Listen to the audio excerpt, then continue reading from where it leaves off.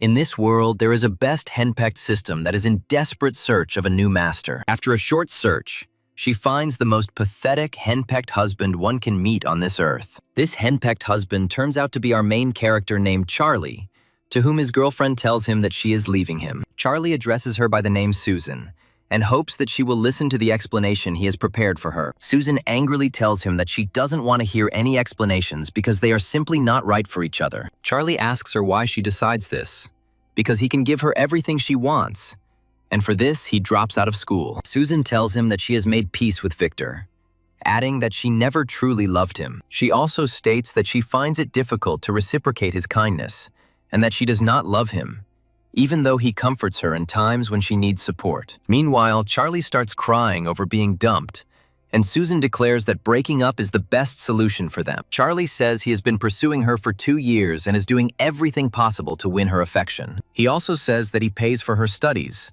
while Victor sends her to the hospital and does not even come to visit her. Charlie adds that all this time it was he who was courting her, but now she is still trying to return to this man. Susan turns around and slaps him across the face, telling him to stop talking such utter nonsense. She accuses him of insulting Victor and adds that she is even ashamed to be around him among her friends. She also advises him to get out of here immediately, as she doesn't want Victor to misunderstand anything. Charlie says that he doesn't know how to speak beautifully and asks her not to leave him, because he believes that everything is his fault. He also promises that he will change, and tells her that he just bought her a new phone, even though her old one broke just recently. Susan snatches the phone and asks him when he will finally stop, adding that she is already starting to get annoyed by his presence. Charlie continues to stretch out his arms towards her and tells her that she shouldn't go back to Victor because he will only make things worse for her. Susan turns around and angrily says that she never wants to see him again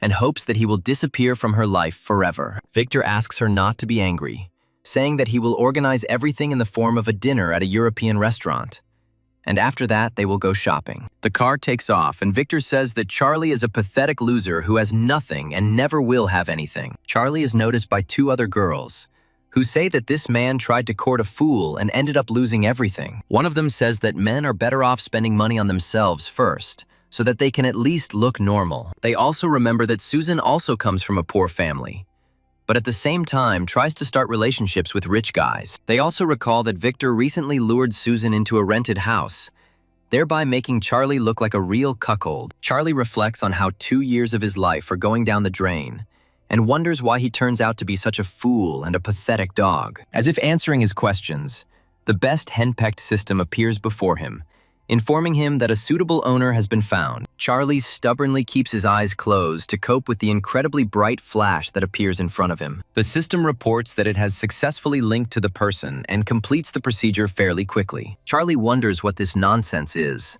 assuming that his temperature is rising because he is standing in the rain. The system carefully analyzes it and reports that the henpecked husband's wallet has been activated. Charlie again wonders how much can be spent, and is told that this money can only be spent on goddesses. Charlie looks at these numbers in surprise and realizes that he has a whole 10 trillion in his account. He emphasizes that he doesn't even see that much money in games, so he has no idea where to spend it. The system tells him that this money is not the owner's personal funds at all, and can only be spent on certain purposes. Charlie says it's useless nonsense, and that he's not going to waste his money on some girls he doesn't care about. The system tells him that if he makes progress and wins the affection of a beautiful girl, he will get some of that money back. She also states that she cannot be driven away, as her role in this fascinating and highly original story is not yet complete. This makes Charlie wonder if he can really turn this money into his own. The system states that the conditions are quite simple, and if he wants, it can open an expense card for him right this second. Charlie still assumes it's some kind of joke,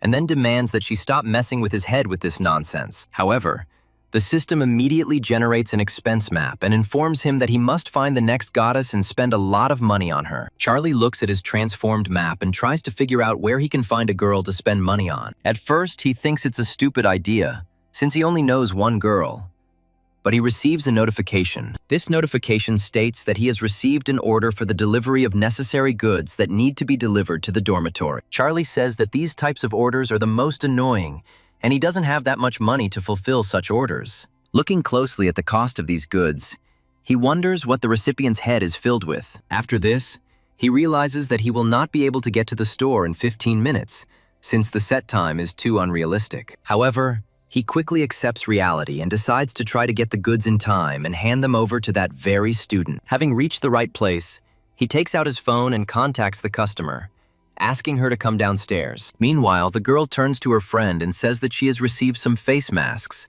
after which she suggests they have a little fun.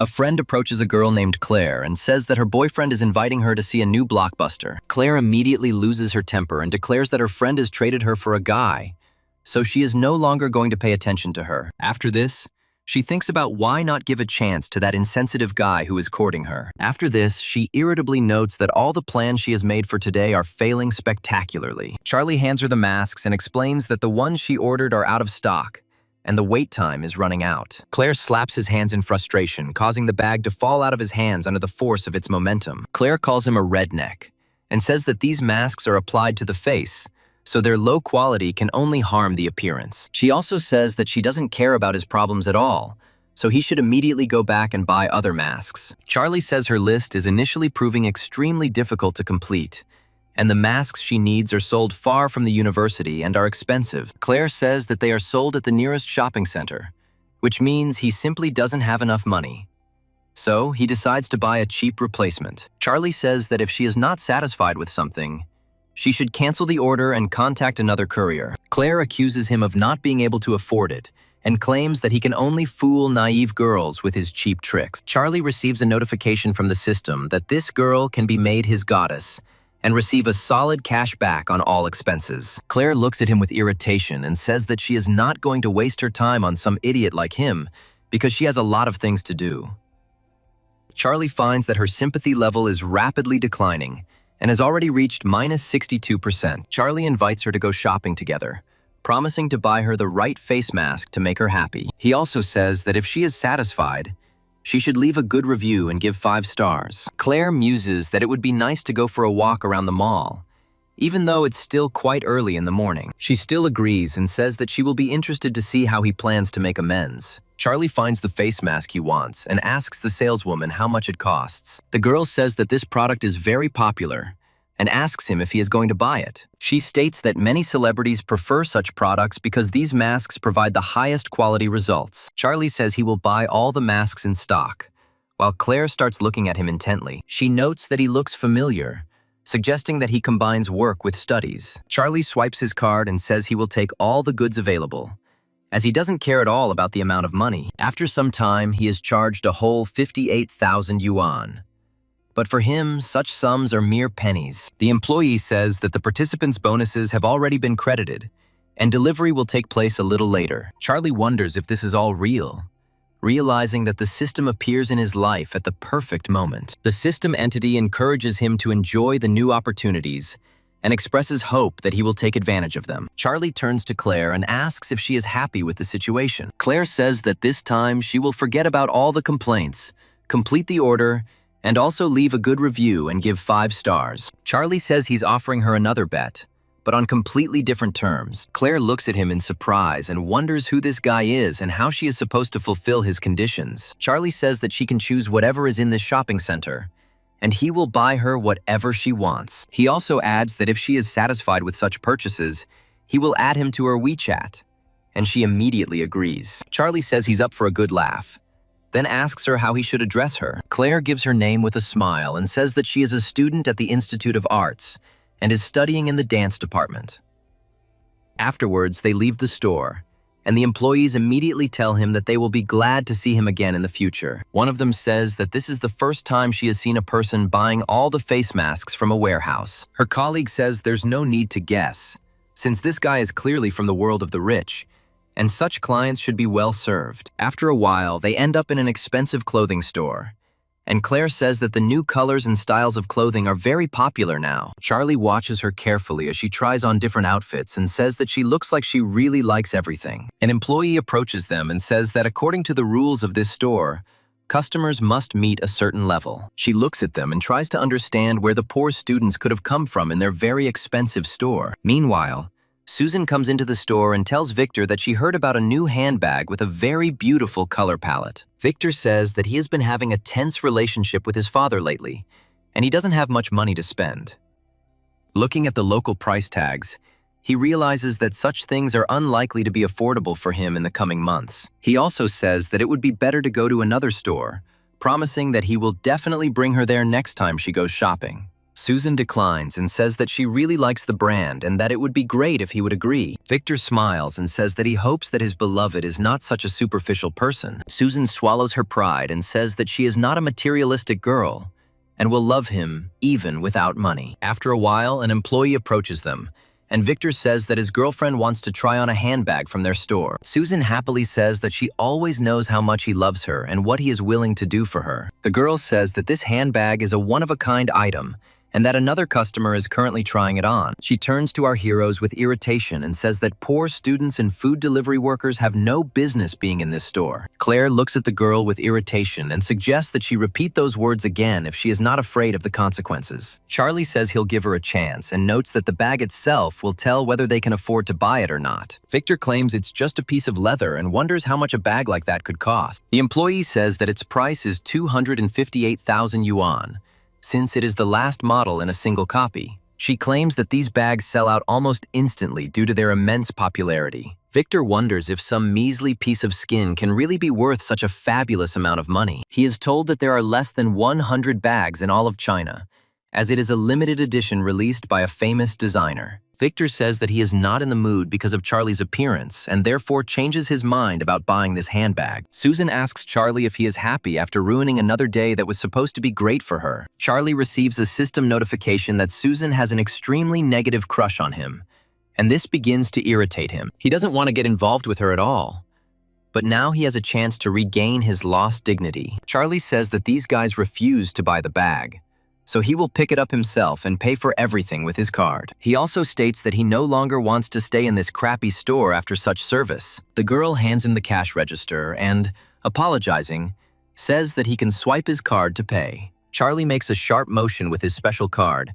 and the cash register beeps, confirming a successful payment. Claire is very surprised because such a huge amount of money has just been spent on her. Her sympathy increases significantly, and now she treats the main character much more positively. She reflects on the fact that the man who pays for her purchases looks incredibly attractive. Susan, in turn, is very surprised that this man suddenly has such financial opportunities. This also seriously affects her sympathy scores, and she seems to stop recognizing the main character who has been chasing her all this time. Charlie says that it would be better to go to another store, since they are clearly not welcome in this place, and it is not worth lingering here. The employee apologizes to them, but he says that he is no longer interested in being in that store. Claire invites him to a walk to the antique store next door, calling him a rich, handsome man. Susan looks irritated at all this and mentally wonders how he can even treat her like that. She also throws herself into her boyfriend's arms and suggests going shopping to finally buy something worthwhile. Victor, in turn, turns away and leaves,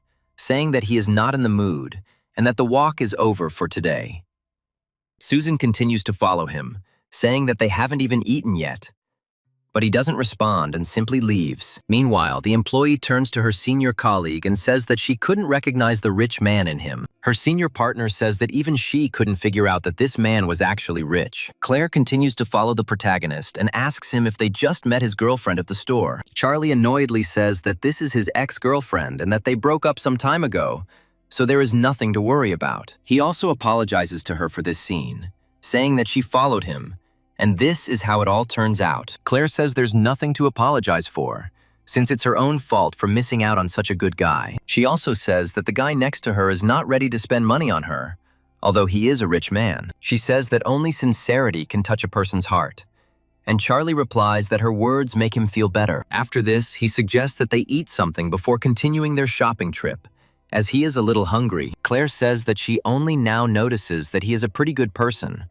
and her mistake is that she failed to appreciate him at his true worth. Her affection level increases slightly, after which they head to a small cafe to get some refreshments. Charlie chooses premium beef tongue, along with some fresh vegetables and brisket. He also says it would be a good idea to add some fermented vegetables for maximum gut health benefits. Claire looks at him carefully and realizes that, aside from his clothes, he has a pretty good understanding of girls' preferences. She is surprised that her level of sympathy is growing, because he does practically nothing for her and is already trying to win her favor.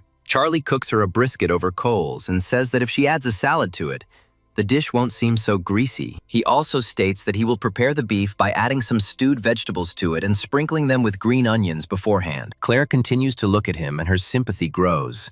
And Charlie guesses that he has been courting this girl all this time. Claire says the food is incredibly filling, and she can't imagine how long it will take to lose weight. Charlie claims that everything he orders is high protein and low fat. An employee approaches them and tells them that they must pay 786 yuan for service. Charlie swipes his card and pays the bill without any problems. Not at all worried about the cost, he reflects on the fact that this meat is completely worth its price and quality, since he hasn't tasted anything so delicious for a long time. Claire tries to figure out if this man is a rich man who works in delivery specifically to test girls. Her sympathy grows even more, and she suggests that rich people are now into real cosplay. Charlie hopes that this girl's affection won't peak too quickly, since he hasn't spent enough money on her yet. Claire smiles and says they can go back to shopping if he insists. Charlie smiles and declares that he will buy absolutely anything she likes, so she can feel free to pursue her desires. After walking a few more steps, she turns to the protagonist to briefly attract his attention. Charlie looks at her in surprise and asks what's going on, assuming that she's feeling unwell after eating. Claire admits she lost the bet and hands him her phone so he can add her on WeChat. Charlie takes out his phone to add her as a friend and continue to help her in the future. Claire smiles and says it would be great to go to the women's clothing department and buy something interesting there. Charlie buys absolutely every piece of clothing she chooses, despite the high price tags, because they don't matter to him. Claire becomes more and more attracted to him as he spends more money on her. After he buys out almost the entire store, he says that it is already becoming difficult for him to walk, so he needs to rest a little. Charlie sits down to catch his breath, after which Claire says she has a bold idea. She adds that he buys her so many things that she is giving him a complete makeover as a gift. After this, she grabs his hand and lifts him to his feet, saying that first she needs to fix his hair. After they enter the salon, the barber tells him that complaints about his haircut can be heard even from across the street. Immediately after this, he gets to work and carries out a series of procedures that radically change the protagonist's hairstyle. Claire says it's a really bold move to change his hairstyle, and that now, almost no one will recognize him. After that, she decides to pick out some accessories for him, but some of them look pretty ridiculous. After some time, she picks up a good pair of glasses that highlight his incredible intelligence and quick wit. Charlie feels like a pathetic nerd because his sweater and plain jeans are not very fashionable. Claire says this is just the beginning, adding that all that remains is to change the costume, after which the transformation will be complete. Walking into a stunning men's clothing store, she says they need to get several sets at once. The first set looks quite bold, but it doesn't suit the new look of our main character at all. After he tries on another set of clothes,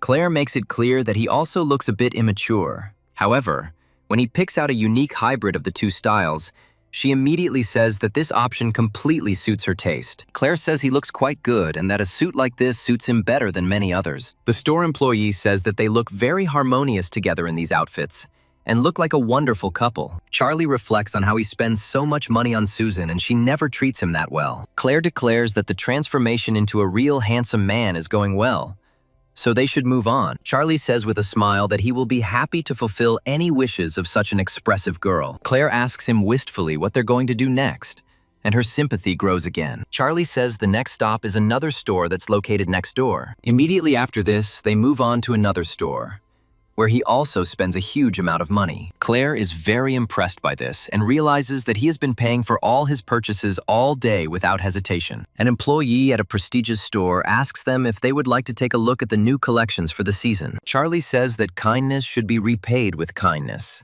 and suggests that she have fun and try on whatever she wants. After a while, the employee says that Claire has very good taste, because this color suits her skin perfectly.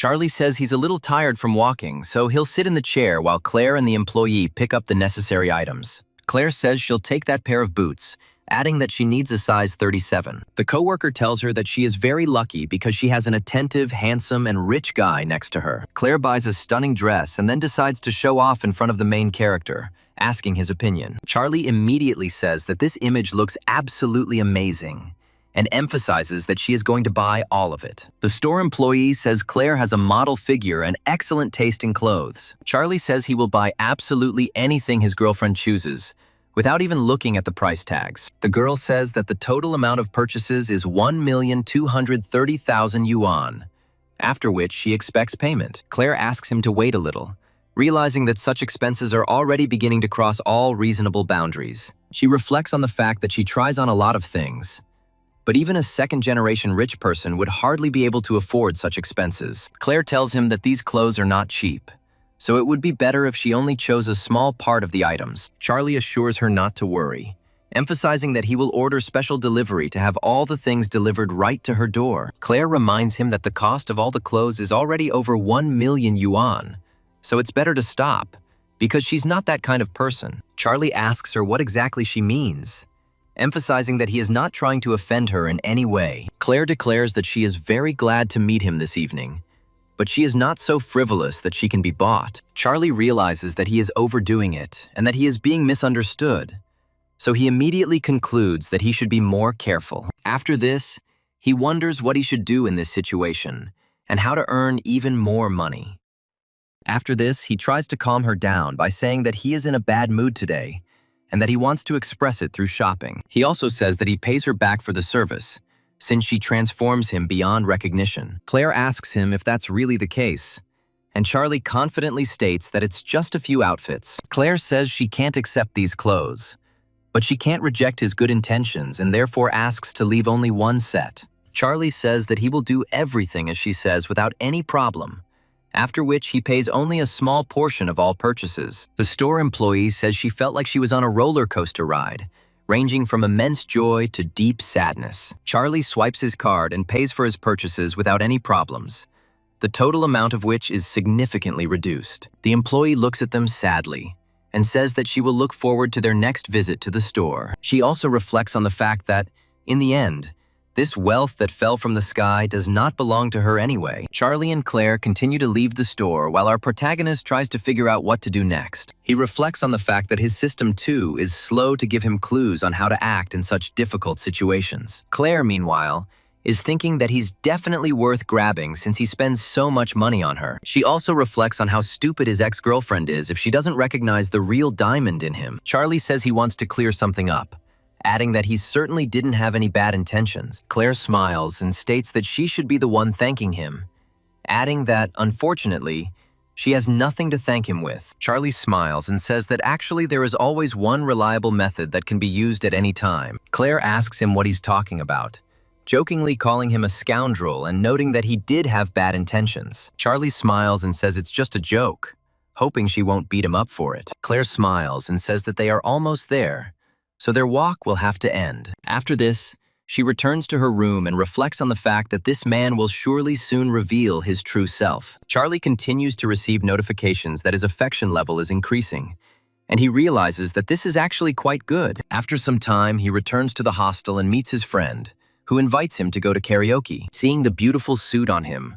a young man named Todd immediately turns to his friend named Billy. Charlie immediately pushes him aside and says that if he has nothing to say, then it's better to keep quiet. Billy immediately gets out of bed and asks why such serious changes are suddenly happening to him. Charlie says there's a very serious reason for this, which he's not keen to talk about. He also recommends taking a closer look at his suit, saying that such an item is incredibly expensive. Billy looks closely at his suit and says that it is a real treasure that he will hardly be able to afford. Charlie smiles and says that they can pour him a glass of beer and then he will tell them everything. Billy and Todd immediately follow his advice, after which they ask what happened to him. Charlie says that the story is actually not very complicated, and that the suit was given to him by a girl named Claire. Billy says that he knows that there are two girls named Claire studying at their university, one of whom is a beauty and the other is a very plump girl. He also says that even if Susan dumps him, it's definitely not a reason to humiliate himself like that. Billy says he's dropping out of school for a girlfriend and taking on part-time jobs,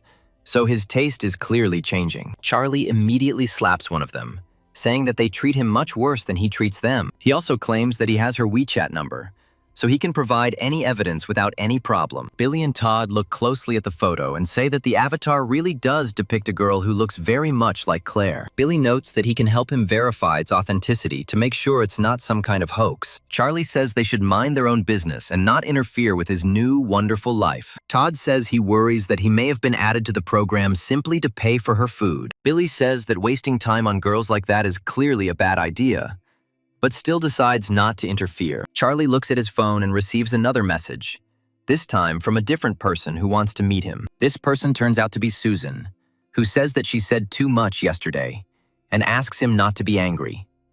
Charlie reflects on how he used to be a real dog and an idiot, but now he will definitely not repeat those mistakes. Meanwhile, Susan's friend asks her what to do if she starts to like the new guy more and more. Susan, meanwhile, is consumed with thoughts about how Charlie has been hiding his enormous wealth from her all this time. Her friend looks at her in surprise and asks why she has been so thoughtful all day today. Susan tells her friend Derry that her boyfriend is hiding from her that he is an incredibly rich man. She tells her about the incident with the handbag, and Derry is surprised that he was able to buy a new item from such a popular brand. Susan angrily says that this scoundrel is buying it for some other girl whom she doesn't even know. Derry looks at her in surprise and asks if she's really talking about the same Charlie, as it doesn't sound right. Susan says that she and Victor unexpectedly run into him at the store, and that he is buying this bag for another girl. Derry tries to figure out where this girl comes from and, more importantly, where the poor delivery guy gets all that money. Susan suggests that Charlie wins the lottery, but it doesn't matter because he can't fall in love with anyone else. Derry says they need to find an excuse to borrow money from him and test him that way. Susan looks at her in surprise and wonders if this is the right thing to do because it all looks rather awkward. Derry says they may be breaking up, but using him as a source of money is still a good idea. Susan says she will take her advice and send him a message asking him to lend her money. Meanwhile, Charlie continues to communicate on the phone, but now he does so with Claire, who writes to him first. He immediately asks her if she has plans for tomorrow and suggests having dinner together and talking about life. Claire reflects on how she shouldn't move forward in the relationship so quickly and that she needs to get to know him better first. She says that she has a meeting with a friend for tomorrow, so the meeting will have to be rescheduled. Charlie exhales tensely and thinks that he shouldn't rush things.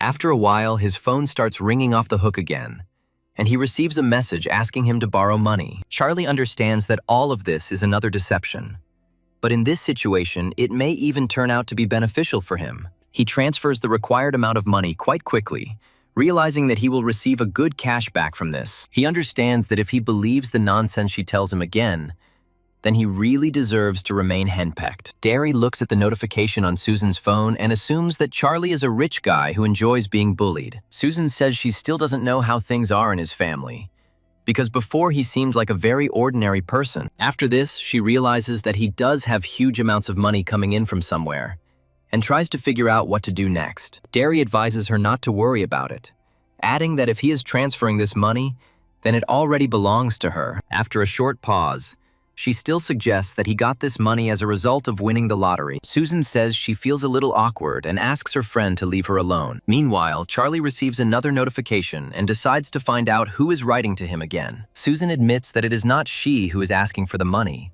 but her friend, and then asks him how he suddenly became so rich. Charlie writes that there is no need to return the money, and reports that one of his very wealthy relatives died and left a large inheritance. Charlie reflects that no sane person would believe such a story because it sounds too far-fetched. Susan rereads his message carefully, realizing that the story does indeed sound dubious. Charlie decides to quickly end the conversation, saying that he is very tired today, so he is going to go to bed. Susan suddenly feels even more sympathy for him and realizes that he has actually been sincere with her all this time. Her sympathy increases significantly and begins to take on positive meanings. Charlie receives a message that Susan is now falling in love with him too, and that he can win her over even more by spending money on her. Smiling, he decides to unwind a bit and invites Billy along, saying that he would like to go to an internet cafe. Billy asks him what excuse he has for this, since he has to work tomorrow. Charlie says they should live in the present and enjoy the moment, so it would be nice to get some rest. Todd goes with them and, after they get to the cafe, asks what's going on with their friend. Billy says it's unrequited love syndrome, so it's better to just keep him company. Charlie, meanwhile, says that today they become 3 kings and begin to rule. Billy says there is great sacred meaning in his words, but it is better not to get too carried away by your ambitions. Charlie smiles and says that they are absolutely right, remembering that he needs to spend money only on goddesses. Immediately after this, he decides to make a small transaction to hire a professional assistant. A girl comes into the lobby and Todd immediately wonders what she could be doing there. Billy says that this girl is clearly not one of their group and that she never just comes to them. Charlie says they should watch their words because he's contacting a professional game assistant. Billy asks him how much money he spends on this, suggesting that such an act is quite reckless. Todd says that the fact that their friend is going crazy no longer even requires confirmation, since it is becoming completely obvious. Meanwhile, Charlie continues to play with this girl, who does almost all the difficult work for him. Billy tries to find out from her where she comes from, adding that she plays incredibly well for an average player. Todd says they haven't been able to win for a whole week, so he asks her to play with them more often. Charlie says he's willing to extend her services for the entire night, as he's renting the cafe for the same amount of time. Todd happily says that their friend is incredibly cool because he rents out a cafe and throws a real royal dinner for everyone. Billy agrees with him and says that their friend is the best person they have ever known. A girl named Mira says that in this case, she would hardly mind if she started streaming to earn a little extra money. Todd perks up noticeably when he finds out that this girl is also a streamer who probably shows her face. Billy says with a smile that she should get to know them better so that they can help her become even more popular. Charlie reflects on the fact that the system allows for payment for placing orders to find a companion, which means it's possible to earn money from donations as well. He adds that if Mira shows her face on the stream, she will receive a serious monetary reward. Todd and Billy immediately support this proposal, since they have not communicated with girls for a long time. Mira says that she agrees to this proposal, after which she gives the number of her broadcast. Meanwhile, Susan tries to talk to her current boyfriend and borrow some money from him. She only receives a small amount and understands that this perfectly shows how seriously he takes her. Susan remarks that she herself is becoming a pathetic clown for abandoning Charlie in favor of this idiot. Meanwhile, Mira ensures our hero's victory in another match thanks to her incredible skills. Billy admires her incredible skills and says that she is a virtually unbeatable player who is a pleasure to play with. Todd says that no matter what difficulties are happening around her, the final word always remains solely with her. Mira says that if viewers enjoy watching the stream, they can support it with likes and gifts. After a few moments, she receives a virtual spark, which, with further accumulation, can be converted into money. She thanks all viewers who decide to donate part of their funds and send her these lights. There are more and more such people, and Mira no longer knows what to do with such a large amount of financial support. Billy watches the broadcast in amazement and says that this is something incredible, since the amount of donations turns out to be very large. Todd agrees with him and says that a whole million is just being sent there, which they themselves will never be able to earn in a short time. Charlie, meanwhile, says that his sympathy points are not increasing at all, despite all his investments. Mira, meanwhile, thanks her most generous sponsor for investing such large sums of money. Charlie angrily tells the system that he is investing a lot of money, but the sympathy does not increase at all. The system tells him that the initial sympathy level is above 20%, so the task cannot be activated. He understands that in the future he will have to behave more restrainedly,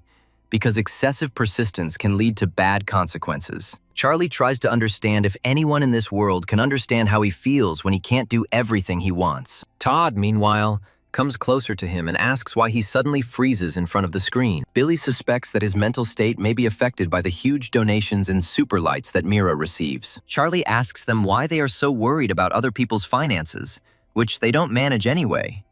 Billy says they're not trying to make him look like an idiot, then suggests they go somewhere else. Todd reminds them that they have a sports competition tomorrow, and the girls have a beauty contest to watch. Meanwhile, Charlie receives a message from Mira, who invites him to exchange contacts on WeChat. Charlie writes to her that he would be happy to play with her in his free time, emphasizing that now it is time for him to leave. Mira only now realizes that he is that very generous sponsor, and she cannot believe her luck. Charlie, meanwhile, returns home and falls asleep peacefully, and then wakes up the next morning when a rainbow appears in the sky. Billy turns to his comrades and asks if they have seen today's news that the whole university is currently discussing. Todd says that yesterday millions were spent on the gaming platform, And today, the activity on thematic accounts is simply off the charts. One of the students says that some rich guy spends $1 million on virtual lights. But this doesn't surprise anyone anymore. Todd says with a smile that they are witnessing this event themselves, because this million is literally disappearing before their eyes.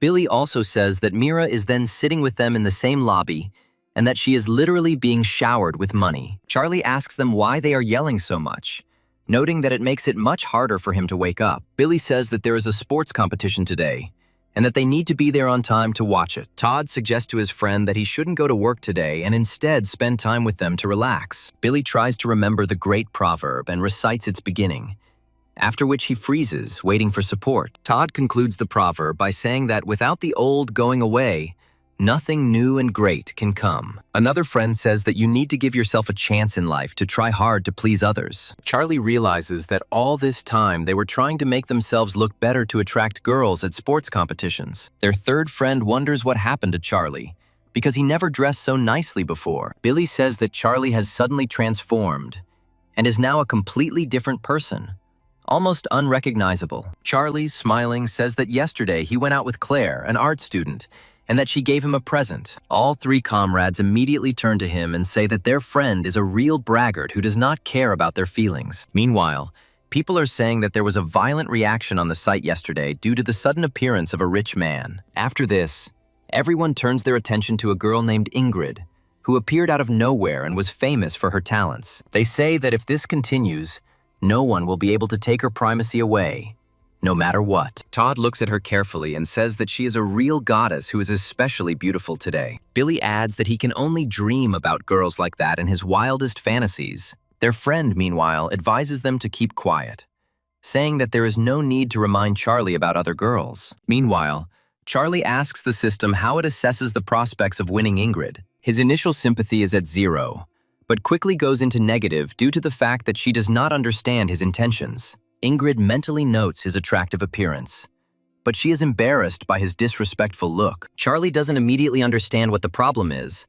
while the system reports that the sympathy has dropped below 0. Meanwhile, his friend says that now even the beauties of the university will pay attention to him. Billy says that, among other things, Susan also came here with his beloved Derry. Derry, meanwhile, tells Susan that she is sad and worried in vain, because this man is just prey that needs to be caught. Susan says the situation has changed significantly, and she is confused about what to do. After that, she suddenly glances at a random person, and it turns out to be Charlie, who has changed his image. Susan notes that Charlie now looks incredibly handsome, and she hardly recognizes him. Her sympathy grows again, and Susan wonders why she didn't appreciate his true feelings all this time. Charlie, meanwhile, hopes this doesn't continue, as he hasn't yet demonstrated his financial capabilities. Derry turns to his friend and asks why she hasn't answered her yet. After this, she herself turns her attention to Charlie and notes that he looks very attractive and is now even interesting to her. Susan approaches him cautiously and asks if they can talk a little, hoping he will agree. Billy immediately approaches Derry and asks if she wants a drink, adding that he can buy drinks for everyone. Todd also says that the competition is about to begin, and he is going to take one of the top places. Billy asks him not to linger, adding that he will go get drinks for everyone present. Derry politely declines, saying he's monitoring his sugar levels and will take something else. Susan, left alone with him, tells him that everything was not as he thought, and that they can start over. Charlie turns away sadly and says that she made it clear to him that she has no feelings for him. Meanwhile, a random passerby says that the most handsome guy at the university is recognized as the most beautiful girl. They tell him that this is the kind of story that you can watch without even spending money on it. An unknown young man approaches Ingrid and says that he would like to invite her to dinner, adding that they have a lot to talk about. Ingrid approaches a guy named Mo and asks if he feels any awkwardness. Her friend guesses why he keeps asking her about her preparation for sports competitions. Meanwhile, Mo hands the girl a bouquet of flowers that look very natural and beautiful. He says that he has liked her for a long time and admits that he really wanted to surprise her with such a gift. Another student watching the event says it is incredibly romantic and has a sense of solemnity. More and more people are coming here who believe that this will truly be the most amazing couple. They also try to push them to finally confess to each other. Ingrid, not hiding her surprise, says that nothing can happen between them and that he better stop messing around.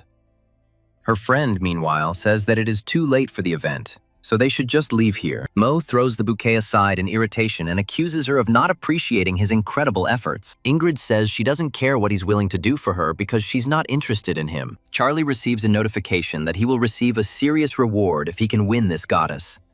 So he decides to give it a try. Without thinking twice, he comes closer to them, then says hello and apologizes for disturbing them. Ingrid's friend immediately asks him what he wants, and protects her friend from the attention of strange men. Charlie says that he found Ingrid very beautiful, and that's why he wants to add her to the messenger for communication. Mo wonders where this dressed-up guy came from, who is trying to humiliate him in front of everyone right now. Smiling, he tells Ingrid that she shouldn't pay attention to him as he's just asking for it. Ingrid tells him to watch his words, as they are not particularly familiar and she will figure it out herself. She also states that she freely chooses who she shares her WeChat with, so she doesn't see anything wrong with it. Charlie says that they can get to know each other and become friends first, and then get closer if she wants. He also gives his name and says that he took academic leave in his second year and now works as a courier.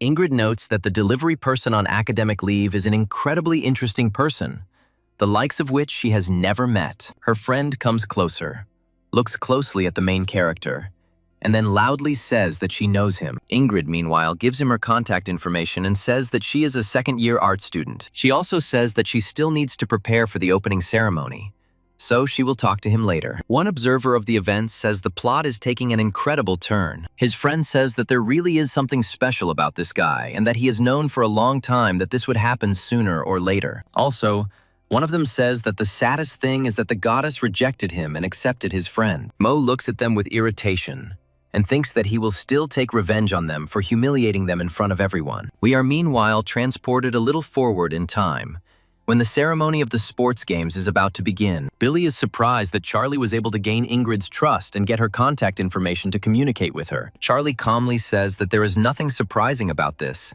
since it is just communication. His friend immediately says that he has seriously changed and asks him to send them her contacts. Charlie says with a smile that if he shares these contacts, she will probably not agree to communicate with them. His interlocutor understands that this is a very rational reason, but this does not in any way diminish his sadness. Billy approaches him and asks if he is upset that he didn't get to meet anyone. Susan, meanwhile, watches him closely and wonders when he managed to pluck up the courage. She assumes that he must have conspired with Ingrid and believes that he is specifically worried about her. Charlie receives a notification that Susan's affection has increased and wonders how this is possible since he did nothing. Susan comes closer to him and says that she has figured it all out, after which she asks if she can apologize to him. Charlie says he's not interested because they broke up and now she shouldn't care who he's courting. He also says that he liked her more daring personality, so it's time for her to come to her senses. This irritates her and significantly reduces her sympathy ratings, after which she abruptly leaves. Charlie reflects that this was a strategic decision, because now he will be able to spend even more money. After a while, we are transported to the girls' dormitory, while a bright moon rises in the sky. The news reports that a real rich man has appeared out of nowhere and spent a huge amount of money. Claire learns this news and reflects on how this rich man's behavior seems incredibly familiar to her. She realizes it was Charlie and thinks that if he's willing to offer $1 million to a random person, he's definitely rich. She also reflects that perhaps this man has such a huge fortune that it is difficult to comprehend. Smiling, she suggests that he might not be a closet media mogul who doesn't like to talk about money. She also understands that she must take advantage of this opportunity today, so that she does not regret it for the rest of her life. After a while, she dials his phone number, and Charlie tries to understand why she suddenly decided to contact him. Claire says that she is currently sitting at the bar and offers him to either come to her or for her to come to him. Charlie replies that he will be there soon and only asks to send the location of the bar where she is. After some time, they are transported to that very club, which is currently overflowing with young people. Claire considers keeping a low profile and finding out first if Charlie is the businessman. Charlie, meanwhile, wonders how they could have chosen a place where the most expensive alcohol costs over $10,000. After a while, they meet each other, and Claire says that she is very glad that he was able to come. Her sympathy immediately increases by several percentage points and reaches 79%, which is already a dangerously high value. She shows him the bracelet and says that she wove it herself to please him. Charlie reflects that if he had been given such a gift earlier, he might even have fallen for the trick. After this, he says that he can't ask her for anything, So now he has to give her a gift. Smiling, he declares that he will pay the bill no matter how big it is, because it will make him much more comfortable. Approaching the bartender, he says that he would like to order all the alcoholic drinks that are available. Claire looks at him with a smile and says that he is incredibly nasty when he tries to please her. However,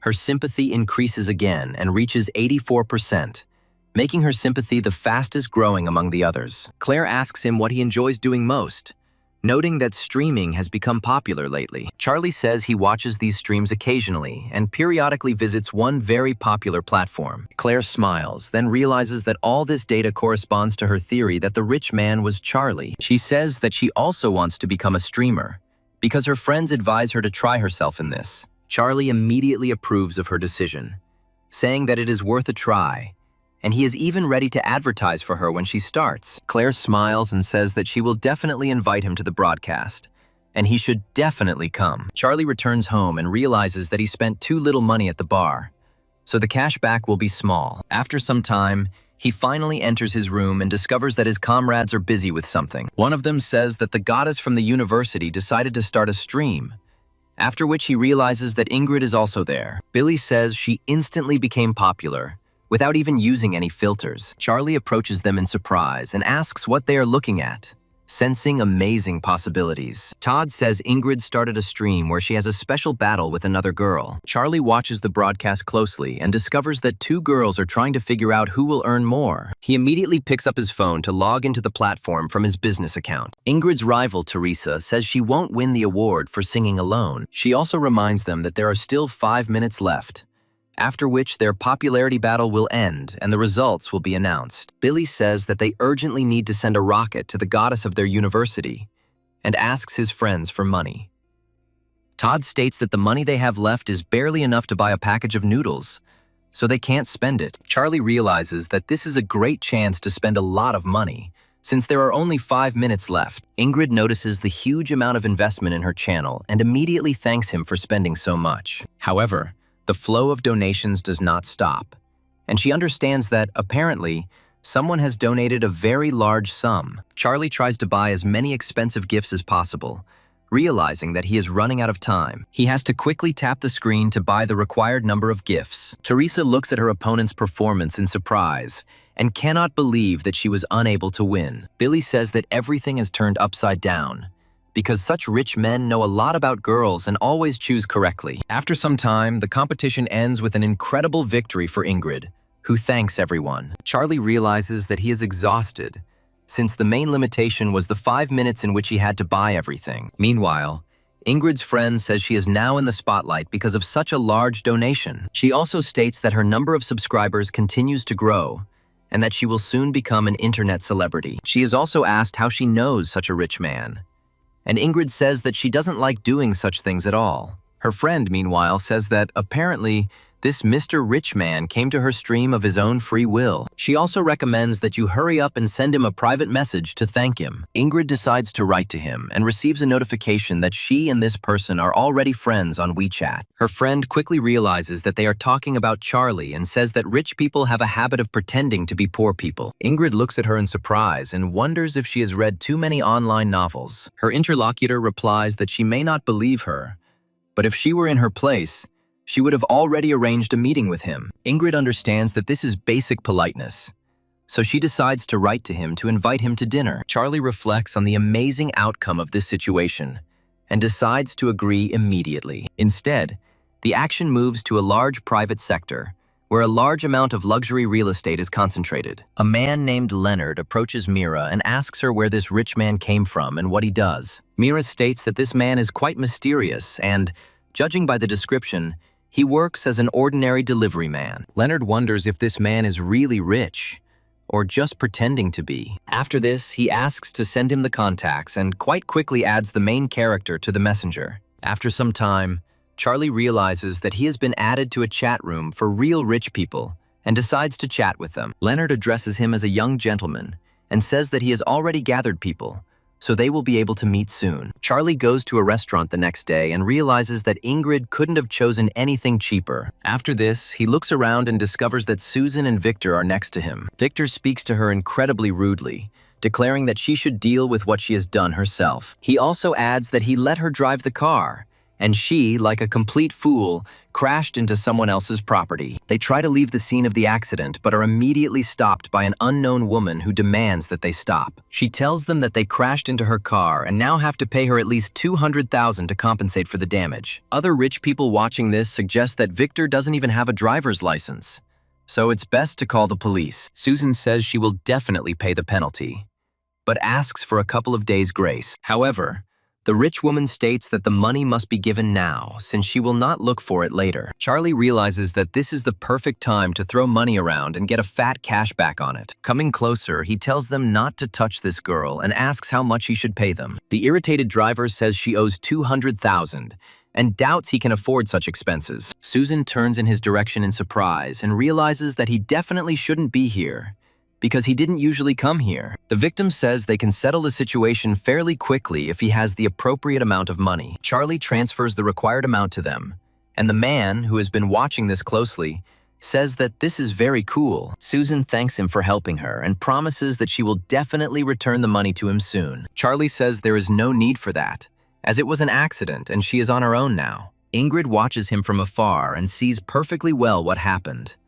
after which she notes that he is a very interesting man. Charlie comes closer to her and says that something delayed him, so he was a few minutes late. Ingrid mentally notes that a person with such wealth and politeness is a great rarity in luck. Her sympathy grows again, and Charlie tries to understand why girls start to like him even before he does anything. Ingrid thanks him for his help yesterday and states that he can order whatever he wants and not be shy. Charlie looks at her with a smile and says that he is very happy to listen to her advice. After a while, his phone starts ringing frantically, and he decides to pick it up to find out who it is. His interlocutor introduces himself as Larry and says that he has an elite hotel that he plans to sell. Charlie wonders if there is some catch, but decides to accept this very lucrative offer. He adds that since they are in the same chat, he will help him and buy this hotel from him. Larry asks him if he would like to come over this weekend, promising to send someone to pick him up. Charlie asks Ingrid if she has any plans for the weekend and invites her to a resort to relax and unwind. Ingrid starts to get a little nervous and says that they are not that close yet and everything is moving too fast. Charlie immediately says that she misunderstood him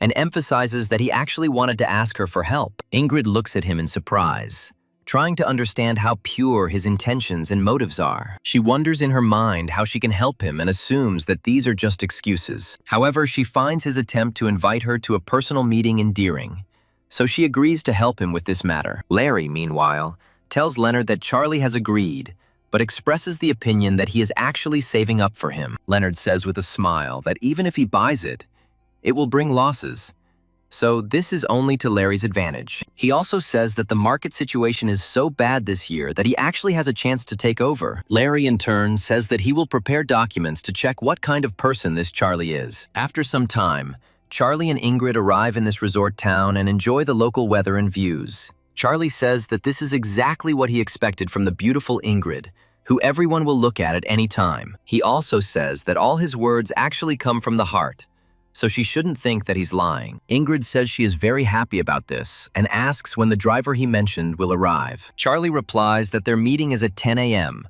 so the driver should arrive fairly quickly. After a while, a rich car stops next to them, and the girl asks if he is Mr. Charlie. Charlie says with a smile that they were not mistaken, and that he really is the one they had an appointment with. The girl introduces herself as Mr. Larry's secretary, and says that she was sent here to take them to the meeting. Ingrid and Charlie get into the car and head to the right place, but the journey takes a long time. Meanwhile, Ingrid is thinking about the fact that, apparently, they are going to introduce her to rich people. She also suggests that it could be a trap to tie her up and demand ransom for her. Charlie passes his hand in front of her face to bring her to her senses, and tells her that they've finally arrived. He also asks what she was thinking about, and Ingrid immediately replies that she was not thinking about anything serious. After she gets out of the car, a stunning hotel opens up in front of her, which looks like a rich mansion. The secretary asks them to follow her, saying that Mr. Larry is already waiting for them inside. Larry says he didn't expect Charlie to be so young, given his incredible wealth. Charlie says that this formality is not so necessary in an informal conversation,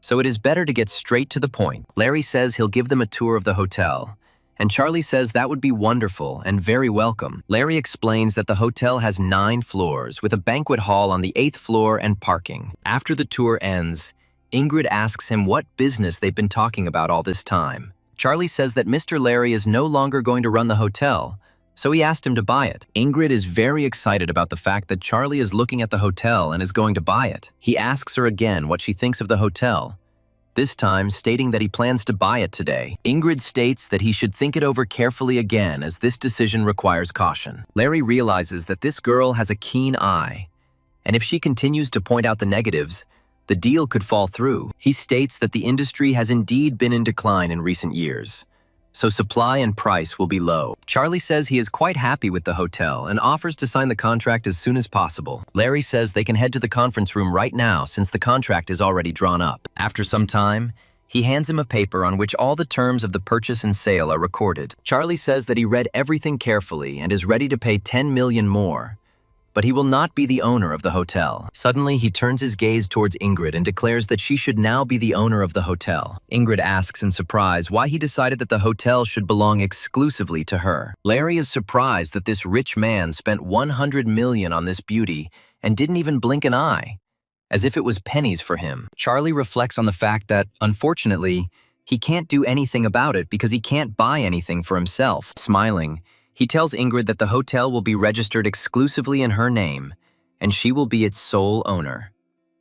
Ingrid says that this is too generous a gesture, and that she will hardly be able to accept such an expensive gift. If his parents had known that he was buying such a hotel, they would certainly have stopped him. He also adds that if she owns the hotel, it will save him from big problems, and asks her for help. Finally, he decides to play on her pity, saying that he has no one else to ask about this and that he doesn't trust anyone but her. Ingrid agrees to this quite quickly, says that they have come to an agreement, and that she agrees to help him. Her sympathy also increases significantly, and Charlie is very happy that everything is going according to his plan. In just a few minutes, the signatures appear in the required places, and the hotel now becomes Ingrid's property. Larry smiles and says that this is just wonderful, since they are his benefactors. He also states that if he can be of any use, they can always rely on him, because he is a big shot. Charlie says that Larry is incredibly polite, and that he enjoys doing business with him. Larry says that he is ready to help him right now if he has any problems that need to be solved. Charlie says that he really needs help because he wants to buy a car. Larry suggests that he can take one of the cars that are parked outside. Larry realizes that he better grab this man,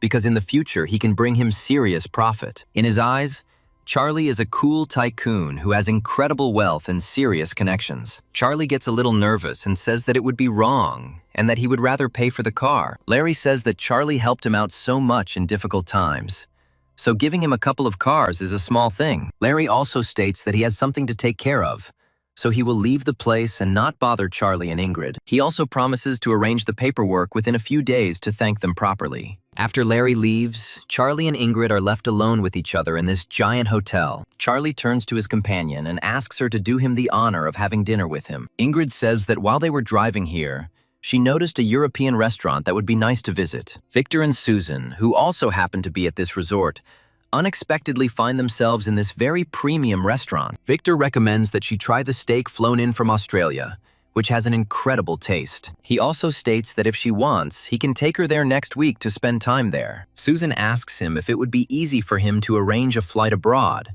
and Victor states that he has the money for it. He also talks about having a rich estate, but a few moments later a spoon flies at his head. Victor irritably wonders who dared to hit him, and begins to angrily look around in search of the offender. An irritated woman comes up and says that Victor eats and has fun with other girls at her expense. Victor immediately understands that his true beloved has come here, and says that she has misunderstood everything, and that he will explain everything. After this, he immediately points his finger at Susan, and says that all the blame lies entirely with her. Susan tells him not to talk nonsense, adding that he provoked her first and thus incurred her wrath. Victor immediately raises his hand to hit her and calls her an idiot who can't shut up. He also calls her a pathetic kept woman who can't have any good ending in life. The girl asks him if he is really going to beat Susan up, and Victor says that there is nothing wrong with that. Susan looks at him in surprise and says that she has never heard him say that he actually has a girlfriend. Charlie prevents another attempt to hit Susan, saying that violence against a girl is shameful. Victor asks him who he thinks he is. He is just a delivery man who decided to worry about his ex. Charlie says that this has nothing to do with her, because he just doesn't like watching such behavior. Victor immediately delivers a powerful kick towards Charlie to put him in his place and shut him up. Charlie writhes in intense pain that spreads throughout his body and realizes that he needs to train. Susan looks at him in surprise and asks if he feels okay and if he got hurt after that. Her sympathy reaches a critical point. And now the system returns the points Charlie spent. She also adds that he also received a small financial investment of 10% of the amount spent. Charlie immediately turns to the system, talking about putting these talent points that he received in addition to money into circulation. The system takes him to an unknown space and informs him that he has several directions that can be upgraded. Charlie immediately chooses to strengthen his body and build to become even stronger and more robust. After his body becomes so powerful that he is able to defeat even world champions, he decides to take revenge. In order to deal with his opponent, he only needs to deliver one powerful and confident blow with his fist. The next second, Victor is completely defeated and falls to the floor, unable to resist in any way. Ingrid looks at him in surprise and realizes that this man also fights well, which means he is simply the ideal man. Charlie says that it's time for them to leave here, adding that it would be much better if they went somewhere else. Susan continues to watch them,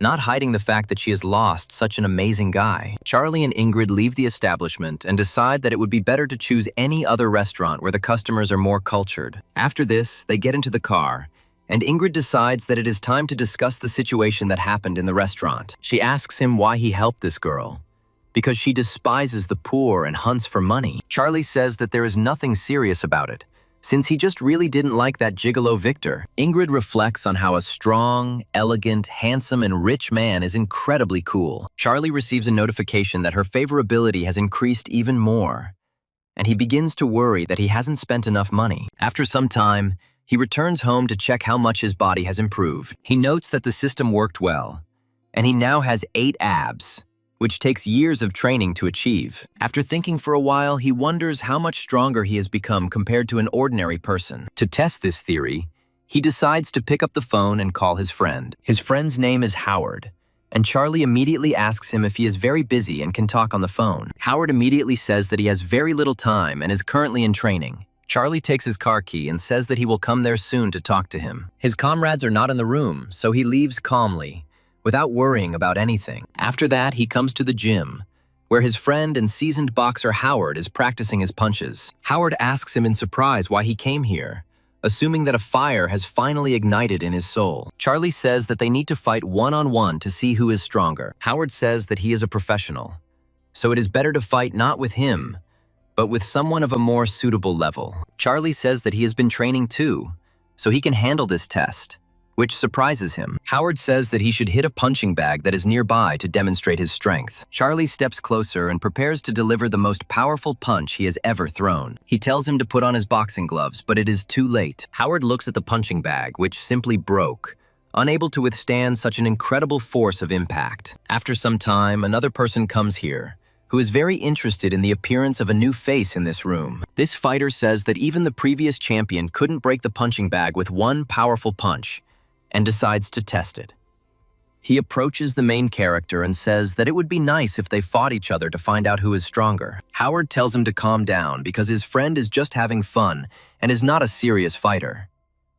Charlie says that he is ready to fight him, and if he loses, he will fulfill all his conditions. Howard tries to stop him, saying that all the boxers here are professional and trained. Charlie advises him to relax and enjoy the show, as he has changed beyond recognition. After a while, they climb into the ring, and the system announces that another fight will begin very soon. Charlie demonstrates incredible speed, which is why his opponent does not even have time to follow his movements. This proves to be a fatal mistake, as it only takes one hit to disable him. After some time, another fighter comes here and says that he also wants to try to fight him. Charlie knocks him out with one powerful punch, without even breaking a sweat. After this, another fighter comes here, distinguished by incredible tenacity and strength. Anyone who wants to take part in this sparring is defeated in just a few seconds. Howard watches his comrade in amazement and ends up praising him for becoming so strong and powerful. Smiling, He says that he came here solely to make a splash in this club. Charlie smiles and says that he actually came here just to test his skills. Howard asks him in surprise when he managed to become so strong,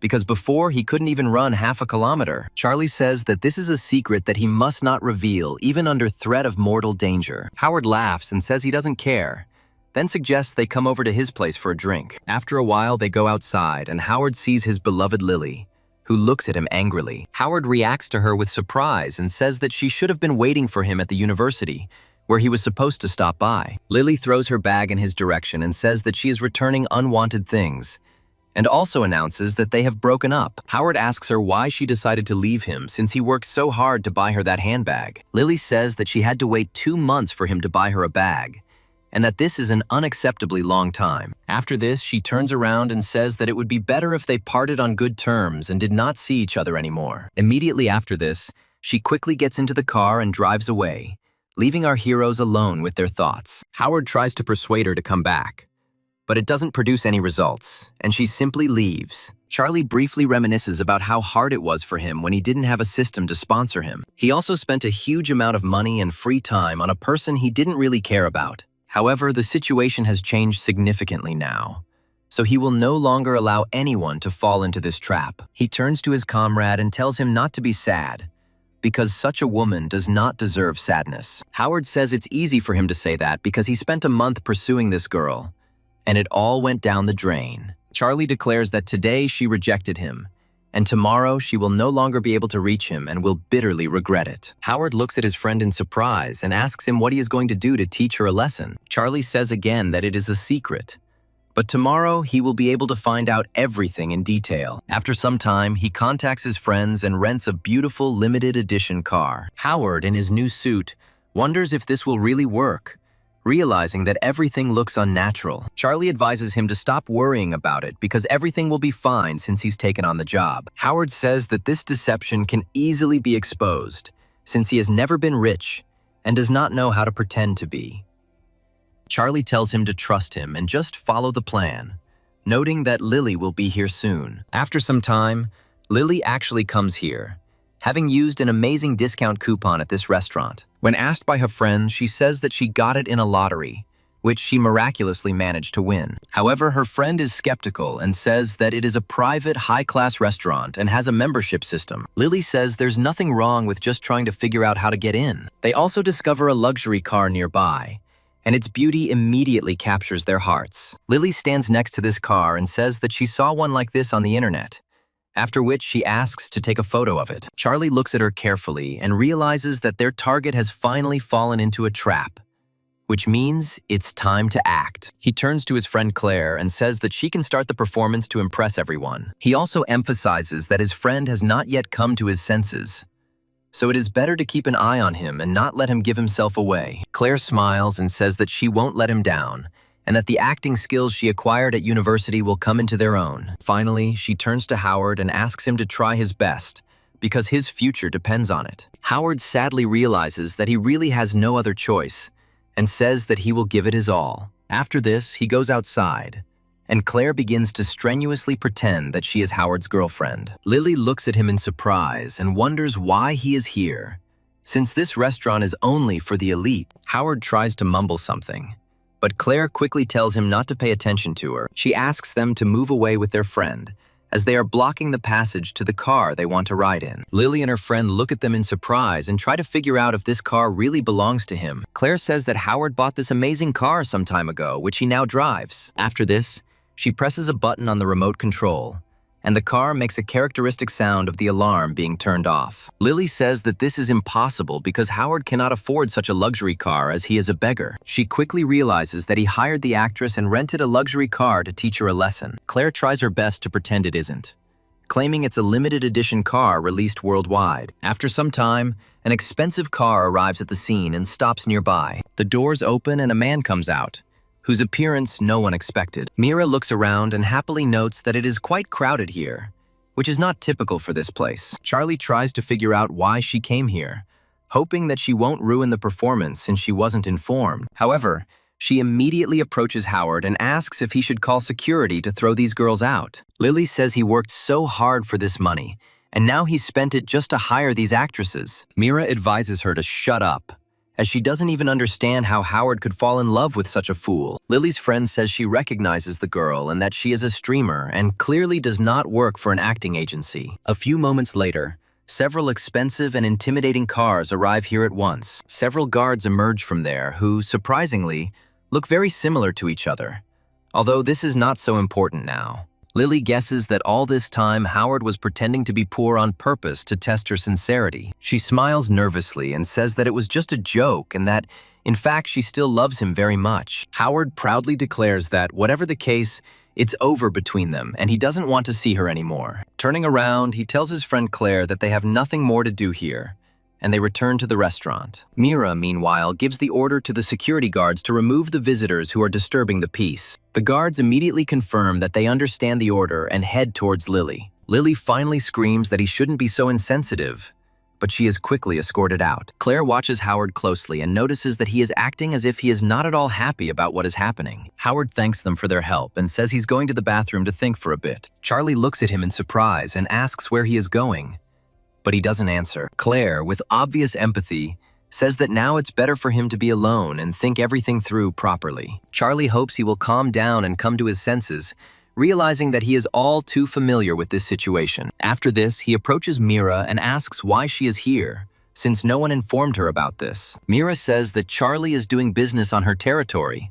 so she came to support them. Meanwhile, Claire realizes that a real fight is beginning for her lover, and she must keep him at any cost. Claire approaches cautiously and asks who the girl he is talking to is. Charlie replies that she is the owner of this restaurant and the discount coupon was also given to her. Charlie thanks her, and Mira states that if they want to thank her, they should do it with actions, not words. Charlie smiles and says that he will invite her to tea so that they can have a good time together. Mira replies that food is, of course, wonderful, but they have already been invited to a meeting, and she will gladly take them there. Charlie and Claire walk on, not fully understanding who invited them to meet in such a setting. Mira has not revealed who exactly scheduled the meeting, adding that this is a very important and responsible moment. After Charlie goes inside, he finally comes face to face with Leonard, who immediately greets him. Leonard says they recently communicated on WeChat and asks if he remembers it. Charlie replies that there is no need for excessive politeness here,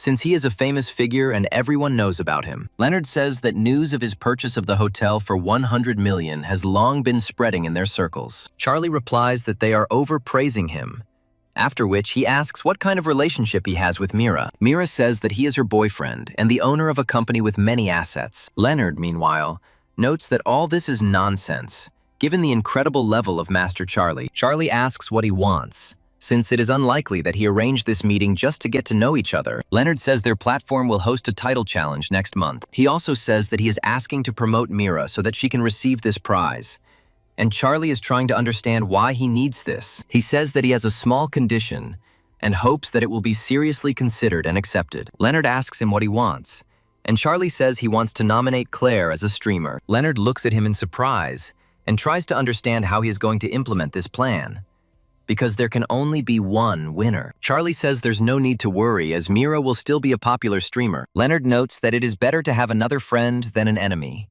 and Charlie's confidence impresses him greatly. After a brief pause, he agrees that this evening looks set to be a very vibrant one this year. Claire asks him in surprise if she will really go to this dinner party, calling it a great opportunity. Charlie reminds her that she wanted to be a streamer, and that it was much safer to sign with a company than to go it alone. Claire is impressed that he remembered it, even though she notes it was just random words. The system tells Charlie that he is only a short time away from completely conquering this goddess, and he needs to keep trying. Claire becomes very embarrassed and says she doesn't know if she can handle the pressure of the public. Charlie says that if she doesn't want to go, he will tell Mr. Leonard that it's too much for her. Claire cuts him off abruptly and says that she will try her best because she really wants to go there. Charlie smiles as he contemplates spending as much money as possible to get good cash back. Howard, meanwhile, is in the same place as before and continues to look sadly into the distance. Charlie asks him if he still misses it, since it's been a full 15 minutes since they met. He adds that he will take him to a resort town so that he can have some fun and lift his spirits. Howard asks, surprised, if he's really taking him there, and says it sounds familiar. Howard shows him the geolocation and asks if he's talking about the area where his hotel is located. Charlie says that this is indeed the case, and asks where he got the address of this hotel. Howard says that a few days ago, the headman posted the address of a luxury hotel and is gathering everyone there. He also states that he will not go there, since the headman will obviously start bragging, remembering his time at school. Charlie says that they need to go there, and there is no point in refusing because they cannot help but respect the headman. A week later, they arrive at this hotel and prepare to conduct the meeting in the best possible way. Head boy Harrison proposes a toast to a girl named Selena, adding that she has returned from studying abroad. Afterwards, they clink glasses of wine and celebrate the triumph of this girl with outstanding intelligence. Selena thanks them for the warm welcome and says that she didn't expect such attention. Harrison says everyone is here today to pay their respects to him, and he invited them to this dinner for a reason. They also say that it is a great happiness to have such a friend, and he will never forget such treatment. After a while, the door slowly opens and Charlie and Howard finally appear. They say that this is the right number, and that they have finally come to the reunion of their old classmates. Charlie carefully opens the door and apologizes for being late, explaining that he has important business to attend to. Harrison says that this is poor student Charlie, and reminds him that he should be delivering food. Other classmates say Harrison might offer him a more secure job because of old friendship. Howard says there is nothing wrong with being a delivery man because he makes a living from his efforts. Charlie says that there is a class reunion today, so there is no need to ruin the peaceful atmosphere because of him. Selena says that visitors should be treated as guests and respected, regardless of their work. Harrison declares that he will receive them as guests, since the most beautiful girl of their class has vouched for them. However, they are called country bumpkins and asked not to say later that the headman did not take care of them and did not offer them a decent reception. Howard starts to get angry when he hears this attitude towards him, but Charlie immediately stops him with a gesture. He sits down and says that they are all classmates, so there is no need to make unnecessary noise. After this, he turns to Selena and expresses gratitude for such attitude. Selena nods quietly to him, clearly making it clear that she doesn't remember him well since they never interacted. The system informs him that there is a special reward for conquering this goddess, which will be higher than usual. Charlie discovers that Selena shows no interest in him at all and realizes that this is logical. After this, he briefly dives into the past and remembers that, on the contrary, he liked her and he sometimes watched her. After a while, a waiter enters the room, bringing a special lunch for such a large number of people. It is still unclear what is inside, but it is quite obvious that it is something very expensive and tasty. Once the lid is removed, it becomes clear that this is expensive seafood produced in another country. One of the classmates says that the class monitor is too wasteful if he decided to order Australian lobsters here. However, the food arrives at an incredible rate, and the amount of seafood is constantly increasing. Waiters come into the room for a few minutes to serve various delicacies. Harrison looks at them in surprise and asks if they made a mistake, but they tell him that everything was delivered as ordered. One of the girls says that he is an important client of this luxury hotel, and this is really amazing. They also say that he really surprised them, and this table is worth hundreds of thousands. Harrison is trying to figure out what all this means, since he definitely didn't order those dishes. Harrison says there was a mistake and he didn't order anything, then demands to see the manager. Howard chuckles at him and says that he could just admit that he can't afford such things and everyone would understand. Harrison immediately orders him to shut up and states that he is a nobody and should not show off in front of him. Charlie says there's no point in arguing on such a special day and promises he can pay for the food. His words are met with skepticism, and people ask whether he will be able to pay off such an unaffordable sum. Charlie tries to act confident and asks if they really think it's that expensive. Harrison says he can brag all he wants, but a simple delivery guy would never save up for such a dinner. Selena understands that this man is poor, but he tries to pretend to be rich, and it looks rather pathetic. Her sympathy for him decreases even more, and Charlie still doesn't understand what he did wrong. After a while, the door opens again, and the manager enters the room, looking around carefully. Finding Harrison, he asks what happened and tries to understand why they are unhappy with the food. Harrison says he didn't order the food, but that it was simply brought into the room to be used as blackmail. The manager claims the dishes were specially prepared when they heard that Charlie and his classmates were gathering that day. He turns to Charlie and asks if he is satisfied with the dishes on the table, promising to correct any shortcomings. Charlie says all the dishes are amazing, and next time they need to be a little less sudden so as not to scare the guests. Harrison wonders how this is possible, since Charlie is just a simple delivery guy working in the academy cafeteria. The manager says he should show respect since Charlie bought the hotel last week. Howard quietly turns to his friend and asks if he has been telling the truth all this time. Charlie asks him to speak more quietly and promises to tell him everything in detail later. Harrison reflects on what he heard about a mystery buyer purchasing the hotel a week ago. The manager says he has also prepared several bottles of his finest red wine for them. Charlie says that he will ask Selena's opinion,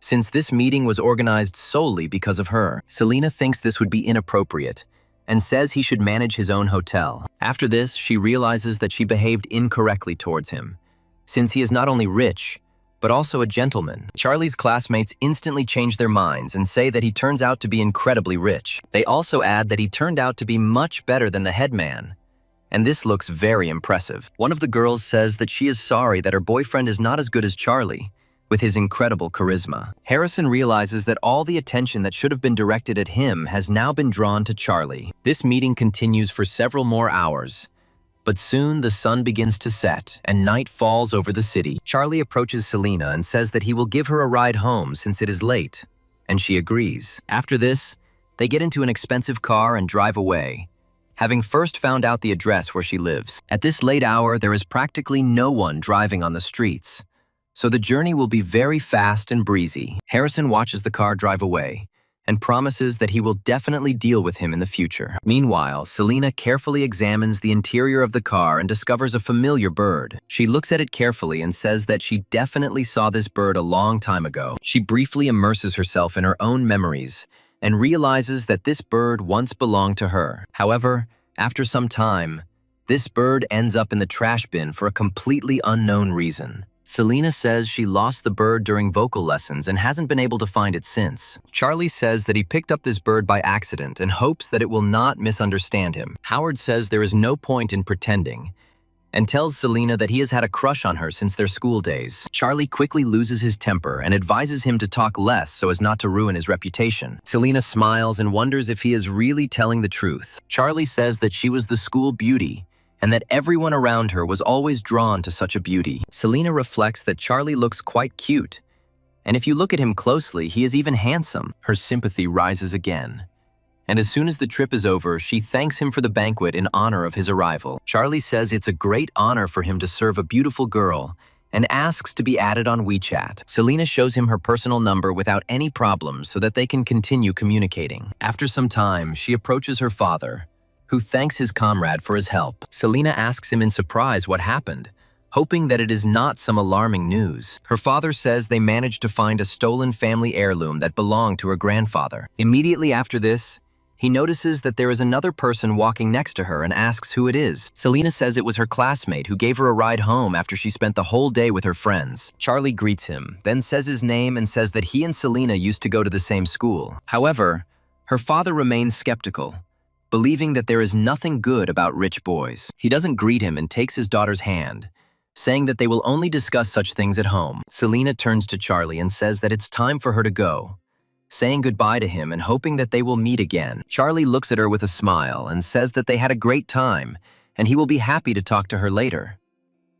Howard asks him if he's going to pursue Selena and mentions the hotel in the car. Charlie says there are too many questions to answer in a short time. After that, he steps on the gas and starts telling him that he had a rich grandfather who left him an inheritance. Howard looks at him in surprise and wonders if this is a joke, because no one will believe this story. The next day, Charlie decides to immediately contact Ingrid to discuss some plans regarding the hotel's operations. Ingrid immediately informs him that she has also prepared several solid concepts that require discussion. Charlie picks her up and tells her that she got it done very quickly and abandoned so many plans in just a few days. Ingrid shows him some nice theme hotels that she found on the internet and which are very popular among young people. She suggests making a similar design, and Charlie says that he is transferring all authority over the management of the hotel to her. Ingrid tells him to contact some repair companies and then tells him the price. Charlie immediately transfers $20 million without any problems and says that if she doesn't have enough, she can ask for more. In fact, he is willing to invest any amount if it is enough to renovate this hotel. Ingrid says that this is absolutely not what she meant. looking at him with slight irritation. Charlie states that he doesn't know much about repairs, so she can make her own decisions. Ingrid reflects on how she must manage the hotel well so as not to cause trouble for such a handsome man. She wonders why he speaks as if they live under the same roof and are a couple. After that, she says that summer holidays are coming soon, and if the renovation goes quickly, they might have time to hit the jackpot. Charlie says that being a streamer will make promoting the event much easier. Ingrid says she got so many followers last time because they latched onto his name. Charlie says that everything will come gradually, and there is no need to burden yourself too much, and he will take care of the promotion himself. After this, he heads home, and a few hours later, a dark evening descends over the city. Claire tries her hand at being a streamer and gets her first super light from one of her subscribers. Charlie takes a close look at her progress and realizes that in just a few days, the number of subscribers has exceeded 1 million. Claire, meanwhile, welcomes all viewers to her broadcast room and offers a special thanks to Charlie. She also suggests that he can request a song if he donates 10 super lights, and Charlie accepts the challenge. Claire thanks him for such a large donation and asks what song he would like to hear. After a while, Charlie writes that she can choose any song she is confident in, and she begins to perform. Charlie is happy that his business has become so successful in just a few days and is bringing him income.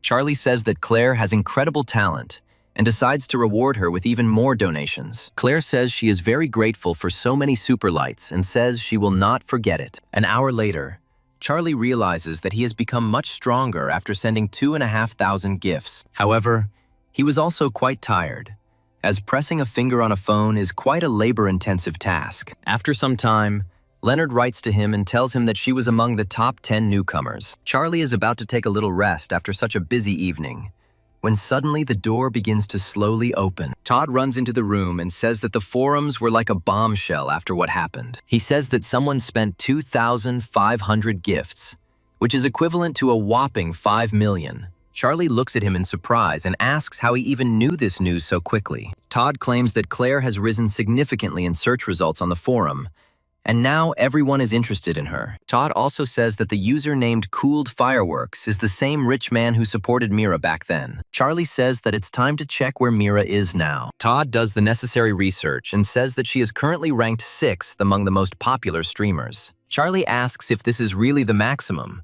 and Todd says that even 6th place in such a top is already an honor. He shows him other popular streamers and says that they have held the lead for years. Charlie wonders why they were in such a hurry to drag him into this confrontation. However, for him, this is an absolutely cool thing, since there are no problems that cannot be solved with hundreds of millions. To cope with fatigue, he wears a special bandage that helps him continue working. With only 18 days left until the finale tonight, he needs to make a lot of transactions. During this time, he successfully spends tens, if not hundreds of millions, to promote all the necessary people. We are transported to a villa where 2 employees are sitting, lamenting that their founder has fallen to 2nd place. One of them claims that Mira, who suddenly appeared out of nowhere, rose from 6th place to 1st and is already competing with them. His interlocutor asks who is the sponsor who promoted her so harshly. Having discovered that this is a man with the nickname Cold Fireworks, they decide to go to the venue and find out everything. After a while, we are transported to a large building, inside which the award ceremony is to take place. Charlie and his friends make their way into the assembly hall, which is specially designed for such events. The host says that today the streamers who participated in the annual competition should receive prizes. Claire sits next to Charlie and says that she simply can't believe that she was able to get to this event. Her sympathy increases by a few more %, and Charlie understands that this will help him a lot in the future. Charlie claims that she got here solely through her own efforts and remarkable talent. Mira states that it is time for the acceptance speech and asks what she will say to the fans. Claire looks shyly at her interlocutor and asks her not to make fun of her at such an exciting moment. The presenter says that he will now present the award for the best streamer of the year among the champion streamers. After a while, he announces that Mira is the winner, and she smiles happily as she walks onto the stage. Leonard looks at her with a smile and says that he congratulates her on this incredible and well-deserved victory. The host also congratulates her and says that this is not just recognition of her popularity as a streamer, but something more. Mira thanks all her fans and says she would like to assure them that she will continue to work hard. She also states that she would like to thank her friends who have always supported her without going behind her back. The presenter says that these are amazing words, and asks the viewers to congratulate Mira once again on her victory. He then goes on to say that the best new streamer this year is up-and-coming streamer Claire. He notes that her unique style of live broadcasting quickly attracted the attention of a discerning audience. He also talks about Claire being a dark horse among this year's rookies and asks for a round of applause for her. Claire thanks everyone for their sincere support and attention and says that she is grateful to be part of this evening. She also states that she came here to thank the most important person in her heart who helped her. The system informs him that Claire's sympathy has reached 95%, and he now receives a small portion of money and talent points. Mira smiles as Claire approaches and says that she congratulates the new streamer on her victory. Claire says she was very nervous when she went on stage because she was afraid of saying the wrong thing. Leonard talks about celebrating the double victory and promises to treat everyone to cocktails at the end of the evening. He also states that they can order whatever food they want, after which they head towards the nearest restaurant. Meanwhile, unknown employees continue to follow them, guessing who has already become Mira's sponsor. They offer to approach them in order to show their intentions and intimidate them. One of them comes up to Leonard and says that the evening was brilliant, and he must have had to fork out a pretty penny. Leonard recognizes the man as Mr. Hank and declares that he should be the one thanking him, since he made such a concession. Hank says with a smile that the end of this story has not yet come, and they will definitely see each other in some time. After this, he and his friend turn around and leave rather quickly without saying goodbye. Charlie looks at them in surprise and wonders who they are and why they are so hostile. Leonard claims he's a rich kid whose father is in the antiques business, but Hank himself is nothing special. He notes that this man always supported his favorite, and now regrets that she was unable to win the championship. He also says that it is better not to discuss these people now, but to focus on the good. Charlie decides not to object to this proposal and goes to a fancy restaurant that only the rich can afford. Leonard happily turns to his comrades and says that they need to celebrate their success today. They clink glasses again, this time ordering the finest wine the country can offer. Leonard thanks Charlie and says that thanks to him, he didn't have to deal with the Han family's sons alone. He also says that he is ready to help him with any questions, and Charlie offers to organize PR for the hotel he bought. Leonard says he needs to set a time that will be convenient for streamers to spend their free time. Charlie says it would be nice if the streamers moved into his hotel at the end of next week. Claire becomes enthusiastic and asks him if she can go there with the others. Charlie says with a smile that this is not up for discussion, and he will be very happy to see her within the walls of his hotel. Claire smiles and says that she is raising this glass of wine to him as a thank you for his patronage. Charlie, meanwhile, realizes that her conquest points are almost full, so she should change her target to someone else. The system informs him that he can accept a hidden challenge in order to improve his performance and finances. However,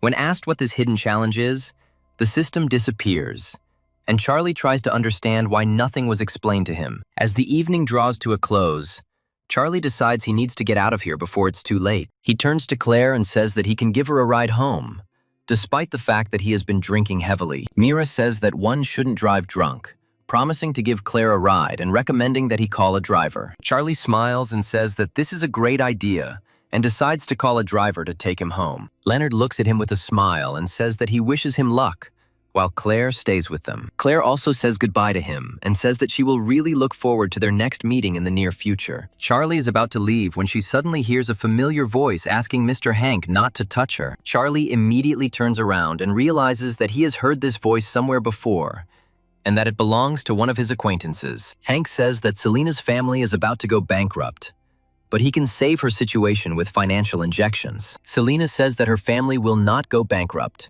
and that she will not trade her happiness for such a deal. Hank announces that their company's shares have already been sold, and that no one but him will offer them $200 million. Selena continues to try to break free from his grip, and Charlie quickly comes to the rescue and intercepts Hank's arms. Selena immediately hides behind his back and asks what he is doing here and how he ended up here. Hank looks at him with irritation and says that Charlie is supposed to be Leonard's lackey, so he won't do anything to him. Charlie, in turn, says that it is not proper for men to mock women, and that he has completely lost his dignity. Immediately after this, he raises his fist, preparing to beat Charlie for interrupting Selena's interrogation. However, Charlie easily dodges the blow, and after a few well-aimed blows, Hank promises that he will return and punish him for this. Meanwhile, Charlie turns to Selena and asks if she is okay.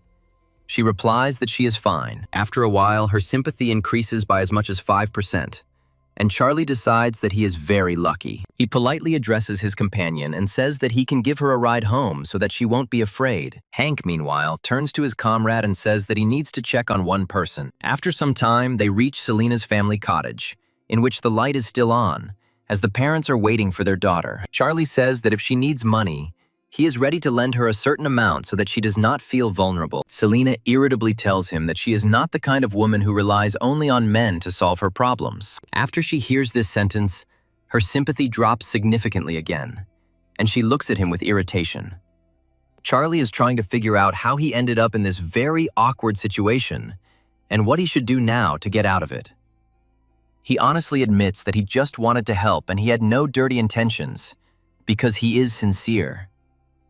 Selena says that if she needs such help, she will definitely tell him about it, and then leaves. Charlie gets into the car and wonders if anyone knows anything about Selena's family's affairs. They immediately promise him that they will be able to sort out these issues and pass on all the information to him. Charlie quickly finds the right person and adds him to his contacts to talk to him. They tell him that if any more news appears, he will immediately inform him what needs to be done. Charlie muses that this would be a good opportunity to spend money on a beauty, but she resists. After some time, he comes back and decides to take a rest. He takes a short break to eat his lunch when suddenly his phone starts ringing frantically again. He is informed that Selena is going to the Han family's charity auction and that there will be many celebrities there. He is also informed that Hank actually has feelings for her and will try to win her over to his side. Charlie asks if they can get him an invitation to attend the meeting. They tell him that it would be better to ask Leonard about this, since his connections should be sufficient. Charlie thanks his informant for such detailed help and says that he will definitely try. Immediately after this, he buys the first plane ticket he can find and heads there to make it to the auction. At this point, we are transported to the Han family estate, where the very same auction is taking place. Hank turns to Selena and asks if her arrival means she has changed her mind. He hands her a contract and says that as soon as she signs it, about 100 million will immediately be deposited into her account. Selena says that 5 years ago, an ancient jade that had been passed down through generations was stolen from their family, and they then bought it back. Hank says that such issues can be easily resolved and that the deal can be closed even today. He adds that her father spent a total of 110 million, and that if she transfers 100 million to him, he will immediately hand over the artifact. Hank slyly reflects that she won't be able to get even 10 million in her current situation. He also says that in business, such exquisite jades are worth a lot of money. Selena reflects that her grandfather won't be able to wait that long for them to find the right amount. During her last visit to her grandfather, her mother said that it was unknown how long he would live due to his illness. However, her father reassures her that there is no need to worry, as he will figure out how to get the money. The unhappy mother asks him if he really thinks that everything will be like before, even if he has the money for it. Hank, in turn, says that if she becomes his wife, they will be one family, and the jade will go to her for free. He also says that this will not only save her family, but will also be a sign of respect for her grandfather, which means it is beneficial for both parties. Selena wonders in her mind if her family will have to sink to such a humiliating position. Hank chuckles and says it's a fantastic solution to the problems at hand that was obvious all along. After some time, Charlie bursts into the estate with force, knocking down the lock with a sharp kick which causes it to collapse. Charlie immediately runs into the right room and tells Hank to get his dirty hand off this unfortunate girl. Hank asks in surprise why he entered someone else's territory and where the security went. The guard runs into the room and says that this guy is too strong, so they couldn't contain him. Selena looks at him in surprise and asks what he is doing here and why he came at such a time. Charlie tells her not to worry because he came to solve her family's problems. Selena says that just because he talked to Leonard a few days ago doesn't mean he's rich. He adds that even if Leonard himself appeared here at this very second, he would not dare repeat these words in his presence. Charlie says not to underestimate it because it's only a few hundred million. He also says that he is willing to pay $1 billion to acquire 50% of the shares of Selena's family without the right of shareholder. Selena asks him in surprise if he really won't make any commitments. Charlie says that these 50% of the shares will be transferred into her name and that she will be able to manage them much better. Hank says that there must be a limit to any impudence and adds that Charlie doesn't even know what 1 billion means. He adds that it is impossible even for him to get such a sum, but Charlie replies that it is not a problem for him. Without thinking twice, He takes out his phone and transfers all the necessary funds to Selina's bank account. He says that no one will force her to do anything she doesn't want to do, and that now she will be able to freely control her own destiny. Her sympathy increases significantly, while Hank realizes that he was deliberately misled. He immediately tries to appease him, saying that he was short-sighted and that such an influential person as he should forgive such things. He also states that his family is planning a charity auction and that they might be interested. Charlie looks at him carefully and realizes that this guy has changed his behavior too quickly. After a short pause,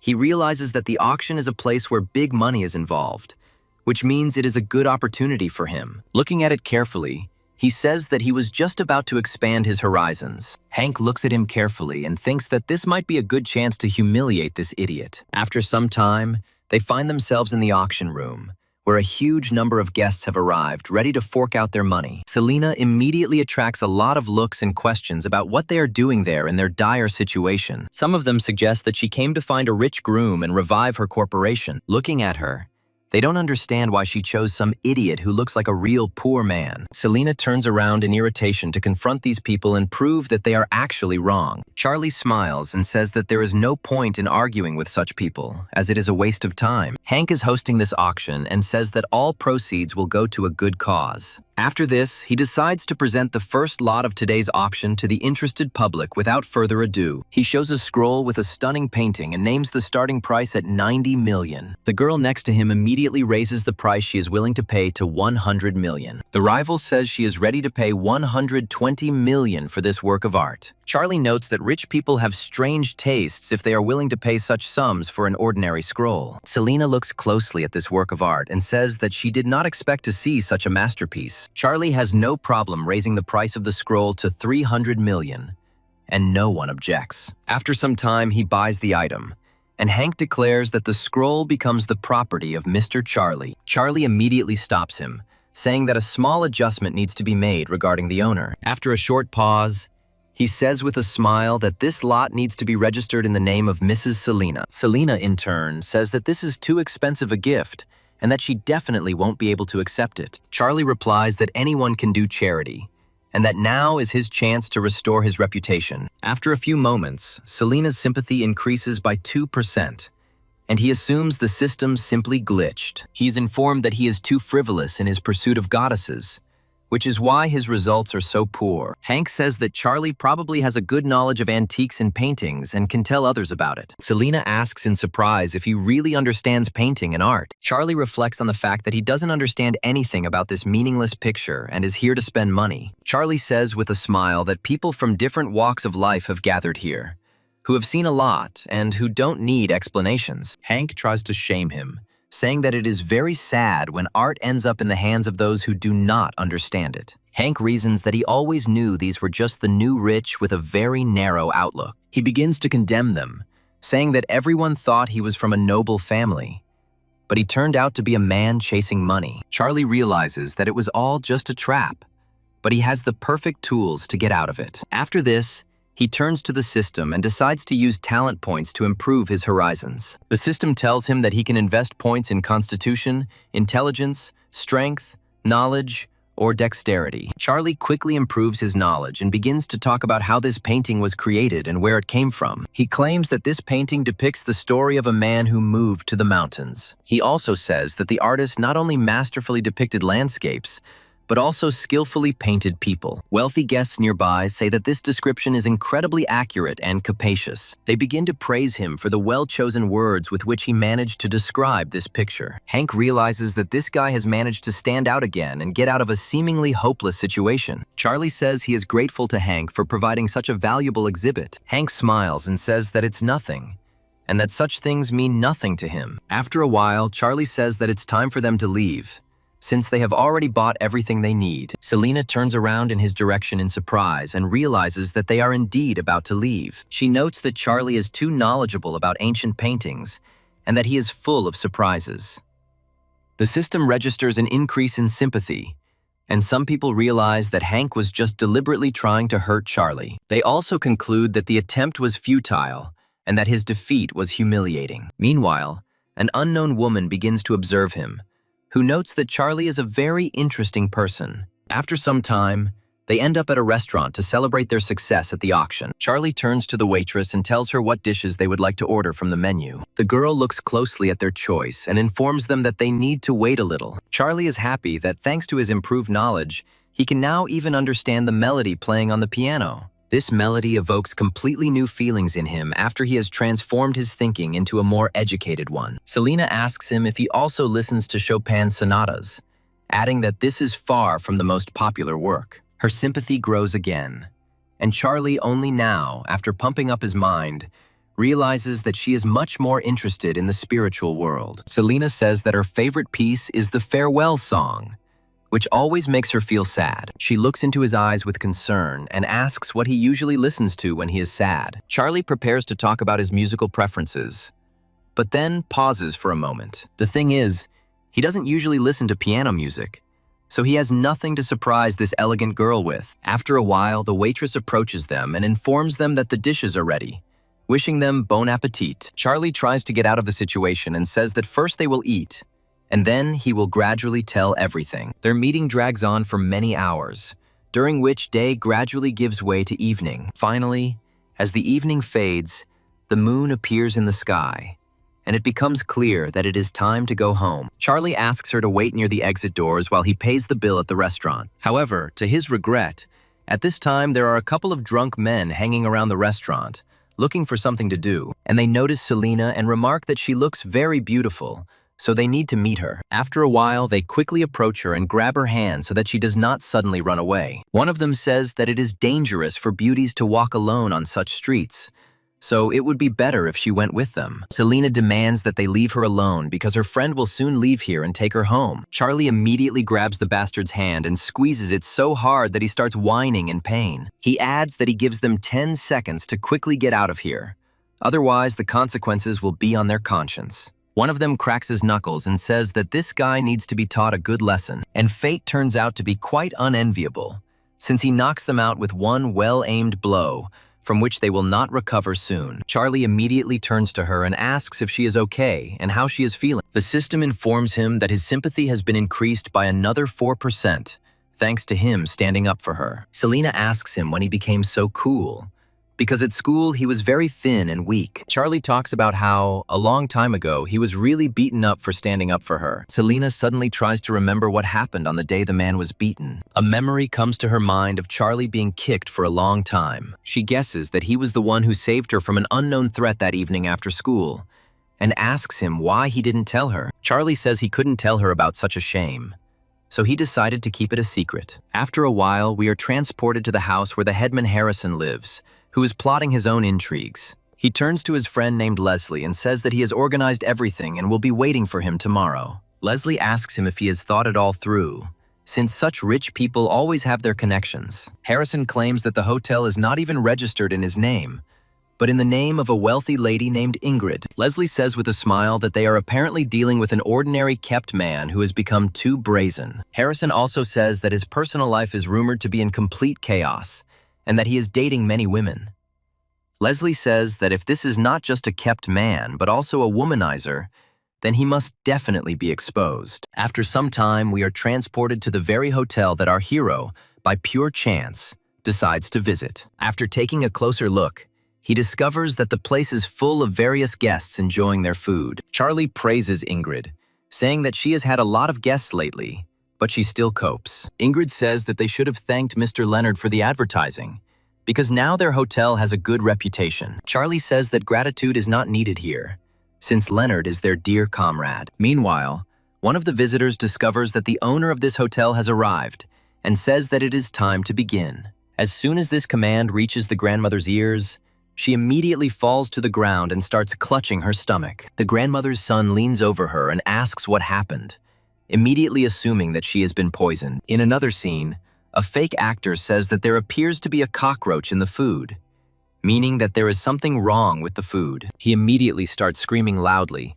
demanding the waiter's attention in order to discuss this terrible nightmare. Ingrid comes closer to them and says that she is responsible for this establishment and can discuss everything. She is accused of being quite beautiful, but she has a black soul, because their mother ate their food and now she is poisoned. Ingrid says that there must have been some kind of mistake, since they only use fresh products and poisoning is excluded. The young man says that now he will call journalists, and they will come and open their eyes to this terrible restaurant. Ingrid says that first we need to take her to the hospital, and she will pay all the costs for the examination. They immediately forbid her to do this, saying that as soon as they leave, they will immediately relieve themselves of all responsibility. He also claims that he recorded everything on his phone, and if something happens to his mother, he will sue them. Charlie immediately advises them to stop playing out this cheap setup scene. However, this person immediately says that he is broadcasting live, so calling this a setup is a big mistake. Charlie slams his head against the table as hard as he can to make him think about what he's saying. Another scammer immediately intercepts the camera and claims that the owners are allegedly beating their visitors.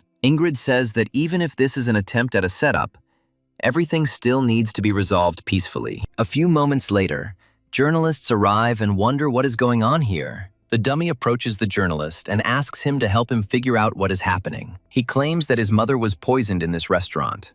And Charlie not only does not compensate for the damage, but also hit his brother. Leslie approaches Charlie and says that if this is true, then the issue of citizen safety and sanitary conditions arises. Charlie asks how they got here so quickly and clarifies what type of media they represent. Leslie says he is the company's chief journalist and hopes to get an honest answer to his question. Charlie immediately takes out his phone and decides to deal with his enemies using administrative resources. He returns to his comrades and puts forward the version that he was threatened with online harassment. Leslie looks at him with a smirk and asks if he decided to call for backup after failing to cope on his own. Charlie looks at him with irritation and says that soon he will find out everything himself and understand who he shouldn't mess with. The informant tells him that this is the personal initiative of this journalist, and their company has nothing to do with it. Charlie also says that he has found another streamer who is trying to make him look bad. He gives him the personal broadcast number and asks how they are going to resolve this misunderstanding. They tell him that any attempt to block them will fail,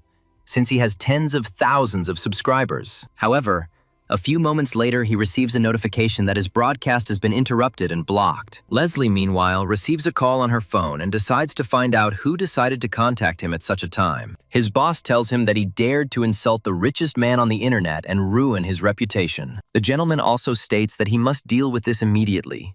Otherwise, he may not return alive. Leslie begs for mercy and says that he has worked for him for quite a long time, but he hangs up. Leslie immediately tries to apologize and says that he didn't know that this was his restaurant. He also says that he came here under the influence of the scoundrel Hank, who deceived him and misled him. Charlie asks irritably what exactly they told him when they sent him on this mission. Leslie says that he was given the task of punishing one person and was given 100,000 for it. Charlie asks how often he takes on these kinds of commissions to write negative articles. Leslie says that he won't dare to do something like that again, and asks to give him another chance. Charlie states that he should have known how this would end and orders him to get out of there. Ingrid immediately turns to security and asks them to take the troublemakers away from here. Leslie still tries to beg them to give him another chance, but they don't listen to him and lead him away. Ingrid asks who Hank is, and Charlie says he's just a clown trying to get on his nerves. He also says that if similar problems arise in the future, she should call him and he will help. Ingrid smiles and says that she understood everything perfectly, and next time she will contact him. Charlie immediately asks where Mr. Leonard went, noting that he still hasn't seen him. Ingrid states that she saw him leaving with several people, so he needs to go ahead to catch up with them. Charlie nods and heads towards the exit to catch up with his friend and talk to him. Leonard is already waiting for him on the street and says that he just saw the message in the group and asks what happened. Charlie explains that it was another setup and asks who Mr. Lee was who helped him. Leonard states that the man's name is actually Leopold, and he holds a high position in the traditional industry. Charlie says that he is indebted to this man, as he helped him a lot in dealing with these problems. Leonard says that there is no need to worry, since he himself will come to him with an apology. After this, he turns to the phone and says that everything happened as he predicted. He also says that not all participants in this chat are so well informed about the events that are taking place. Charlie, meanwhile, tries to continue the conversation about Leopold, and asks how knowledgeable this man is. Leonard says that he just invited him to dinner, so this is his chance to get to know him. After some time, girls come to him and say that they would like to hold a performance by the river. Another girl says that such performances are now very popular among young people, and there will be a lot of people. Leonard smiles and says that he cannot decide this, since Mr. Charlie needs to make the main decision. The girl next to him looks at him with admiration and says that she didn't think that he would turn out to be so handsome. They add that he is generous and works very hard, which is incredibly rare these days. Charlie calls these girls beauties, but the system tells him there is nothing to be gained here. Charlie wonders in his mind if it is possible to get money from at least one of the girls, but the system tells him that it is impossible. Charlie realizes that their initial liking level is too high for the system to establish a connection. Charlie decides to talk to them anyway, and asks when they plan to perform. One of them says she would like to do it in the summer, as the coast is cool and the view is stunning. Her friend says that for the gentlemen, such expenses are mere trifles, so there is no need to worry about it. Charlie says he likes the idea of developing a resort area, and it should look amazing in this location. He muses that he could use this to meet people in the entertainment industry and find more goals. They ask him if he agrees to this and also state that they must also come to conduct a live broadcast. Another girl says that they will invite other friends so that they can please the gentleman. She also approaches him to kiss him on the cheek, but the system reports that Ingrid's sympathy has decreased. Charlie immediately looks up at her and realizes that her strange behavior is due to the fact that she was about to leave. Charlie tries to take her hand and tells her that everything is completely different from what she thought. Ingrid says irritably that she understands everything perfectly well, but Charlie turned out to be as changeable as the weather. Charlie can't believe the sympathy level he's worked so hard to build up has suddenly dropped again. Charlie tells her that she got it all wrong because they just met. Charlie also says that they are not in a relationship, and Ingrid doesn't seem to understand what he is talking about. Charlie says that he has a reason for giving her so many gifts, and it has nothing to do with the relationship. He makes up a story that he was born into a large family, but his mother took him away when he was little, and he has a bad brother. He also says that he is playing a role in public so that he will be considered a simpleton, and that no one will try to plot against him for the inheritance. Ingrid says it's too much information and she needs time to process it all. After some time, her old lover named Chester comes to her and says that they haven't seen each other for a long time. Ingrid clearly shows no interest in him and hopes that he will quickly leave and not bother her. Chester says that he just returned to the country and immediately met her here, which means it was fate. He asks her how she likes the music he wrote for her, and she replies that it sounds the same as before. Chester says the equipment in this small restaurant leaves much to be desired. Charlie starts laughing loudly, not caring that it might anger the stranger. He also adds that his tricks only work on naive girls, but Ingrid is no longer so easy to fool. Chester immediately turns towards him and wonders who he is and what he is doing here. Ingrid says irritably that this is her good friend Charlie, with whom she has been communicating for some time. Chester states that if Ingrid calls him her friend, then he must be well-versed in music. Chester invites him to play, and Charlie says that art is meant to be appreciated, not performed. Ingrid is impressed by his witty joke and realizes that, compared to Charlie, any other aristocrat looks much weaker. The system also reports that, thanks to the increase in sympathy, Charlie has learned to play the guzheng. Chester says that everyone can say beautiful words, and if he is afraid to go on stage, he doesn't have to pretend. Charlie decides that he didn't want to steal the spotlight in the first place, but now he has to accept this challenge. Immediately after this, he goes on stage, not at all worried that he might not succeed. With his confident and elegant appearance, he shows that he knows perfectly well how to play this instrument. Charlie reflects that this is not an instrument that can be played without years of practice, so it will not work. The people present wonder who he is, and realize that he was not on the list of invited guests. They also realize that he looks pretty good, which means he must be some kind of special guest. Charlie decides to play a few test tunes, but the sounds he produces are not very melodic. Chester says that it is better not to touch this instrument at all, otherwise it can break. Irritated listeners declare that this redneck doesn't know how to do anything and climbed on stage against his better judgment. Chester apologizes to them, saying that he hasn't played for a long time, so he has forgotten a little how to pluck the strings correctly. Immediately after this, he starts playing the melody, and it sounds incredibly divine and interesting. The listeners immediately change their anger to mercy and understand that this person plays simply divinely, and they really like the melody. They immediately start filming him on their phones so that the video can spread across the entire internet. After a while, he decides it's time to end the performance and calmly goes downstairs. He turns to the irritated Mr. Chester and asks him what he thinks of his performance. Chester says that he is, of course, cool, but they will definitely meet again to get even. Ingrid, in turn, says that he is simply incredible, and even if she played this motive, She would not have done it better. Sympathy rises above the maximum level, and Charlie wonders if the system can be upgraded. The system tells him that this is indeed possible, but does not reveal the preliminary results to him. Immediately after this,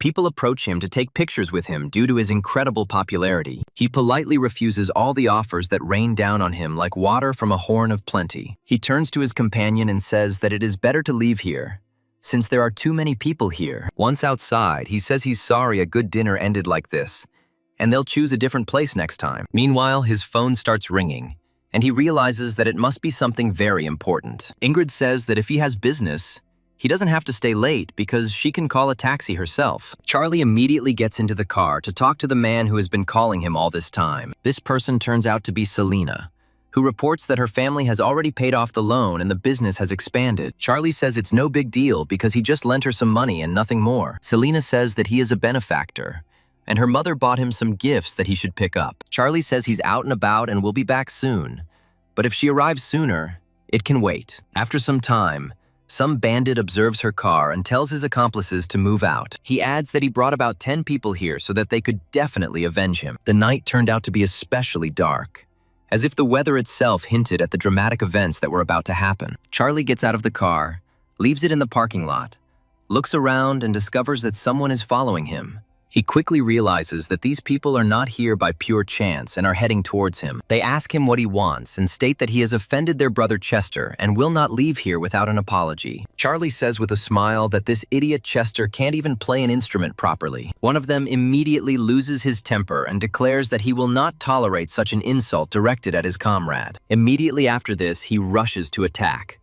But Charlie also puts his fist forward to deliver a powerful blow. They come to blows, but Charlie's strength remains irresistible. The bandit immediately grabs his hand, feeling that at least several bones are broken. The gang leader says that the guy is a good fighter, since he managed to break his arm with one blow. However, he orders the others to attack at the same time to finish him off and not give him a chance. Charlie looks at them with a smile and says that he wants to use talent points to level up. The system claims to be in the process of updating, and Charlie realizes that he has found himself in a very awkward situation. A few moments later, he easily dodges a powerful throw from the bully. He notes that this was very dangerous, and that in the future, it is necessary to move faster and not allow anyone to get close to you. The bandit says that he shouldn't shy away, because he was so confident and brave just now, and now he's started avoiding fights. They decide to block his escape route to eliminate his ability to dodge the attacks. Selena orders them to stop,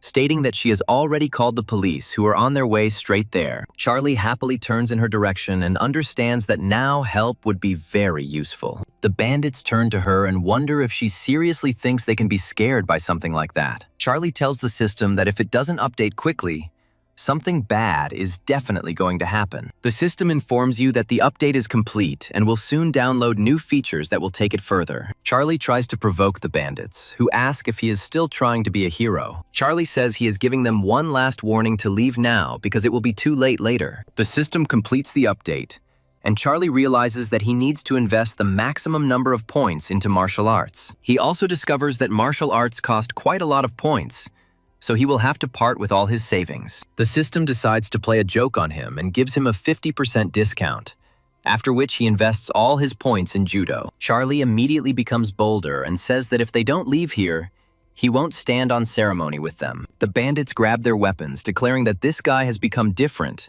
and that something has definitely changed in him. Charlie prepares to engage in combat with several opponents at once, sensing that it will not be easy. It turns out that the system has improved him much more than he expected. So the battle goes very quickly. No enemy has a chance to resist such incredible power, and they are completely defeated. The bandit suggests that Charlie was pretending all this time to lure them into a trap and get even with them. Charlie points at him with a smile and says that he is the last one left standing of all the bandits. The gang leader says that if he takes a few more steps towards him, he will simply cut Selena. Charlie decides to open the system window to spend all his talent points on improving his agility. Immediately after this, he makes a sharp approach to the enemy and knocks the knife out of his hand. The bandit grabs his injured limb and says he has never experienced such severe pain. Charlie advises him to get out of here, adding that if he doesn't, he will cripple his other hand as well. Immediately after this, he turns to Selena and asks if she is okay, fearing that she might have been hurt. He also says that if she wanted to scare them, she shouldn't have rushed forward. And Selena admires his skills. Charlie says he is ready to share his incredible knowledge with her and teach her martial arts. The system tells him that Selena's affection has reached the required threshold, so he has received some talent points. Along with this, he receives a significant monetary reward, as well as the opportunity to evaluate antiques at an expert level. After some time, he comes to a meeting with Mr. Leopold, which takes place in a rich restaurant. Leopold says he never thought the legendary Mr. Charlie could be so young. Charlie looks at him with a smile and says that they are too kind and that he does not deserve their kindness. Along with Leopold, there is another man present at the meeting named Laszlo, who is Charlie's informant. Charlie thanks him for his help, because last time he wouldn't have been able to achieve anything without his support. Laszlo, in turn, says that this is too high an assessment of his work, and that it was an honor for him. Charlie notices the empty seat and wonders who was supposed to come here. Leopold apologizes for the inconvenience, adding that there really is another person due to come here. After a while, the doors open and a beautiful girl in a suit named Sophia enters. Leopold says that she has finally arrived, adding that they haven't seen each other for a long time, so he decided to have dinner with her. Sophia says that he hardly showed concern for no reason, and tries to understand who he wants to introduce to her. Leopold says with a smile that she is still as straightforward and willful as before. He points to Charlie and tells her that he is the richest man on the internet at the moment. Leopold, meanwhile, claims that Sophia is an artist who works in his company and is trying to get to the top. Charlie extends his hand to her, saying that he has heard of her, as she was a top star not long ago. Charlie notes that now he understands why the rich are so eager to get into show business, because such beauty and figure are incredible. The system informs him that this is another goal to conquer, which can be used to gain the songwriting skill. Sophia immediately declares that internet-rich people are absolutely not her type, so she is not interested in dating. Leopold immediately apologizes for such behavior and says that he and she will go outside for a minute. Charlie doesn't pay much attention to this and says that they can do whatever they want. After a while, the doors slam loudly, and an active discussion begins between them. Meanwhile, Charlie asks Laszlo why Leopold suddenly decided to introduce him to this artist. Laszlo reports that Sophia insulted director Gao last year and was blacklisted, and her talent was buried. Charlie says he heard something about it, because the news reported that she became a star on the set. Laszlo reveals that half of what was written about her was a lie,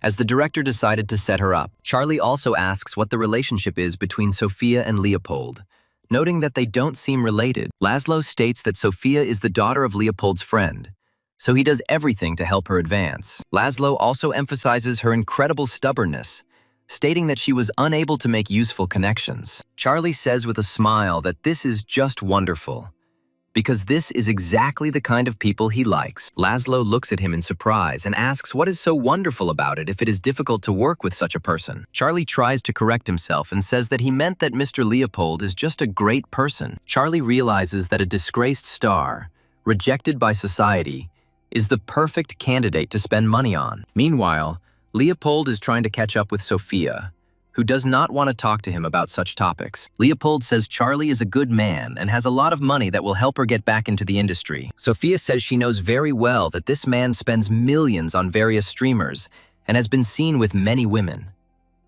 Leopold reports that Selena's family has rebuilt their empire, but there are no rumors of their relationship. After this, he asks her if she wants to bear the stigma of a disgraced star for the rest of her life and live in shame. After a while, they return to the room and apologize to Charlie for Sophia being too stubborn. Charlie says he understands everything perfectly, because any star must have a character that matches his ambitions. Leopold informs him that he just received a call and needs to return to the company immediately to sort things out. He turns to Sophia and tells her that she must take care of Mr. Charlie. Sophia looks at him with displeasure, then sighs and says that she will do everything in her power. Laszlo also decides to leave, saying that he will bring the necessary information later, but for now they can talk calmly. Of course, after this, a deathly silence reigns in the room, since Sophia is not very good at communicating with people. Charlie tries to appease her by saying that he has heard something about these scandals, but he is sure that they are just rumors. Sophia reacts to this information quite sharply and wonders what he means by these words. Charlie says with a smile that he would actually like to win her over with his actions. At first, Sophia flinches at such a bold manner of communicating with girls, after which she looks at him carefully. Her sympathy decreases even more.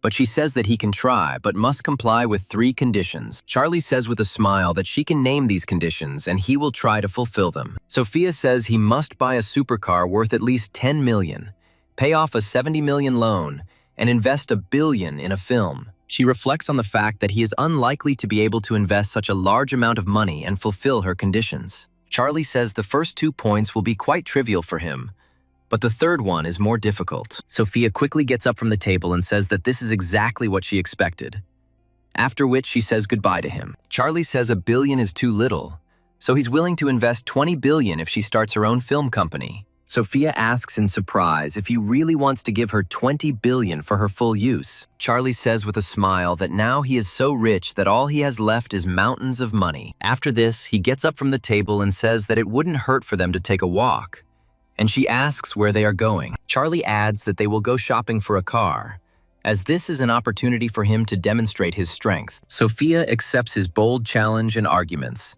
since such speeches are unlikely to frighten her, because they must be followed by actions. After some time, they head to a flagship car dealership, where each car costs a fortune. There is already an unknown man in this salon who is carefully examining the cars. A manager approaches him, but he states that he doesn't need consultations now, and that he can handle it on his own.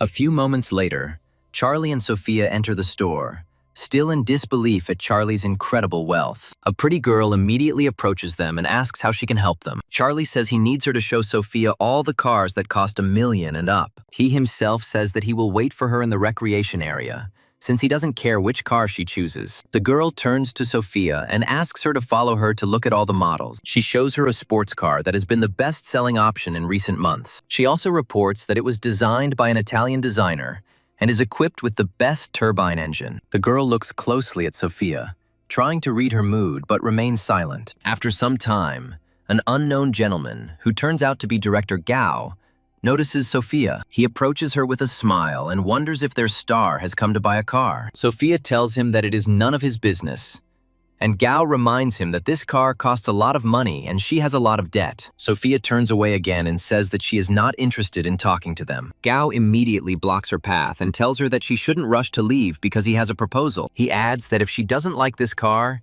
he can give it to her and also invest in her new film. After this, he leans towards her and informs her that the price for this will be small, and she will have to spend the whole night with him. Sophia immediately delivers a powerful blow to his cheek to push him aside. She orders him to stop and warns him that next time he will regret it, and it will end much more seriously. Gao asks her if she still thinks she will become a great superstar, and notes that she has lost her conscience. After this, he decides to hit her, saying that today he will put her in her place and show her where she stands. Charlie immediately grabs his hand, and Gao irritably asks him if he knows who is in front of him. Charlie states that he doesn't care, then asks Sophia if she's okay. Gao guesses that Sophia has hired an errand boy, adding that this clueless brat will not pay off her debts. Charlie looks at the director and says that dogs' eyes always look down on people. Gao says that if this boy is so cool, he should buy this car right now. He turns to the employee and asks how much the car they are showing costs. The girl says with a smile that they have a promotion today, so the final price is $5 million. Charlie looks at her in surprise and asks if they are really selling such a car for that kind of money. Gao calls him a pauper and suggests that he is afraid to spend serious money. Charlie asks if they have anything more expensive, noting that there are probably more luxury cars here. The employee informs that they have ultra-luxury cars, but you need the manager's permission to view them. Charlie states that he is confident in the purchase, so she can contact the manager for the necessary document. The girl is surprised by his assertiveness, says that she will do it as quickly as possible, and asks him to wait. Gao says Charlie can keep pretending to be rich as long as he wants, but when the manager comes, this theater will end. Charlie advises him to watch what is happening carefully so that he can immediately admit his defeat. An employee approaches him and informs him that the manager is already waiting for them in the showroom on the second floor. Gao, Charlie, and Sophia take the elevator to the second floor and decide to continue on. The manager immediately notices Gao and tells him that he really has excellent taste, after which he shows them the car. Gao smiles and says that he really has amazing taste and is very knowledgeable about good cars. The manager hands him the sales contract and asks him to read it and sign it. Gao looks at the contract in surprise and realizes that this car costs more than 1 billion, which is an unaffordable sum for him. The manager says that this is an elite car, and such a price is quite natural because the car matches Gao's taste. Gao responds by saying that these are very correct words, but it is not he who is buying the car today, but Charlie. Charlie, smiling, says that a limited edition for that kind of money is not that expensive and is quite acceptable. Gao advises him to stop putting on airs, because if he can't buy this car, it's better to admit it right away. Charlie says that, unlike others, he is not used to throwing around empty words and always acts according to his convictions. After this, he shows his phone and says that he will make the payment by card at that very moment. After this, he places his phone on the reader to transfer all the necessary money. He also asks to register the car in the name of this girl who will be its owner. The manager says with a smile that they will process everything fairly quickly and prepare the necessary documentation. Charlie says that he actually bought the car and asks Gao if he has anything to say. Gao says that he was blind to Charlie's power, and then declares that it's probably time for him to go home. Charlie says that it is now entirely up to Sophia, as she now decides what will happen to him. Gao immediately begins to fawn over her, and says that if her anger hasn't passed, she might hit him again. Sophia advises him to get out of here, as she doesn't want to get her hands dirty with him again. After some time, they finish their visit to this store and return back home. Sophia turns to him with a smile and says that she is grateful to him for his help today. Charlie says that he didn't like this man either and asks her to send him the card number to which he will transfer the money. Sophia calmly gives him the necessary details, and he quickly logs into his bank account. Sophia receives a notification that her account has been replenished with 200 million, which is a significant amount. Sophia mentally assumes that he is trying to shower her with money so that she will not resist him tonight. Charlie says that this money will be needed to pay off the fine and clear his reputation. Sophia says she knows how to use paid commentators to push her desired narrative. Charlie says that she needs to register the company as soon as possible, and as soon as everything is ready, she should let him know. After this, he gets out of the car and says that that's all for today, so he's going home. Sophia reflects on the fact that this guy speaks a little frivolously. Although he acts coolly and clearly, her sympathy increases by 10%. And Charlie is surprised that he spent 3 billion and still did not receive sufficient reward. After some time, he arrives for an urgent meeting that Laszlo told him about. Charlie approaches him in surprise and asks why he decided to meet so urgently. Laszlo looks into his eyes with concern and tells him that he needs to watch the video first. He adds that the video went viral online, and as soon as he saw it, he immediately recognized it even in that lighting. Charlie says that it is indeed him and wonders what the problem is that required the meeting. Laszlo claims that a little-known singer admired his talent and wants to meet him, but he hasn't promised anything. Charlie asks him what the singer's name is, and Laszlo states that her name is Lola. Charlie takes out his phone and asks him to wait a couple of minutes while he makes the necessary inquiries about this person. He notes that she has been in the industry for 3 years, but is still listed as a little-known singer without much of a reputation. Laszlo says that in this industry, talent alone is not enough to become famous, because there is no investment in it. Charlie learns that she has to take care of her brother due to the death of her parents, and asks her to give him her contact information. Charlie also says that it is better to remove this video from the internet, as he prefers to remain in the shadows. Laszlo says he is doing everything he can to get this video removed as quickly as possible. Charlie then makes an appointment with Lola's brother, and, being completely confident that everything will go well, approaches him. He greets him and asks where that very Miss Lola, whom he so badly wants to meet, lives. The little boy says that he should follow him because his sister is already waiting for them downstairs. Charlie gradually descends down, following the boy, and discovers that this apartment looks terrible. He also hears Lola's songs and realizes that the voice and lyrics are very good, but the melody is a bit weak. Lola says that he has excellent skill in playing musical instruments, and that she would like to invite their team. The system reports that the sympathy level is initially high, but if you lower it a little, you can try to win her over. Charlie says that, unfortunately, he is not very interested in joining the group, despite such an offer. Lola says that many competitions require them to perform as a group, so together they will have a better chance. Charlie says that participating in the competition is unlikely to bring him more money than his job at the restaurant. The little brother starts to lose his temper and says that Charlie is acting like a star for some unknown reason. Charlie says that in that case, it is unclear why they turn to him if they have problems with money. Lola irritably says that if he doesn't want to participate, he can just say so without further humiliation. Charlie achieves the desired goal and realizes that the main problem with their music is the lack of arrangement. Immediately after this, he contacts the system to open a store for exchanging the required talents. He immediately selects the necessary categories and puts the maximum number of points into writing the arrangements. Lola, meanwhile, asks him to leave here since they have nothing more to talk about. Her brother gets to his feet and tells him to get out of here, as his sister is no longer interested in talking to him. Charlie states that he said he wasn't interested in forming bands, but he didn't say he didn't want to collaborate with them. Lola's brother asks him what special thing he can offer her sister to make her interested. Charlie says that he can give her a chance to become famous with one song and win a competition that is coming up soon. Lola turns to look at him in surprise and wonders if he is really serious about his intentions. She also asks him if he has any published work to check if he is really a professional. Charlie says that he doesn't have any similar jobs and never has, since he hasn't been in this business for very long. Lola asks him if he comes from a musical family or a famous label, to which he replies that he does not. Lola says that in that case, it is unclear how he is going to write a song that will be worth anything. Charlie says that she should hand him a paper and pen, and then he will be able to write a real hit. Lola asks him if he really thinks composing music is such an easy task. Charlie states that it doesn't cost anything to try, so he still insists on being given a chance. Lola decides to soften a little and says that he will only have one try to impress her. Her brother hands him a notepad and pen and tells him that he will probably embarrass himself if he tries to impress. Charlie says that they should just watch him because now he is going to show them real skill. It doesn't take long before he manages to write a pretty good melody without any problems. After he finishes the finishing touches,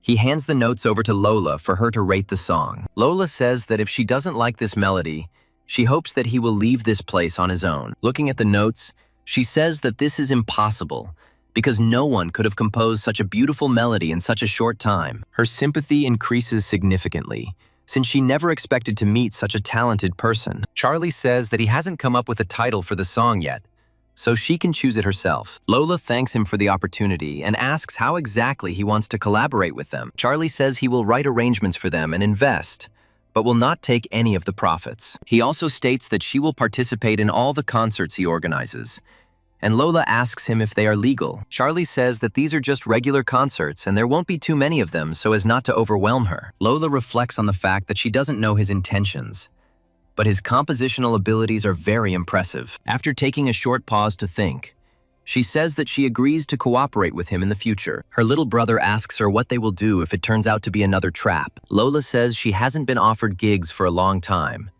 and without investment, they can't even pay their rent. Charlie looks at them in surprise and wonders if they are so poor that they can't afford to pay their rent. Charlie says that their basement is too small and shabby, and therefore completely unsuitable for a training ground. Her brother says that his sister really wants to change her place of residence, but this requires incredibly large expenses. Charlie says that, to his great happiness, he has a huge amount of money left over that he must spend. After some time, they move to a panoramic mansion, which consists of 3 floors with panoramic windows. The realtor suggests converting one of the north-facing bedrooms on the first floor into a workout room. Charlie says that the mansion is isolated enough that there won't be any worries during rehearsals. Lola says that the rent here is too expensive, and it would be better to find something cheaper so that they can afford it. Charlie muses that if they had known each other a little better, he would have simply given her the mansion. He says that she shouldn't worry about it because he will cover all the expenses. She just needs to train. Lola says that this is too wrong, since they just met and it is too much money. Her brother says that when they become popular and make money, they will return all this money. But now it is better for them not to live in the basement. Lola adds that when she earns money, she will definitely return everything. Charlie smiles and says that he will look forward to this moment. But for now, he will invest. After this, he says that since everything has been decided with the mansion, It would be great to sign a contract for 30 years straight away. The little brother immediately puts his hand on his shoulder and says that from today on, they are brothers. He also asks him where he lives, adding that he can give him a lift home. Charlie remembers that he is actually still living in a dorm with his friends and thinks it is wrong. He puts his hand on his shoulder and thanks him for reminding him of such an important thing as his own home. He asks the realtor if they have another mansion of a higher class, adding that he will take it for use. The realtor asks if the gentleman really wants to rent another property for some purpose. Charlie says he plans to buy it rather than rent it because he will be living there alone. The realtor says they have a mansion with an outdoor pool, but it costs $70 million. Charlie says that for that kind of money, he won't even look at it and will buy it right away without any problems. Lola's brother tells her that they have struck gold, which means she needs to get this man at any cost. Lola looks at her brother with irritation and asks if he is really willing to sell his sister so quickly. Her brother says that it is quite obvious that Charlie has a thing for her.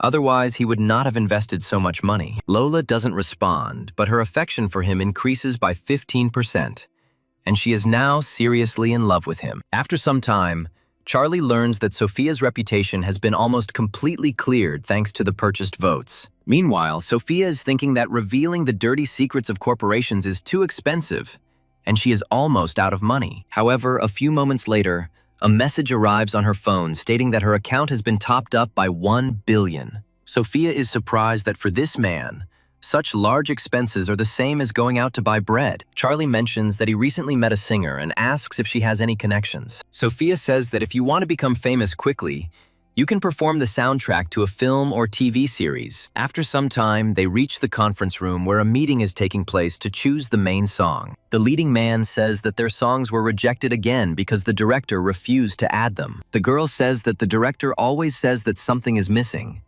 but at the same time does not give specific recommendations. Another employee says he has never encountered such simple, yet at the same time complex and abstract requirements. The girl states that such vague demands are the most difficult to fulfill, and most likely it is easier to refuse them. Their boss tells them that if they can't cope, they should leave and not complain about the working conditions. His secretary immediately approaches him and says that they are looking for him to entrust him with writing the soundtrack. The man looks at her in surprise and wonders who decided to show such self-confidence. The secretary says that it is Sophia and some unknown singer who is waiting for them in the lobby. The sound engineer says that they cannot cope with this task even with a whole team of professionals, and orders them to be kicked out. Charlie calmly walks inside with Sophia and Lola, adding that they doubt they will surpass them in everything. The secretary says that he told them to wait in the hall, but for some reason, they did not listen to her and went in themselves. The sound engineer says that there is nothing wrong with this, since ill-mannered people are commonplace in these times. After this, he wonders whether this girl, whom no one knows, is better than famous composers. Sophia says that all artists started somewhere, and since he doesn't have a suitable candidate, it's better to give a newcomer a chance. The series' sound engineer understands that it's best not to quarrel with her, since she is currently at the center of a well-known scandal. He says that he will preserve Sophia's dignity and give them 3 days, but if they do nothing, he will not listen to them. Charlie says that this is too little, since they have already studied all the film genres and written a fragment beforehand. After this, he turns to Lola and asks her to play a demo version for the sound engineer. Lola quickly nods and says that the demo is on her phone, then takes it out. She hands the smartphone to the sound engineer so that he can press a button and listen to the performance. The sound engineer is immediately amazed by the incredible talents that Lola has demonstrated. He reflects that this is exactly the melody he has been looking for so long,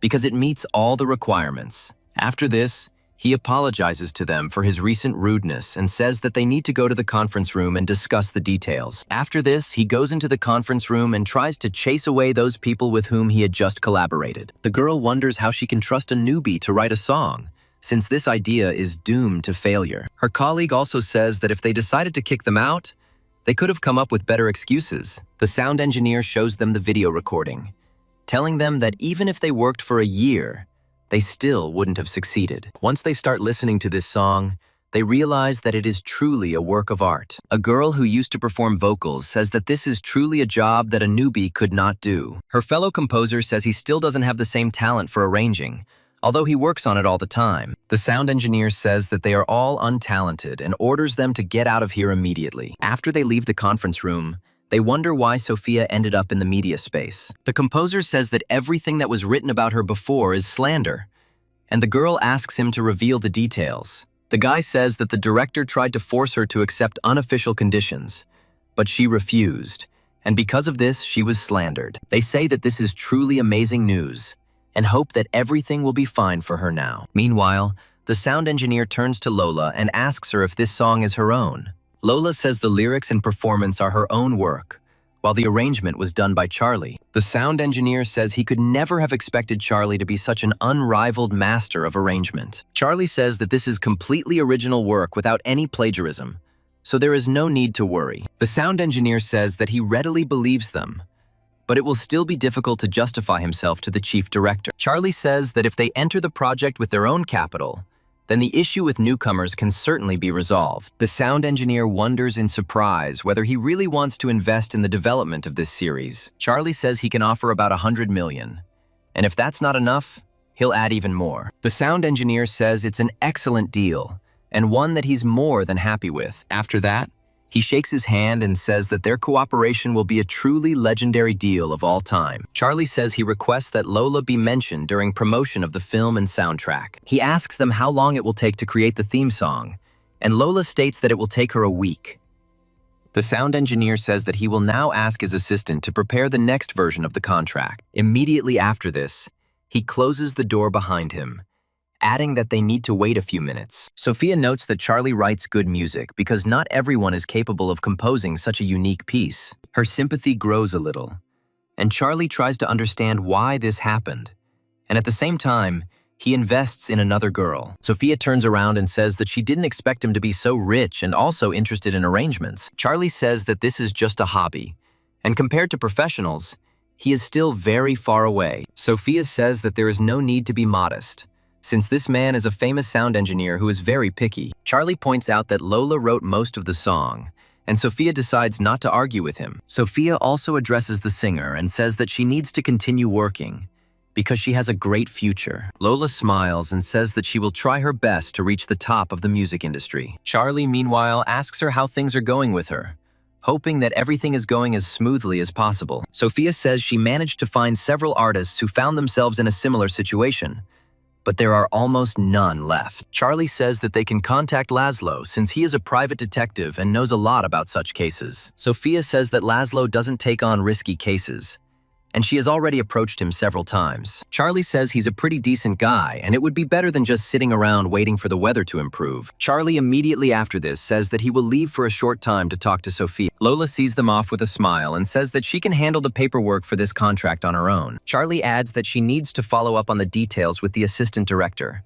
and that if she has any questions, she should call him. After a while, he gets into the car with her and they immediately hit the road. Laszlo pours himself a glass of water and asks him why he came in person when he could have called. Charlie says it's best to leave formalities and asks him if he's aware of Sophia's situation. Laszlo says that Sophia is very willful and uses daring methods, which is why she has been in the news lately. Sophia says she wants to take down director Gao, but social media buzz isn't enough, and they need something more serious. Laszlo says that it will be very difficult to keep track of him, since he has a huge number of guards everywhere. He also says that one of the journalists accidentally filmed him and the actress entering the hotel, after which he was grabbed by security and beaten. Charlie says that in that case he won't bother him, and adds that he has 60 million and needs a private detective. Laszlo looks at him and wonders how much he is willing to pay to have this information found. Charlie looks at him with an incredibly meaningful look and says that he has 60 million as a reward. Laszlo says that he can be a little timid,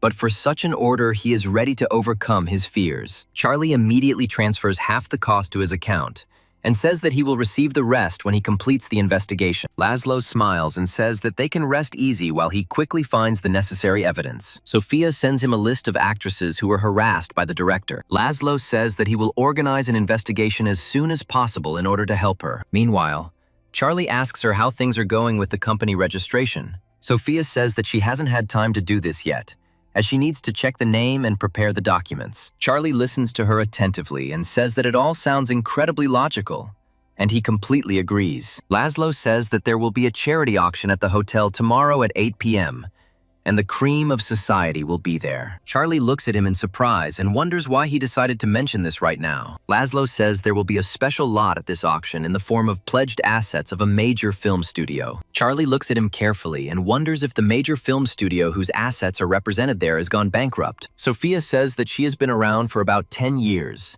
and in their heyday, they were among the top 5 studios in the country.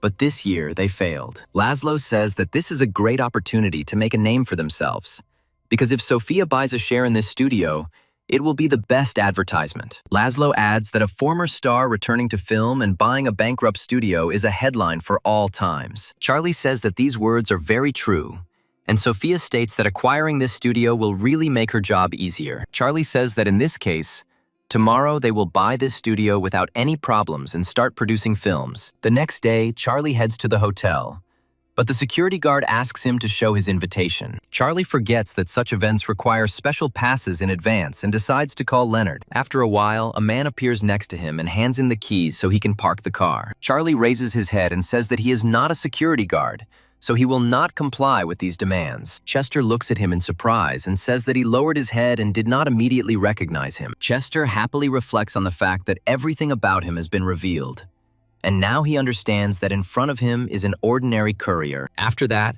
he takes him by the hand and says that he better go in together, since the evening is about to begin. The guard tells them that they must present their invitations to be allowed inside. Chester gets his invitation without any problems, and the guard tells him that he can proceed further. Chester turns to Charlie with a smile and asks him where he put his invitation. Charlie says he'll wait a minute and takes out his phone to make a few calls. Chester states that it is a pathetic theater and claims that Charlie is a pathetic delivery boy and that this is no place for people like him. Another person comes here and wonders if this city has really degraded so much that any mutt can come here. Chester recognizes this man as his cousin and says that they haven't seen each other for a long time, but now they have found each other. After some time, a very expensive car, which belongs to Sophia, stops near this place. She comes up and says that the invitation allows for one more person to come, and that Charlie is her friend. The guard immediately lets them through, wishing them a good evening and making no further attempt to obstruct their passage. Chester wonders who Charlie is if Sophia is willing to stand up for him and let him go with her. Chester's cousin asks him who it is, and Chester claims it is the actress who tried to sleep with the director. He adds that he didn't expect that such a star would even dare to appear at this evening in the company of a courier. Sophia looks at them with irritation and says that these chatterboxes are as disgusting as ever. After some time, they go further and find themselves in a large hall, which is decorated incredibly richly and expensively. The host of this auction says that she is grateful to everyone for deciding to take part in this evening. She shows the first lot and says that it is a real treasure, since it is called the Heart of the Ocean.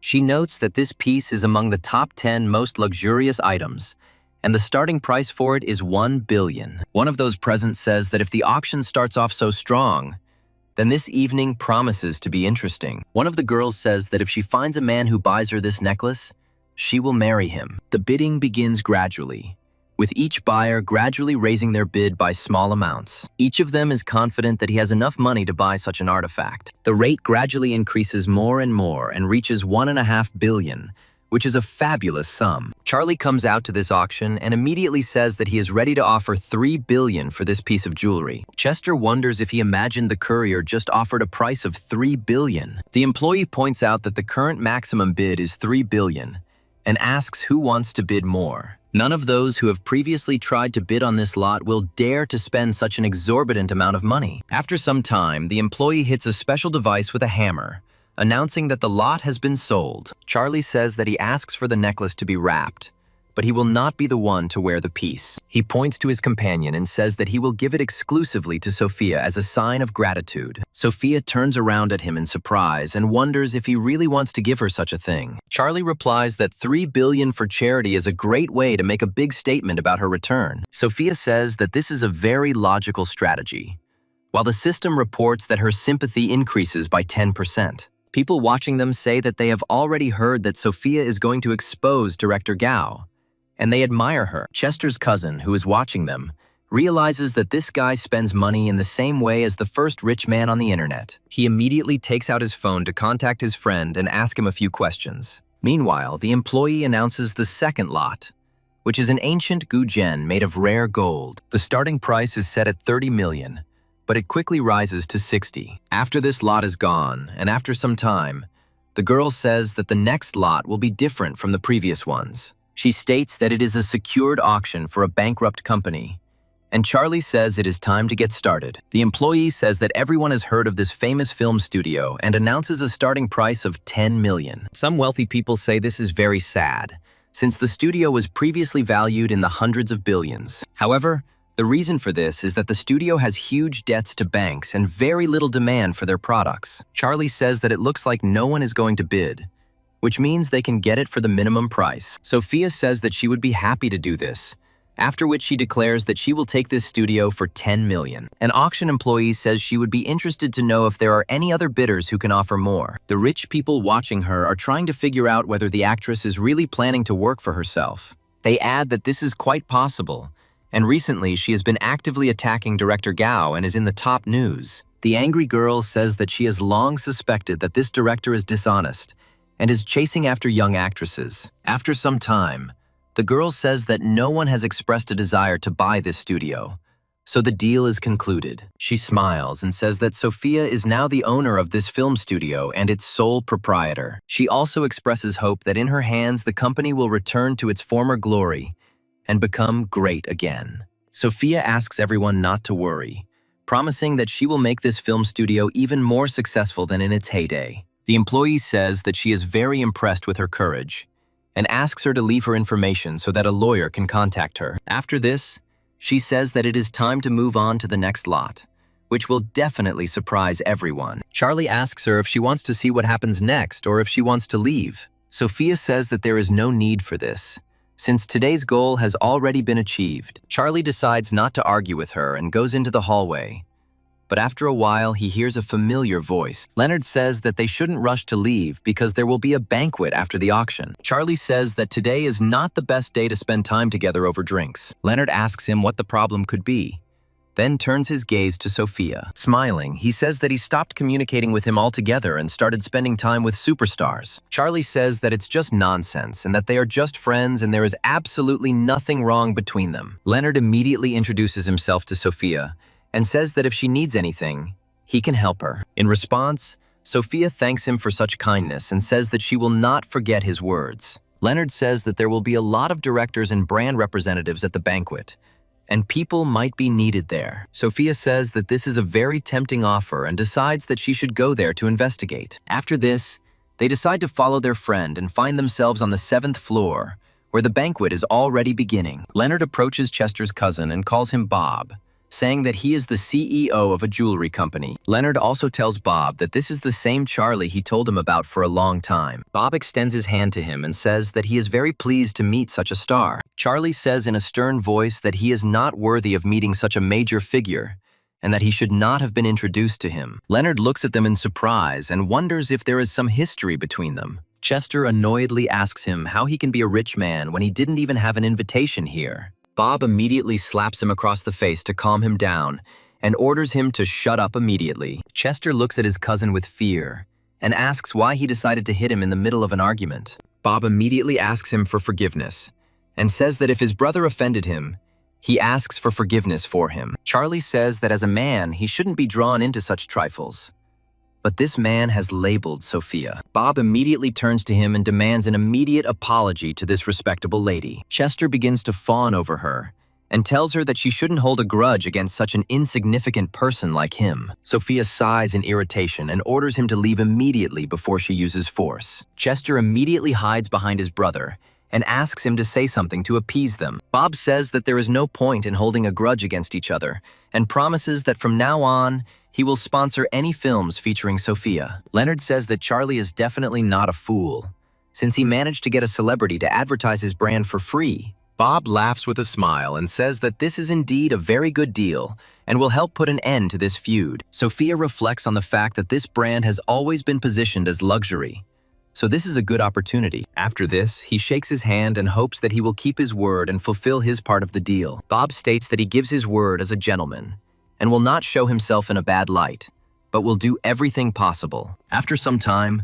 The rich people pay attention to the very musical instrument that they recently bought. They ask the owner if this is the same guzheng that she bought at auction. They ask her to play the instrument, but she states that with her weak skill level, it is better not to embarrass herself. After this, she wonders if anyone present can play this instrument. Bob turns to his friend and says that he plays this instrument well and should show himself. Chester shifts nervously from foot to foot and says that Charlie's talent in musical performance is much greater. Leonard turns towards the protagonist and wonders if he can play this instrument too. Charlie says that he spent a couple of days learning to play this instrument and was even quite good at it. Leonard immediately says that he really wants to test how good Charlie's talents are. Charlie smiles and reflects on the fact that he has no choice, so he will have to demonstrate his skills. After this, he approaches the girl and says that if he plays badly, he hopes that she will not be cruel to him. The girl lets him go ahead to show off his skills, and he gets ready to play a tune. Sophia is immediately impressed by the notes the protagonist produces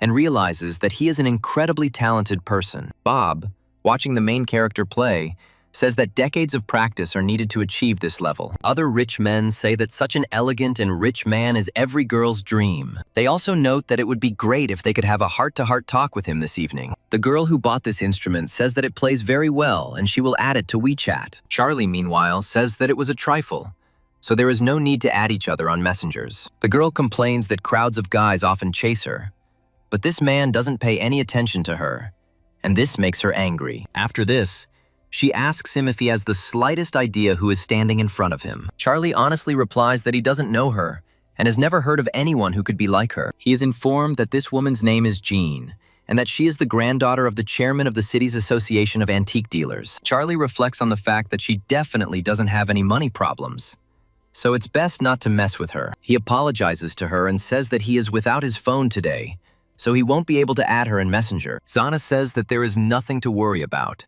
since he can dictate his number and she will add it. Charlie continues to wriggle out of it and claims that he has a bad memory, which is why he forgot it. Jana asks him what his name is, claiming that she can find his phone number with her abilities. Charlie wonders in his mind why this girl is so persistent in seeking his attention. He also reflects that he enjoys it, so he decides to leave his number, even though it doesn't mean anything. After a short pause, he tells her that his real name is Charlie. The system also tells him that this girl has a sufficient level of sympathy to try to win her over. He also understands that the reward for conquest may come with serious bonuses, but it is guaranteed, so he will not receive any benefits. After this, he decides to go into another room to reunite with his comrades. Leonard asks him why he stayed in the same room with Jeannie for so long and didn't come out. Charlie says there was nothing special there and she was just asking him a few questions about musical instruments. A rich girl approaches him and asks if he would like to dance with her. Charlie apologizes to her and tells her that it would be awkward, so he has no desire to do it. Another girl asks him if he wants to add her on Messenger so they can chat in the future. Charlie apologizes again and says that he didn't take his phone with him, so it's impossible. Another girl passes by and gives him her phone number, hoping that he will call her in the future. Girls continue to approach him with offers to dance, but he continues to refuse, saying that he doesn't know how. Over time, the flow of people wanting to do it becomes too great, and it begins to noticeably strain him. Charlie, realizing that he urgently needs to come up with something to leave this place and avoid attention, looks for a way out of the situation. To turn away all those who wanted to dance, he immediately asks Sophia to dance, ignoring the fact that he had previously told everyone that he couldn't dance. He even apologizes to them and says that he is going to dance with his partner, whom he chose a long time ago. Meanwhile, Sophia wonders if he was deliberately turning down all these girls because of her. Her sympathy increases even more, and after a while they go outside to leave from there. Charlie says goodbye to Leonard and says that he will walk Sophia home, after which he might return. Leonard says he looks forward to their next meeting, and Bob wishes them a safe journey. He himself also says goodbye to his comrade, and says that in this case they will also go home. After this, Charlie and Sophia get into the car and drive away at high speed thanks to the capabilities of the sports car. Chester gets into his brother's car and tells him that he has hired detectives to find out more about Charlie. He adds that according to the file, the man is 24 years old, comes from a village, and his parents are farmers. He also states that he received his primary and secondary education in the village, and then came here, constantly working part-time. He also reports that several months ago, he opened an account in one of the elite banks and became a VIP client. Bob slams on the car's brakes to think things through. He adds that he doesn't know how this is possible, but Chester must immediately recall all his men and stop the investigation. Bob says that a guy from a simple family cannot be a master of playing a musical instrument of this level. Chester suspects that the man's file was doctored and that someone deliberately concealed his true identity. Bob says that this person's personality is probably beyond their imagination, and it is better not to mess with him. Chester says that he understood him perfectly, after which they continue moving towards the house. Chester, meanwhile, decides to contact his friend to tell him some amazing news. He tells him about the incredible Charlie and asks him not to tell anyone else he knows about it. Of course, all this ends up on the lips of everyone, since word of mouth works regardless of anyone's wishes. Each participant in this rumor-spreading chain asks his comrade not to tell anyone about it. Of course, each subsequent participant in this chain breaks the promise and tells someone else in the hope that nothing will happen. Also, each subsequent iteration of rumors about Charlie becomes overgrown with more and more colorful details. They eventually come to the conclusion that Charlie is a descendant of an ancient clan that is going to absorb all other families. This even reaches the city's crime bosses, who understand that a serious storm is brewing in the city. Meanwhile, Charlie sneezes because too many people remember him and periodically discuss him. Charlie also wonders why his right eye has started twitching constantly for no apparent reason. Some time passes, and the story moves to an expensive mansion that Charlie purchased for Lola some time ago. Her brother says that July is the month of new talent, and also the month when the music world changes its rules. The news reports that the development of the entertainment industry is impossible without the discovery and support of new performers. Her brother asks her if she really wants to participate in the rookie show again this year, and she confirms that she does. Her brother also says that she applies every year, even though the first 10 places are already allocated among the participants. Lola says she shouldn't be underestimated because she believes talent can beat money. Her brother understands that there is no point in arguing with her and tells her that she can do whatever she wants as long as it doesn't cause her any problems. Immediately after this, he writes to Charlie, and after a while, he already gets to their house and rings the doorbell. Lola opens the door in surprise and wonders what he is doing here, since he didn't warn her about his visit. Charlie says that he himself does not understand what he is doing here, since her brother invited him and asked him to come. Lola's brother reports that his sister has decided to participate in the singing show again, even though she didn't even make it past the qualifying round. Charlie says it's a great idea and sees no problem with her trying to participate again. The brother explains that such shows are simply a way for producers to promote their protégés, and all the spots have long been bought. Charlie says that in the face of absolute talent, no amount of money will ever matter. Charlie also says that this year Lola has to show everything she can do, and that she can definitely become a winner. Lola claims that winning is not her thing, and that she just wants to be seen. But Charlie advises her not to give up. He adds that she needs to launch live broadcasts to gather subscribers and gain popularity. Lola says she doesn't know how to do live broadcasts, and Charlie says he knows the right people who do. After this, he gets into the car and heads to another place where his other close friend lives. Claire apologizes to her followers who ask her where she has been for so long. She reports that she was busy with an internship all summer, so she didn't go on air, but now broadcasts will be regular. After some time, a new person comes onto her broadcast and declares that he wants to become her top donor. He also starts insulting Charlie, questioning how cool and rich he actually is. Other viewers say that no one has been able to surpass this man in terms of spending money. However, this opponent states that he demands a duel with this man to find out who is tougher. Claire asks them to stop fighting and says that everyone who comes into her broadcast is a friend. In fact, it turns out to be Charlie from an alternative account created to find another way to invest money in her. He sends her a huge number of gifts in the hope that in the future it will come back to him in the form of a good cashback. As time goes on, he sends more and more gifts, trying to gain benefits in the future. After a while, the butler approaches Claire and informs them that a very important person is waiting for them downstairs. Claire goes down to the first floor and finds Charlie there, after which she asks him why he didn't say he was coming. Charlie looks at her with a serious expression and says that he saw that she was on the air and did not want to distract her. Claire suggests that it might be him who has just been sending her gifts over the air and hiding under a different name. Charlie replies that he wouldn't be so boring as to insult himself and send gifts. Claire points out that he exposed himself because she didn't say anyone insulted him. Charlie tries to justify herself and says that someone noticed a new person on her air and told him the information. Claire advises him not to make a fool of himself, as the way he sends the gifts is completely consistent with his actions. Her affection also increases by another 1%, giving him a chance to gain additional talent points. Claire recommends that he improve his acting skills, and Charlie states that he came here to talk to her. Claire looks at him in surprise and asks how she can help him, so he decided to come in person. Charlie talks about how he recently met a girl who is participating in an online selection for a singing competition. He also informs her that she has a younger brother and that she earns money on her own, so she needs help. Claire says it will be a small thing and will be happy to help him support this girl in the future. Charlie says that he will send her contact information so they can get in touch,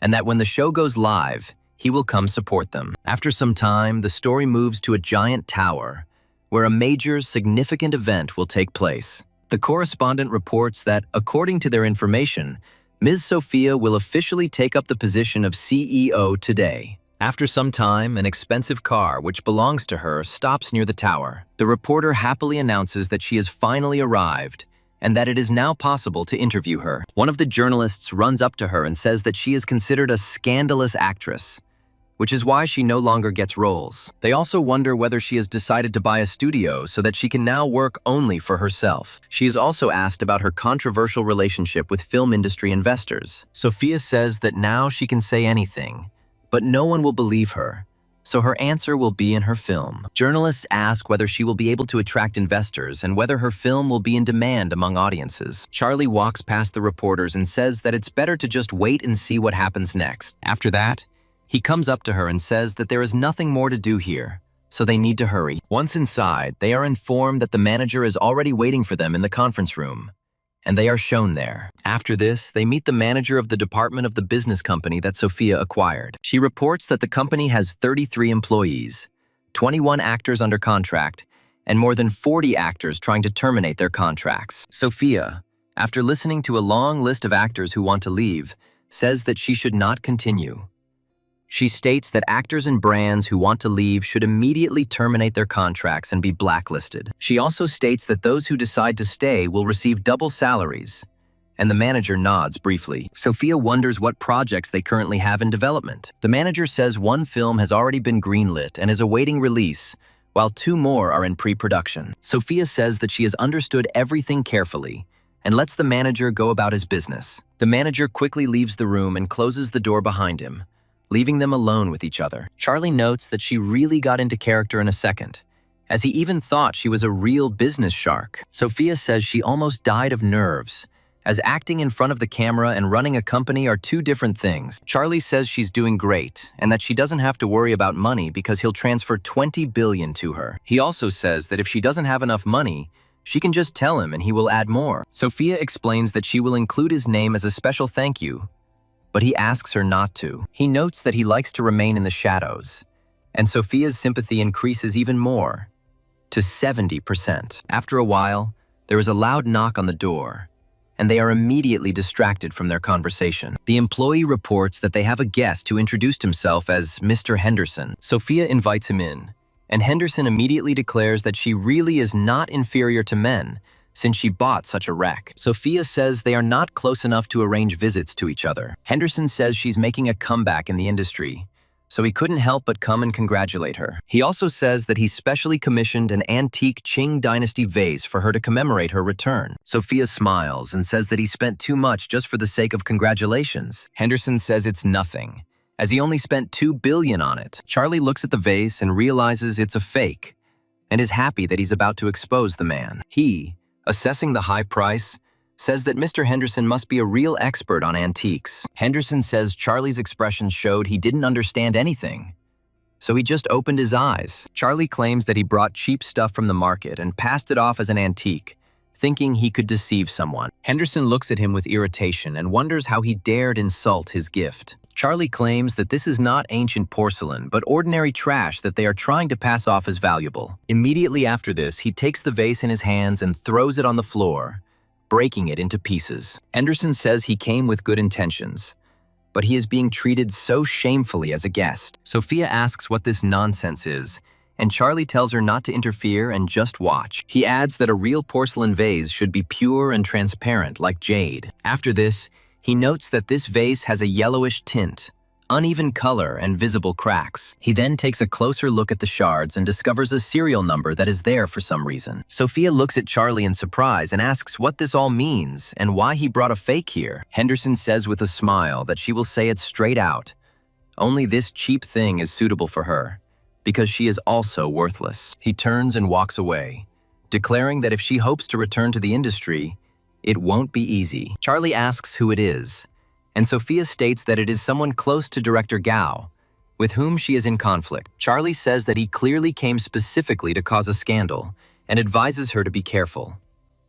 Sophia says she will be careful, adding that she understood what she might encounter. After this, she asks him how he realized at first sight that this vase was fake. Charlie replies that for him, such fakes are just pathetic copies, which he cracks like nuts. Sophia thanks him again for today, adding that without him, this could have become a source of rumors. After a while, there is another loud knock on the door, and this time a nicer man comes in. The manager hands her a list of projects and says that she has prepared all the necessary reports. She also reports that one of the directors is currently on a set outside the city and is monitoring the filming of the reality show. Sophia says she would like to go there to check out how business processes are carried out in this studio. The manager says that he will contact the driver to take her there as soon as possible. After a while, they go outside to get into the car and go there. However, they are being monitored by other people who are clearly connected to crime. Henderson asks if everything is ready, and is told that these are professional kidnappers who know their business. Some more time passes and the action moves to the highway, along which Sophia and Charlie are driving rapidly. She asks the driver why it is taking them so long to get there, as the journey to their destination had been quite quick before. The driver tries to calm her down, telling her that there is very little left to go, and they will soon be there.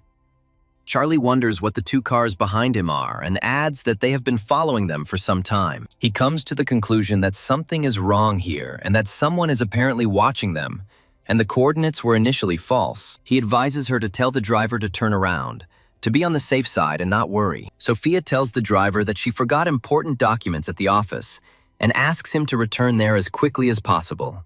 The driver replies that returning now would mean wasting several hours, when suddenly their road is blocked. Several robbers armed with bladed weapons try to hit the car and demand that they get out. Sophia wonders what they should do, and Charlie states that they first need to figure out who is behind this. Charlie says that the criminals who came are probably here for money, so he can name a price and beat it. They are told that they never work on two fronts, so they should go with them and not try to use any tricks. One of them says the actress is absolutely hot, and wonders if he should try to get closer to her after the case. The leader immediately hits him on the head and tells him that there is no point in looking for trouble by ordering him to follow orders. The kidnappers tie up Charlie and Sophia and push them forward, demanding that they move faster. After some time, they are shown documents about the transfer of all shares and projects of the company into other hands. Henderson says he hasn't seen them for a long time, and Sophia reminds him that he is breaking the law and demands that they be released. Henderson says that if she gives him the list and voluntarily gives up the shares,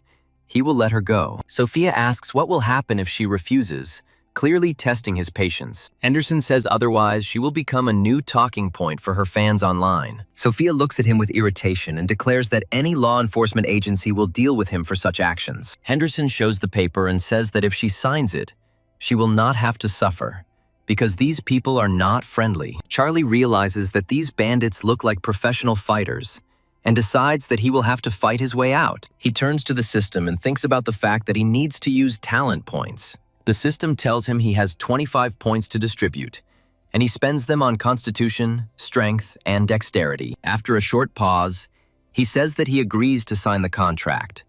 But first, they need to be untied. Henderson says this is a more appropriate conversation and orders it to be ended immediately. However, immediately after this, he attacks the bandits and breaks their arms so that they cannot resist. One of the bandits, who is the most unlucky, begins to scream loudly from unbearable pain and the inability to fight. The leader of the criminal gang declares that he will not tolerate such attempts at deception and orders his death. Charlie states that he doesn't want to waste time and orders everyone to attack at the same time. They try to attack him and quickly neutralize him, but the only thing they achieve is powerful knockouts. Charlie states that they are seeking death themselves if they try to fight him, as he is far stronger than any fighter. Whoever approached him immediately received a powerful blow either to the face or to another important part of the body. The remaining opponents realize that they need to attack the girl to force him to try to save her. One of the bandits grabs a kitchen knife and lunges forward, hoping to pierce her with one blow. Charlie loudly asks Sophia to duck and jump to the side to try to get back to a safe position. He himself also rushes forward to intercept the knife blow and receive a slight wound. He says that he hates those who try to hurt women the most,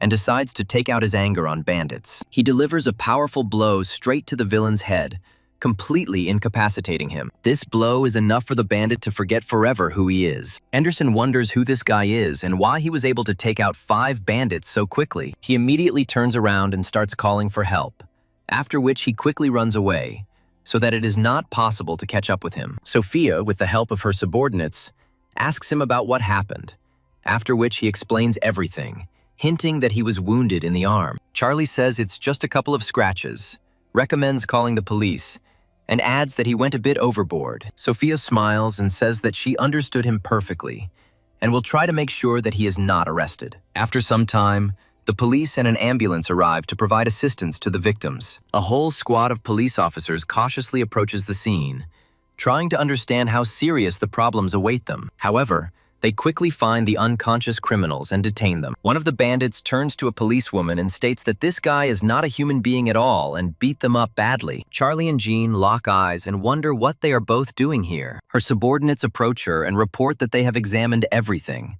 There are 5 people on site, 4 of whom are unconscious. Zana says that the luckiest one is the one hanging from her leg, since he only has broken arms. Zana understands that Charlie has incredible skills if he was able to knock out 5 experienced bandits. Coming closer to them, she says that they need to go with them to the station to give testimony. Charlie looks at her carefully and says that he will definitely do it, since helping the police is the duty of every citizen. Zana chuckles and says that they will put handcuffs on him so that he doesn't do anything dangerous. After some time, they arrive at the site to compile the necessary reports. Jana learns the identities of these people and reports that everyone here is a wanted criminal. So this is a big find. Zana says that a group of professional kidnappers planned the crime, but they were all killed by one person. Her subordinates report that, apparently, everything happened exactly as she assumed. He states that 1 victim with fractures and 2 witnesses confirm this, and that the case can be classified as self-defense. Jean says they can let Sophia go, adding that she needs to talk directly to Charlie. Charlie continues to look around carefully and tap his fingers on the table in impatience. Zana reports that Miss Sophia was sent home, but he will have to stay for further investigation. Charlie says the situation is now clear and wonders why they won't let him go home. Jana replies that they haven't caught the ringleaders, and until they do, they can't trust him 100%. Jana adds that the only one who knows the whole truth is their leader, but he is now in the hospital in critical condition. Charlie is surprised that his blow was so powerful and realizes that he was lucky in his self-defense. Zana says that to have such destructive power, you have to be something like a world boxing champion. Charlie says it was a survival instinct because he was scared when he saw the attackers with knives. Jean realizes that Charlie is clearly a descendant of some hidden master if he has such power. Charlie is surprised that her sympathy is growing,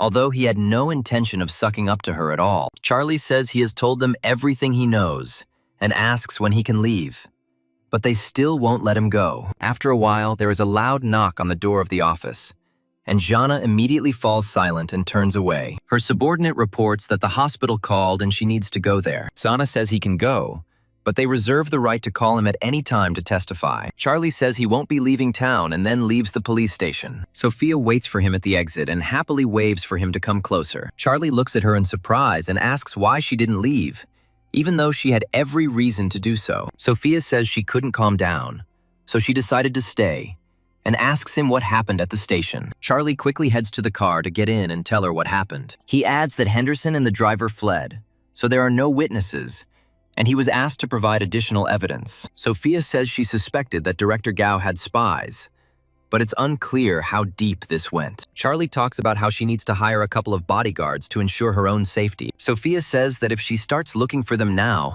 it will give Gao more opportunities to take advantage of the situation. Charlie says that she is right, so he will personally take care of selecting the best security guards for her. They reach her estate. She stops, but is in no hurry to get out. She asks him if he is free next week, hinting at a small request. Charlie says that he can definitely help and specifies what exactly she needs to do. Sophia says she wants to go to Shanghai for her grandfather's birthday next week. Charlie says that it would be a great honor for him, so he will be happy to help her, and she thanks him. Charlie watches her behavior closely and tries to understand why she is behaving this way, because it is only her grandfather's birthday. After a while, he comes home and closes the door behind him to think carefully about what he just saw. Charlie turns to his friend to tell him about the situation and ask what he should give his grandfather for his birthday. He learns that his grandfather never loved Sophia, and when she found herself in trouble, no one from the family helped her. He also learns that this grandfather is very fond of traditional items, after which Charlie heads to the store. At the antique market, he meets several sellers who say they are ready to offer him the best goods. One of them offers to buy a set of exquisite porcelain, which costs only 5,000. Charlie says that such a fake is hardly worth even this money, so he is not going to waste his time on it. He is also offered to look at an incredible fan, claiming that it has words from celebrities written on it. Charlie is trying to figure out if they think he's an idiot for trying to sell him such useless things. After that, he goes into another store and looks around, realizing that everything here looks pretty decent. The seller says that he obtained this painting with great difficulty and is ready to sell it for only $1 million. Charlie looks closely at the painting and thinks it is an obvious fake, although the seller continues to mislead people. One of the visitors says that if it is genuine, he might even buy this item. Charlie says that $1 million is a very large sum of money, so it's best not to fall into the trap of scammers. The seller starts yelling at him, claiming that this painting had been thoroughly checked by several experts. Charlie says he immediately recognized the fake and recommends sending the painting to a specialized agency. The seller starts to get angry because this man is scaring away his customers and leaving him without income. A visitor approaches him and asks if he can explain what is wrong with the painting. The seller states that one should not pay attention to this man, who came only to disturb him. Charlie says that he asked for this himself, so now he will show everything with the help of facts and logic. After this, he takes the painting and examines it carefully, and then tears off a small piece. He immediately shows the piece and says that they need to take a closer look at what he has discovered. The buyer looks closely at this piece of painting and realizes that it is nylon fabric, which cannot be old. He also discovers a strange number that is applied to the painting and which is impossible not to notice upon close inspection. After this, he asks the seller if he is completely stupid to have allowed himself to be deceived like that. The seller becomes nervous and claims that this is impossible, and that he really did not know that the painting was a fake. Charlie says that as compensation, he can choose any item in his store. After this, he carefully examines the store's assortment, but does not find anything interesting. He wonders in his mind if there is really nothing of value in this store. After some time of searching, he discovers a rather good sword that looks like the best exhibit. After carefully examining the weapon, he says that he will choose this specimen and take it with him. The seller doesn't understand why he chose such junk instead of something valuable, and decides that he was lucky. He smiles and says that he chose this trinket himself, so he shouldn't complain about its value later. Charlie tells him that all the items here together are not worth even 1/10 of this artifact. The visitor says that this is a very good choice, adding that this saber must be from the Three Kingdoms period. Charlie looks at his interlocutor with a smile and says that he also has a keen eye and is an experienced appraiser. The seller realizes that he has just made a big mistake because he didn't notice the real treasure. Charlie goes outside and minds his own business, but a man named Jeff approaches him and asks for some of his attention. Charlie asks if he needs any more help, and he hands him a large check and his business card. He thanks him for his help, and Charlie states that his actions do not deserve gratitude, and he does not really need the money. Jeff says that he already figured this out and assumes that he is doing well financially, after which he asks his name. Charlie says that his politeness is unnecessary, after which he gives his name and says that he is pleased to meet you. Jeff asks if he can help him with one more thing, as it requires an appraiser's help. Charlie says he needs to hurry to the anniversary, and Jeff declares that he is ready to give him a precious imperial robe. Charlie realizes that this is a truly valuable gift for Sophia's grandfather, and decides to make an exception. Jeff says his grandfather recently acquired the statue and brought in experts, but they can't determine its authenticity. Charlie agrees to help him in this matter and asks to show him the way. After some time, they come to an unknown place that looks like a rich and traditional palace. Jeff invites him to follow him, but he immediately runs into a very familiar man. Jean and Charlie once again meet eyes and wonder what they are doing here. Jeff says he invited him to an appraisal for his grandfather and asks her to escort him. Zana says that she never expected that he also understands antique appraisal. Charlie wonders what this all means, and Jean explains that he just met her older brother. Charlie realizes that the world is truly interesting since he has already encountered this girl several times under different circumstances. Jean leads them into the chambers where her grandfather is and knocks loudly to let him know that they have arrived. Once inside, she immediately introduces her friend, saying that he is very knowledgeable about antiques. Her grandfather says that such a statue is beyond the capabilities of some young man, so he had better go home. Jean says that Charlie is the heir to a mysterious family and has incredible knowledge, unique to everyone else. Grandfather asks her if she is really sure that this man is a representative of the hidden families. Jana says that he bought the item for $3 billion at a charity auction and did not want to leave it in his name.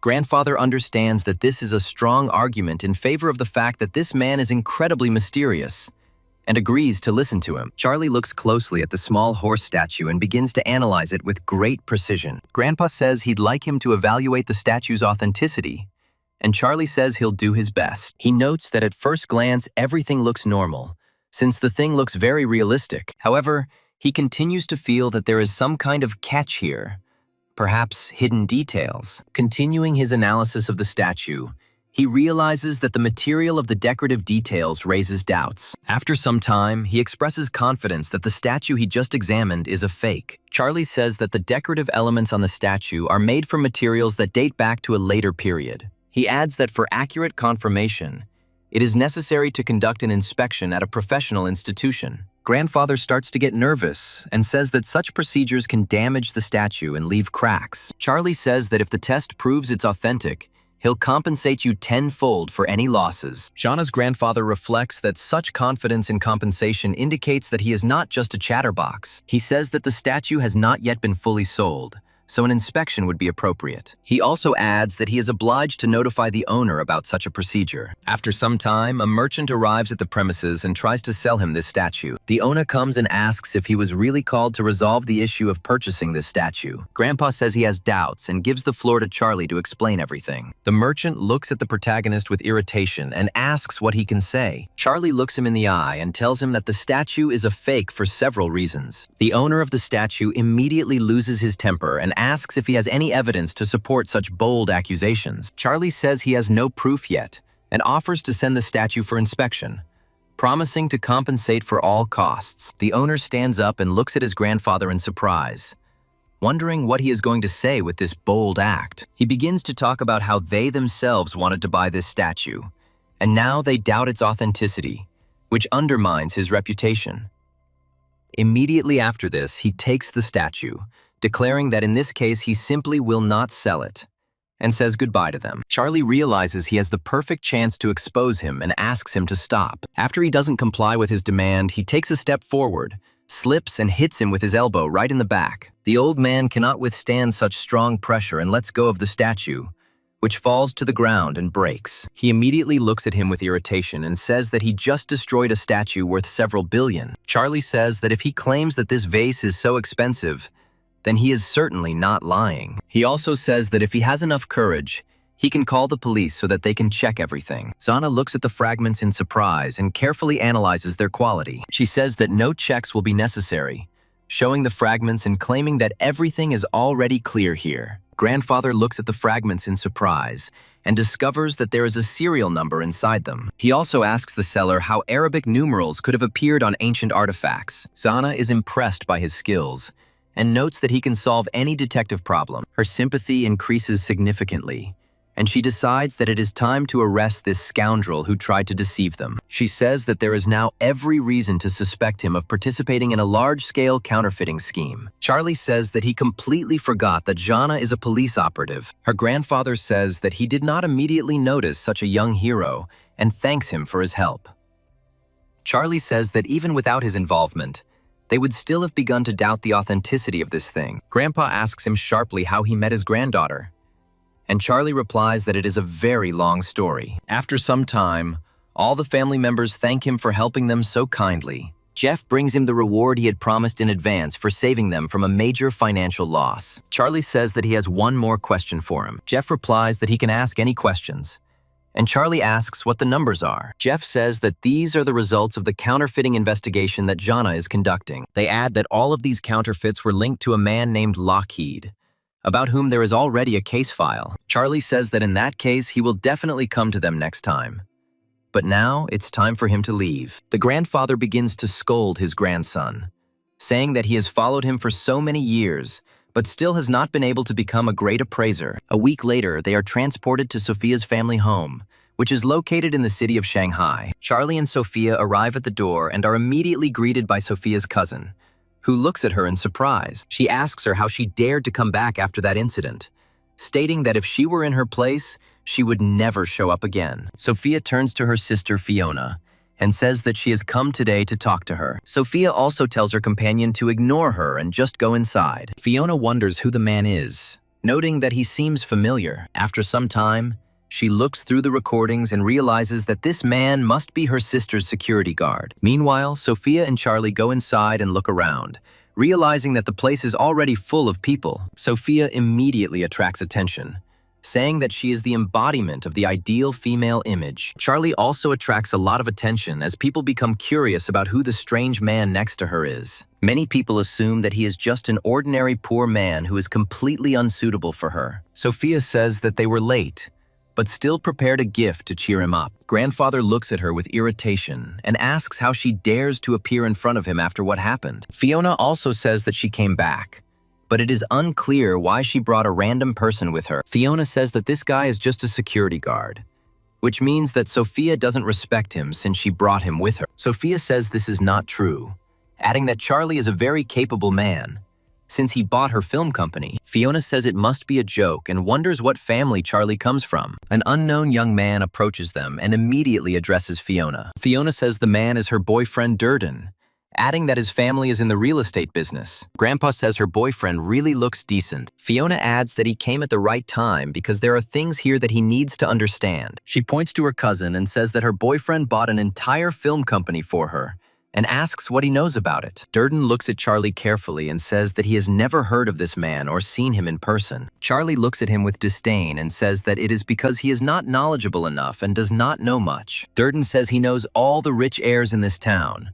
and there's no one among them who even remotely resembles Charlie. Fiona assumes that he is some kind of hired actor, and not the rich heir he claims to be. Sophia tries to object, saying that this is absolutely not true, and that this man is very powerful. However, the grandfather does not want to listen to them and says that they must leave, since they are not welcome at his anniversary. Sophia tries to dispute this, but Charlie says with a smile that there is no point in proving anything to these people. Charlie also says that they will leave, but Sophia wanted to congratulate him personally and specially chose a gift for him. After opening the gift, the grandfather says that it is an imperial robe from the Tang dynasty, which he should like. Observers say this robe is worth a fortune. They assume that if this is a real robe, then this guy really is the hidden heir of a very rich family. Durden says there is nothing to worry about, as the robe is definitely a fake. Grandfather asks the question, to which he states that the only remaining robe is in another city. Fiona looks at him in surprise and wonders if he doesn't even know such details about other families. Durden says he had the privilege of visiting the family that owns the mantle during his studies. Charlie says that the robe actually belonged to another family,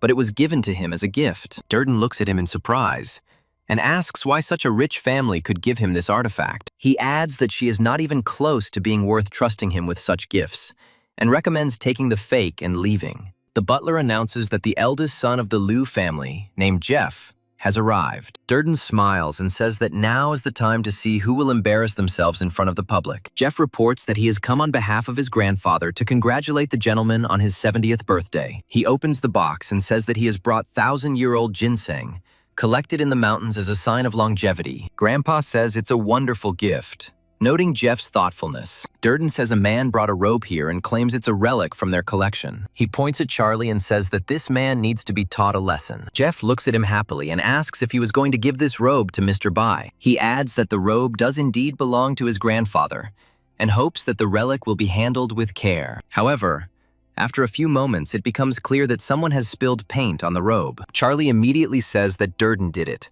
and the kid wonders if it's a real robe. Jeff punches him in the face and says that his grandfather's collection cannot be fake. Durden asks Charlie who he really is, and he arrogantly replies that it is not their place to know. He also says that the robe is dirty, so they must compensate for the damage. Durden says that even if he sells his entire fortune, he will not be able to recoup the damage to this robe. Durden turns to his girlfriend and says that he didn't do it on purpose, and asks her to put in a good word for him. Fiona says that they made a mistake and were blind to who was in front of them. Charlie says that from the very beginning of the banquet, he was treated like a stranger, so they should compensate him for everything. Fiona now asks her grandfather for support and says that they are trying to mock them by taking advantage of their short-sightedness. Understanding the situation a little, he comes to the conclusion that if Charlie managed to gain respect even from such an influential person, then it is better not to quarrel with him. He adds that Sophia carefully prepared the gift, but this guy ruined it, so he must answer for what he did. He orders them to take him to the police, adding that if he does not pay, he will have to go to prison for his sins. Durden calls for help, but the police officer immediately grabs him by the arm and takes him to the police station. The evening then proceeds rather calmly and reservedly, which is the best Sophia could have hoped for. Given the circumstances, even just being accepted by her family is the greatest gift she has ever received. She thanks Charlie, saying it was the first time her grandfather had really stood up for her. Charlie hugs her carefully and tells her that there is nothing to thank him for, since he had a lot of fun too. He notes that she doesn't even resist his touch, which makes him realize that he has a chance to spend the night with her. Sophia looks away and says that he should wait a little while for her to take a shower. After this, she goes into another room and begins to carefully take off her clothes. Charlie is waiting for her to take a shower when he suddenly notices his phone start buzzing loudly with messages. After reviewing these messages, he realizes that someone was secretly filming them to distribute the photos online. Charlie immediately asks Laszlo how he got these photos so quickly. Laszlo says that he has already bought the photos, so nothing bad will happen. Charlie realizes that every move Sophia makes causes a stir in the information field, and discovers that the photos have been scattered everywhere. He understands that such things will damage his reputation and prevent him from building relationships with other girls. Immediately after this, he gets into the car and says that in order to conquer other goddesses, he needs secrecy. Sophia cautiously peeks out of the shower and wants to ask the protagonist where he went. She doesn't find him in the room and only finds a note advising her to get some rest and not worry. Sophia smiles and says that he suddenly turned out to be a rather modest guy, and this surprises her. Charlie receives a notification that Sophia's sympathy has increased even further and has reached the required level for a reward. Charlie makes an incredible profit and then returns to the mansion where Lola is currently located. She opens the door for him in surprise and asks why he came here, since he didn't announce his visit. Charlie says he looked at the online results and that she is in 32nd place, which is not that high. Lola says she's worried that the top contestants are superior to her in both vocals and lyrics. She also says that everyone will be actively collecting votes today,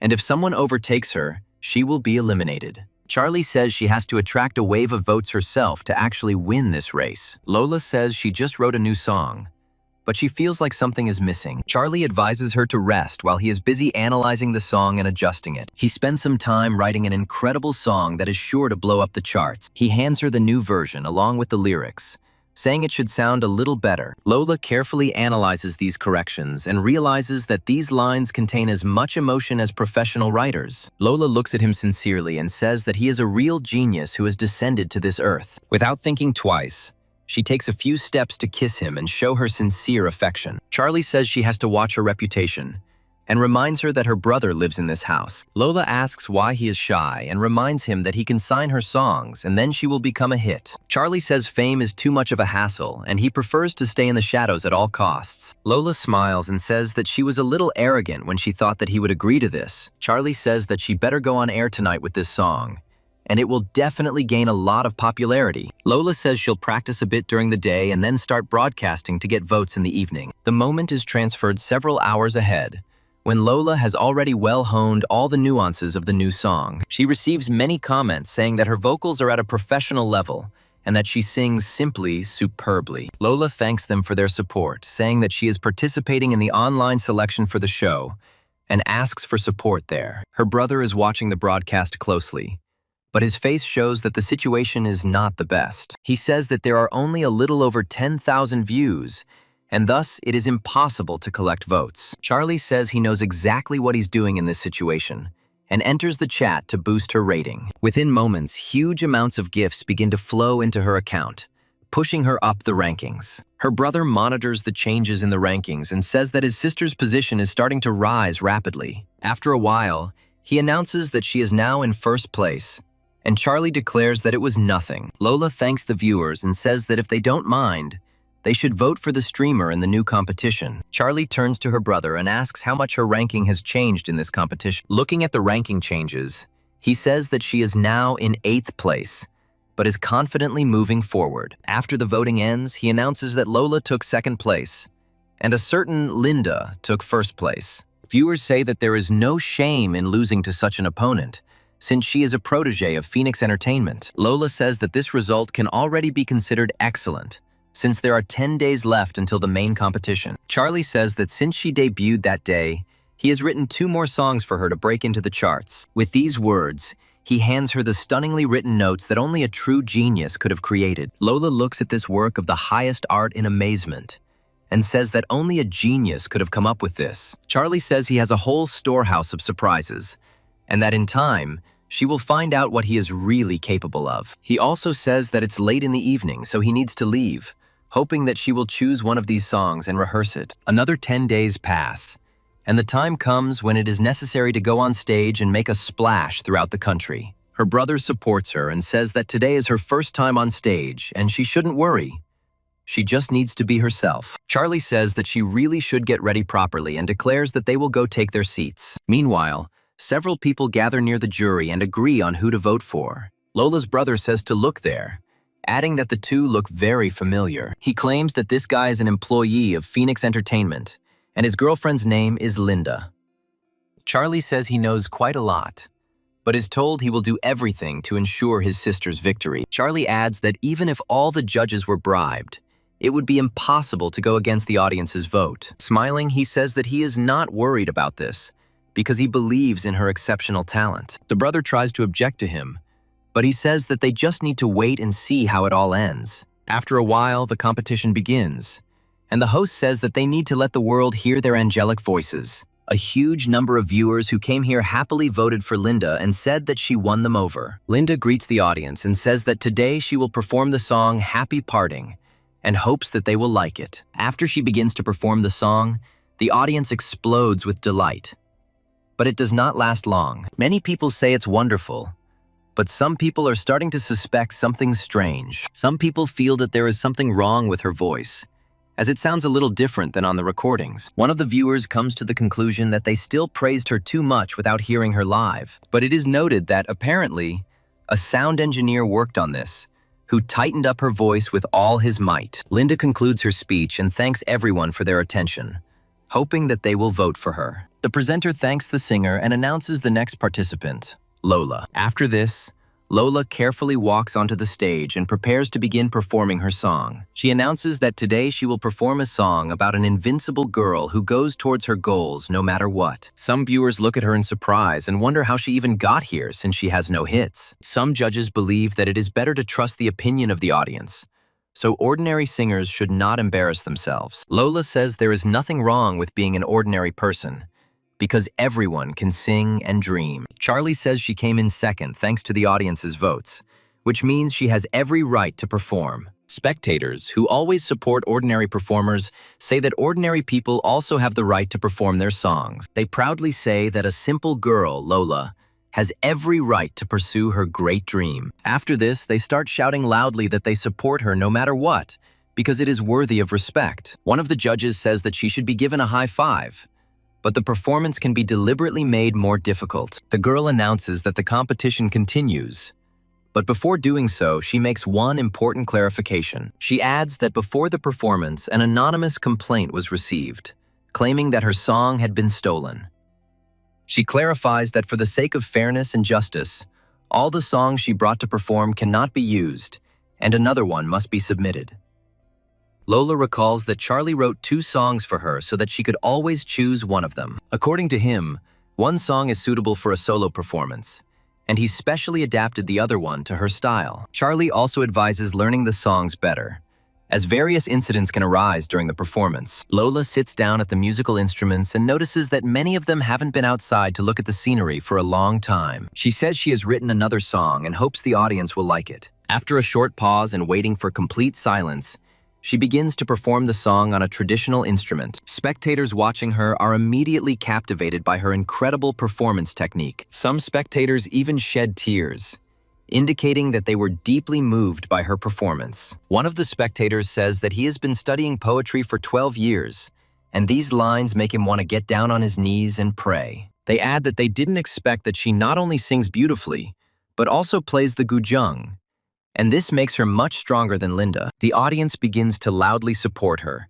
declaring that her performance and delivery are simply incredible. After she finishes her performance, the jury says it's time to count the votes. They add that she performed excellently, but still give their votes to Linda, and the rest of the jury members come to the same decision. The head judge says that if at least one judge does not vote for her, she must receive 100 votes from the audience. Lola says she believes in herself and that the audience will choose a truly worthy performance. The next second, it becomes clear that she has collected the required 100 votes, so she is awarded the victory. Her brother immediately says loudly that he always knew that his sister was the best vocalist of all time. He also thanks Charlie for this success, but he replies that his help would not have been enough to win over the public. Spectators say that Lola's victory is now obvious to everyone, and no one doubts the outcome. The head judge says that his company is the organizer of the competition, so it should refuse to win. He also adds that otherwise, using his connections, he will ruin her career forever. However, Lola's brother opposes this and states that they are not afraid of him. Some viewers take out their phones and say they will film everything and post the recording so that people know the truth. Others say they want real music, recognized by the people, and not a scam from the rich. The people begin to rebel and say that all this is behind-the-scenes games, unworthy of art. Another judge says she has been in the industry for years and doesn't want to be blacklisted because of this scandal. She is reminded that the crowd is serious, and that if they give the prize to the wrong person now, it will create quite a scandal. After a while, he comes on stage and, on behalf of the organizing committee, announces Lola as the winner. Lola feels like her moment is coming, and thanks all the viewers for their support. Ordinary spectators begin to loudly praise her, saying that they have never heard a more talented performer. After a while, evening comes and it is time to leave and return to everyday affairs. Lola's brother asks if they saw the chief judge's face at the end, adding that he has never felt so pleased. He also says his sister is incredible, and she claims that all her success is due to Charlie. After this, she looks at him closely and again says that she is very grateful to him for everything he has done. Charlie adds that the audience appreciated her talent, and he only helped a little with the arrangement. He also says that there is no point in standing in the road, and suggests going to a restaurant where he will treat them to food. After this evening, the action moves forward a few days to Charlie's new adventure. Charlie goes online to check the news and discovers that Sophia has been the target of an information attack. A video was posted online of an actress who claims to have previously harshly criticized director Gao. After this, she asks for forgiveness, saying that she lied because she was paid a lot of money to slander him. After this, she bows guiltily before the audience, saying that she asks for forgiveness for the lie and apologizes for the harm caused to the director. Charlie wonders what kind of circus is going on here, and realizes that it is urgent to sort out the situation. He immediately contacts Sophia and asks where she is, and she tells him to come to the set. Meanwhile, the action moves to filming base number 7, where one of the series is being filmed. The director says that the supporting actor who is supposed to act with him tomorrow has moved the scene to today. Sophia wonders why the schedule changes were not announced in advance, but only a few minutes before the start. The director says that this man is a protege of the president of a large company and behaves arrogantly. Sophia says that in such a case it is necessary to organize additional filming to avoid unnecessary problems. The director replies that he doesn't see any problem with that and is going to give her a quick rundown of the scene. He claims that the point of the scene is that the supporting character has been groveling before the goddess for years and then kidnapping her. He also says that to make it look realistic, he will have to tie her up, and she replies that it is nothing special. The director tells the rest of the crew that everyone should get ready because filming will begin in 5 minutes. Things are quiet for a while. But then members of the film crew arrive on set to get everything ready. The assistant director deliberately ties Sophia's hands so that they do not squeeze her limbs too much. The director says that it is very important to show real disgust and resistance during the scene. After he has settled all the issues, he invites the supporting actor to come onto the set. After filming began, the actor walked through the door and said that she was finally in his hands. Sophia immediately gets into character and tries to kick him, asking how he can do this to her. The actor grabs her leg and says that everything has been leading up to this for a long time, since he will not tolerate such treatment. The director says that this is an amazing immersion into the role, and that it was not for nothing that the investors insisted on this particular actor. The assistant says that if she hadn't known about his connection to the investment team, she would have thought he was a real maniac. Meanwhile, the actor says that she should scream louder so that everyone can see who can save her today. With these words, he tries to rip her clothes, and the director says that this is an amazing acting talent. He also says that if he hadn't known that this was filming,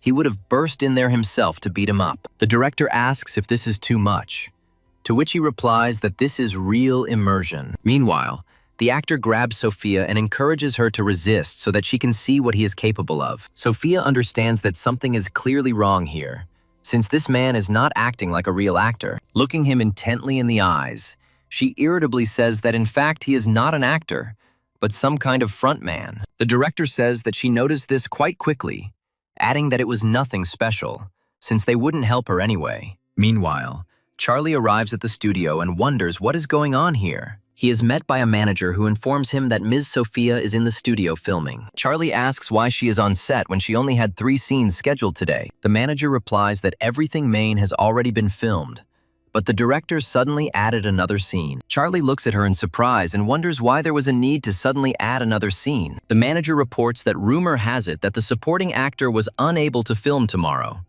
so the scene has been rescheduled for today. Charlie says that this is a rather sudden change, and tries to figure out where Sophia is now. Sophia warns the criminal that if he takes another step, she will call security. But he does not stop. He adds that once this video goes online, she will face a lot of shame for what she did. Sophia asks in surprise if he came from Director Gao's team to try to harm her. This man immediately replies that this is exactly what happens when you go against him and try to eclipse his greatness. Charlie bursts in to save Sophia and frantically searches for the door she is behind. After this, he finally goes inside and realizes that he just heard a scream coming from inside the room. Going inside, he finds Sophia and a policeman who is detaining the scoundrel who tried to insult her. Sophia asks him how he ended up here, and Charlie says that he came here right after he heard the screams. Sophia says that this man is from Director Gao's team and risked everything to ruin her reputation. She looks at the villain with irritation and asks who sent him, although it is already obvious. The actor claims that he did nothing special and simply decided to play along in the scene he was invited to. The police look at him with irritation and ask if he really is not going to tell what happened. After the police officer beats him,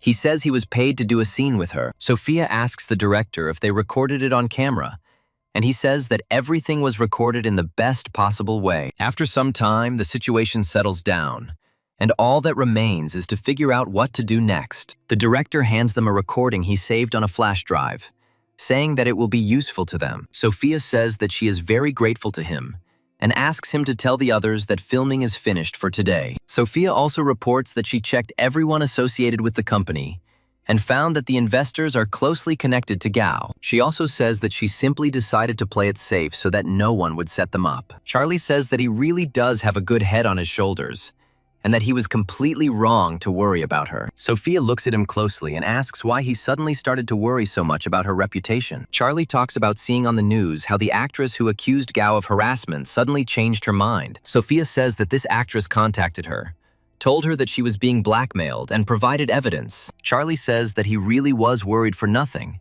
and Sophia declares that she still appreciates his attention. The system informs him that he gets 1 level up point and can spend it on enhancing his abilities. Charlie decides that now is not the time to dispose of these talents and decides to wait a little. After some time, Charlie decides to visit the gym to improve his fighting skills. When he goes inside, he finds Jana training there and is surprised to run into her again.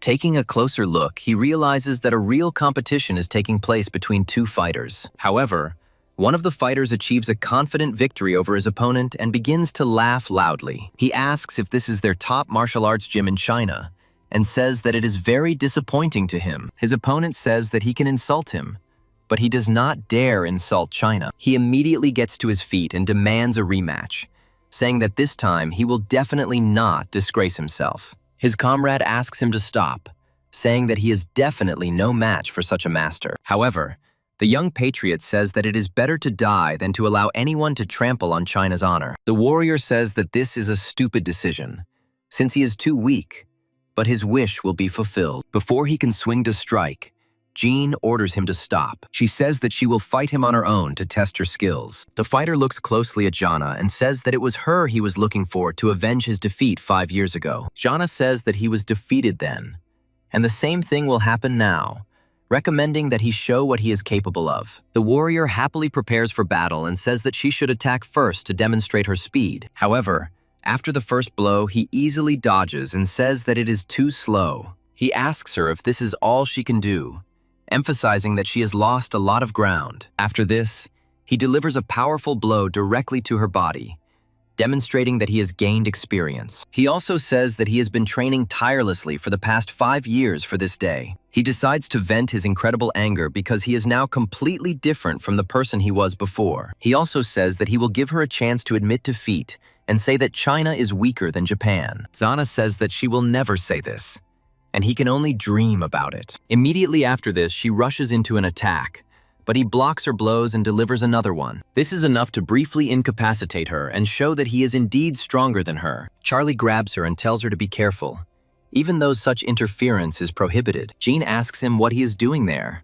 and Charlie replies that he was passing by and heard screams. He reports that he did not expect that their valiant officer could lose in battle, since it was simply impossible. The fighter orders him to get out of here, declaring that their personal squabbles do not concern random people. The tender patriot's heart breaks, and he declares that after insulting his country, he is now directly connected with it. Zana advises him not to take risks, since this man is incredibly strong, and he himself is not registered as a fighter. Charlie declares that the pathetic Japanese is no problem for him, and he is even ready to break the rules of the competition. He states that if he kneels and bows 3 times, he will spare him. Otherwise, there will be no mercy. His opponent says that these are rather big words for a man who has never done martial arts. Immediately after this, he prepares to deliver a powerful blow to the body of our valiant hero. Charlie intercepts his blow, taking advantage of the system, and declares it rather weak. The opponent looks at him in surprise and wonders how he was able to parry his full-force attack with one hand. Charlie tells him a long story about how China has always been a great power and was 3 heads taller than Japan. Immediately after this, he decides to break his arm in order to teach him a lesson, realizing that nothing will happen to him for it. The fighter retreats, feeling that his arm is now non-functional, meaning he is no longer combat ready. Charlie decides to vent his frustration like a real man and kicks his incapacitated opponent. This blow is enough to completely incapacitate him and cause him to lose consciousness. The competitors joyfully shout that they have won, although all the members of their team have lost miserably to this man.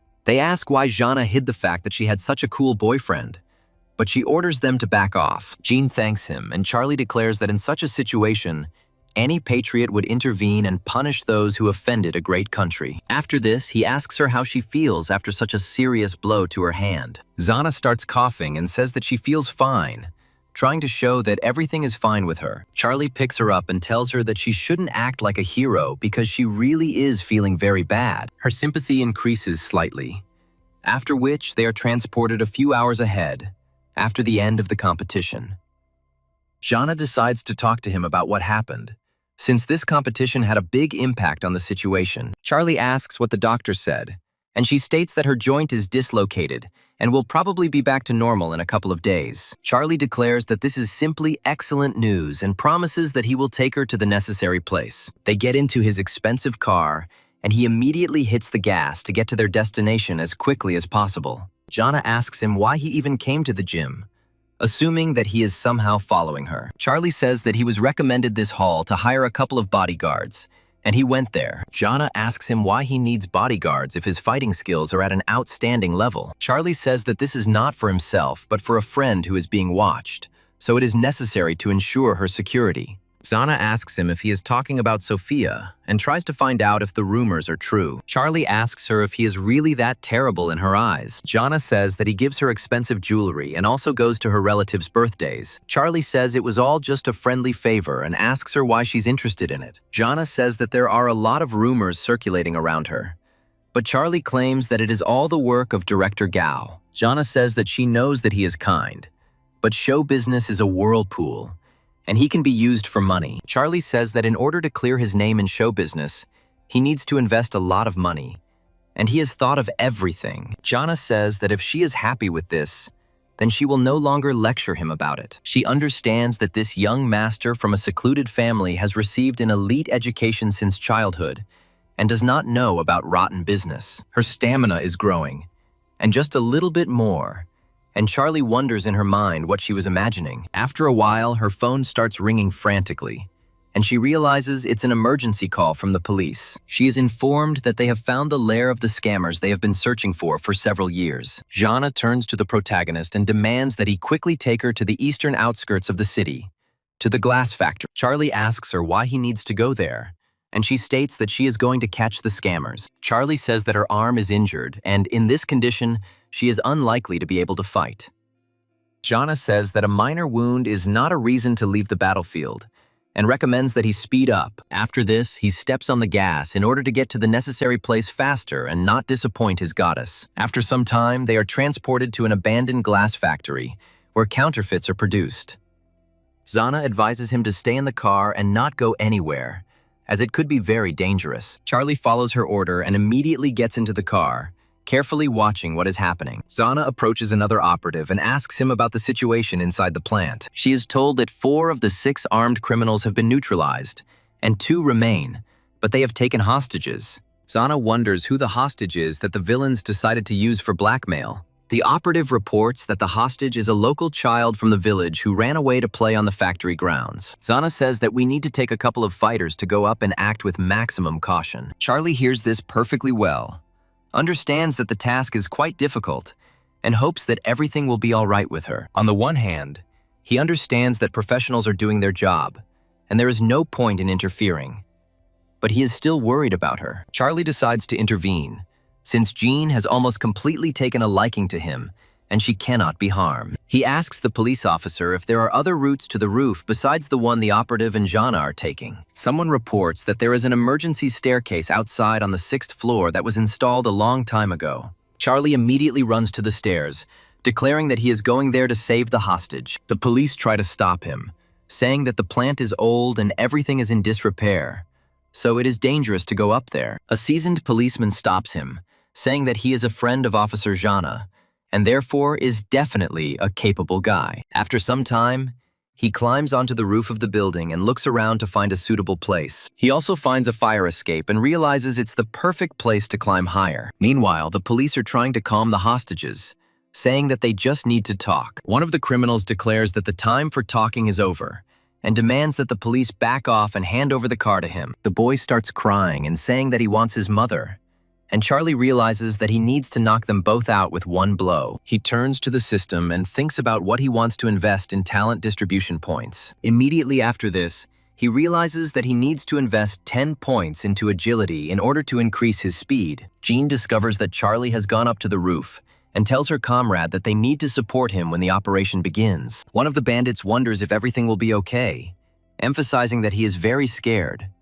But the other one reassures him. Charlie, in turn, jumps out of hiding and declares that it is time to begin the operation. At this moment, he makes a sharp leap forward in order to knock the hostage out of the hands of these scoundrels. Naturally, he succeeds in such a complex maneuver on the first try, since he has pumped up his dexterity to incredible heights. Charlie takes the child and then orders the rest of the police to get to work and arrest the criminals. The bandits don't have time to move before they find themselves in the hands of the police, as they were taken aback by this technique. Jana also handcuffs one of the criminals and informs them that they are under arrest and have the right to remain silent. After some time, they comb the area and discover that there are no escaped criminals left here. Jana reports that, fortunately, the hostage is okay, noting that he escaped with only a slight fright. Charlie says he was very afraid that the child would get hurt, so he tried to do everything as quickly as possible. Jana sincerely thanks him for his intervention, saying that thanks to him, everything went very smoothly.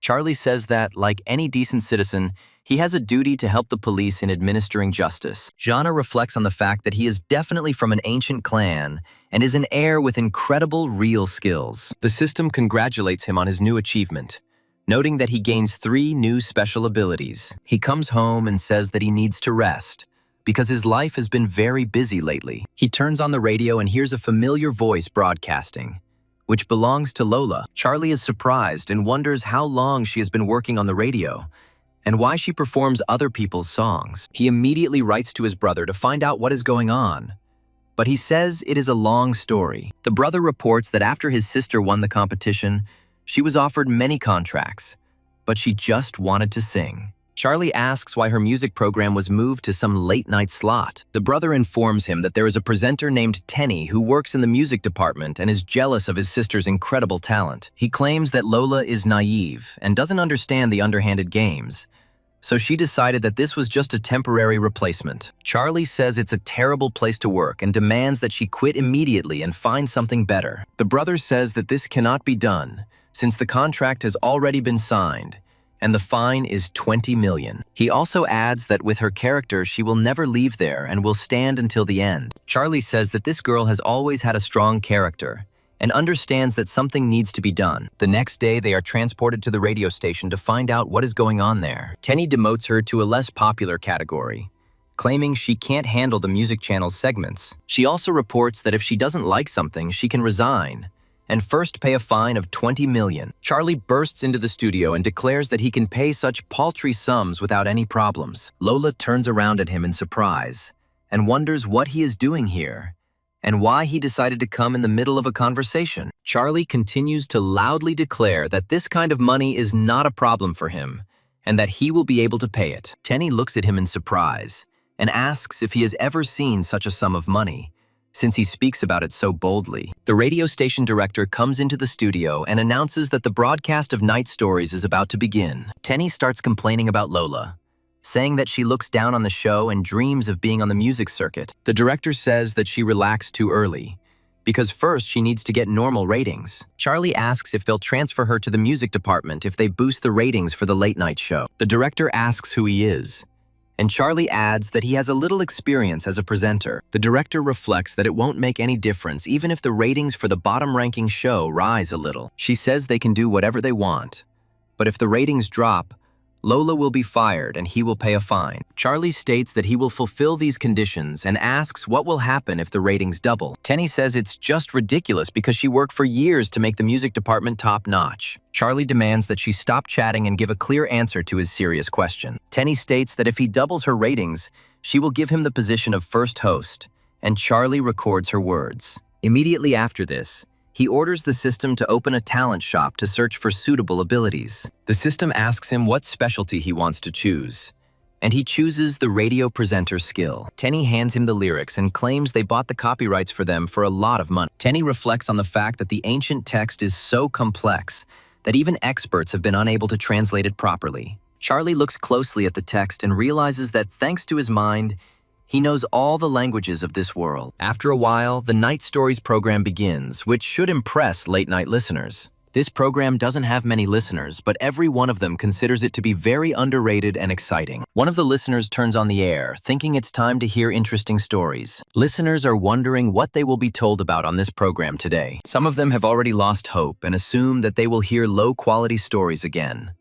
After all, It is a radio show. Charlie wishes everyone a good evening and announces that he will be the temporary host for today's broadcast. Listeners react with surprise and wonder if the host was really replaced after just a couple of broadcasts. Charlie announces that today's story will be special because it is based on a Western legend that is over 400 years old. He begins to tell the story of the main character, who is immersed in the mysterious and frightening world of the game. His storytelling skills are so advanced that they immediately impress all listeners. One of the listeners even begins to see symbolism in the story where there is none. A child walks by holding a red ball, and he finds it very suspicious. He wonders who is walking around the city in the middle of the night, and complains that the children have become completely unruly. Charlie continues to tell the story, putting all listeners into a state of incredible tension and anticipation. Viewers say that this program was simply amazing and are starting to recommend it to all their friends. Charlie continues to tell a story that is full of incredible plot twists and horrors. He brilliantly conveys the emotions of the protagonist